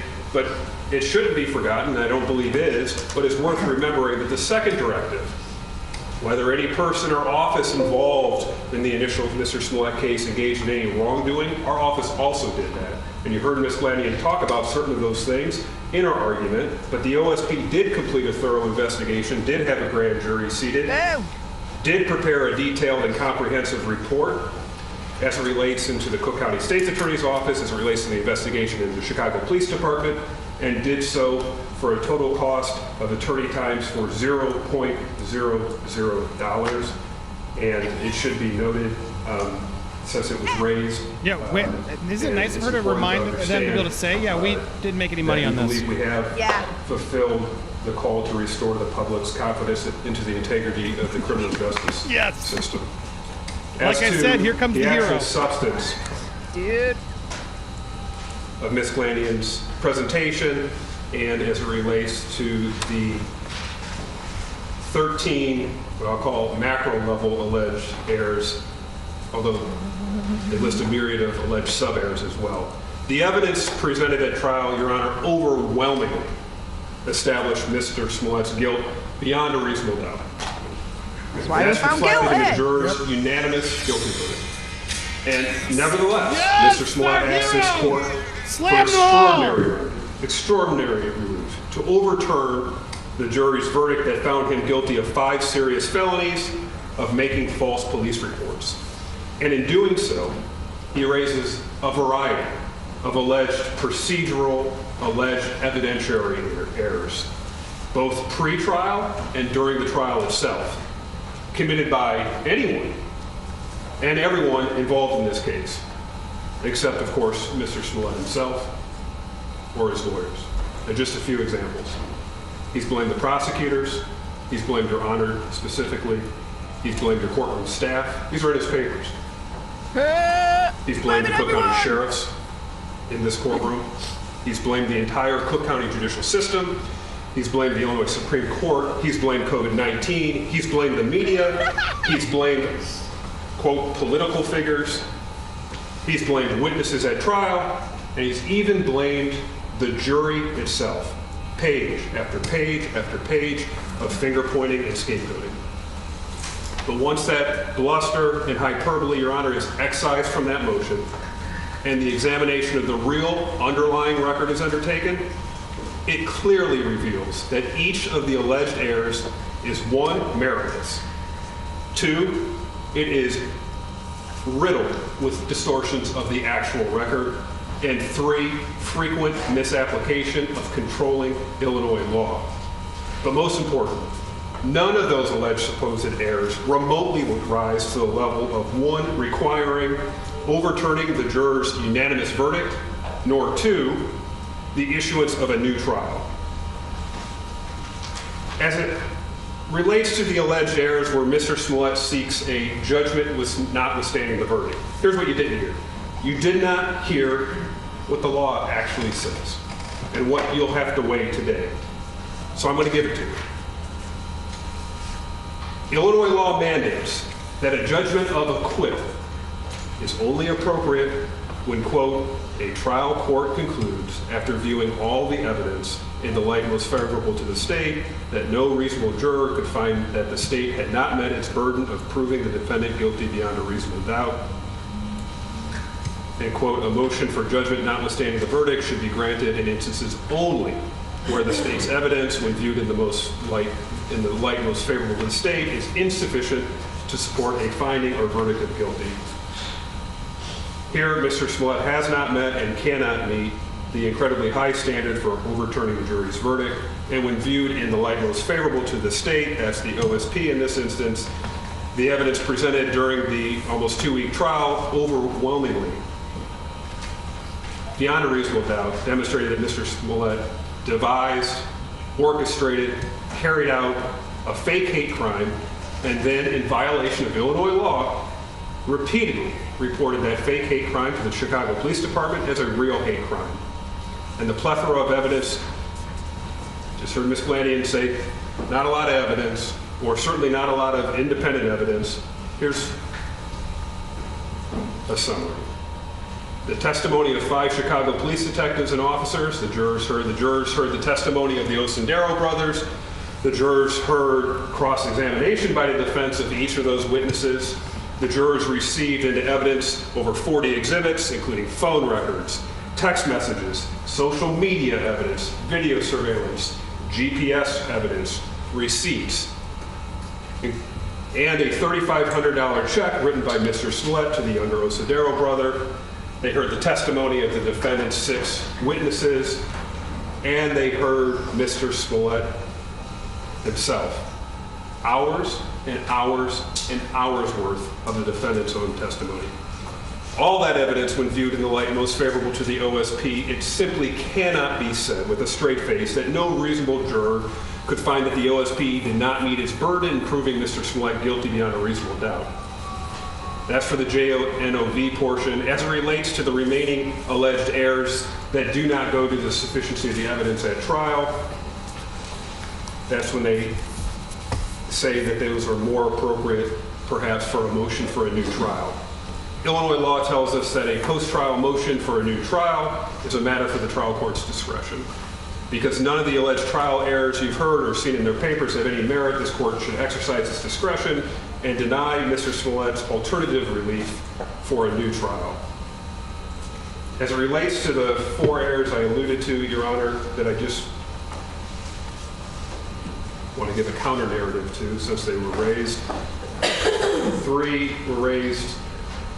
That's on the voir dire issue, the Batson issue, the accomplice instruction, and then I think it's also important to briefly touch upon one written about but not discussed here, which is the concept of the violation of his public trial rights.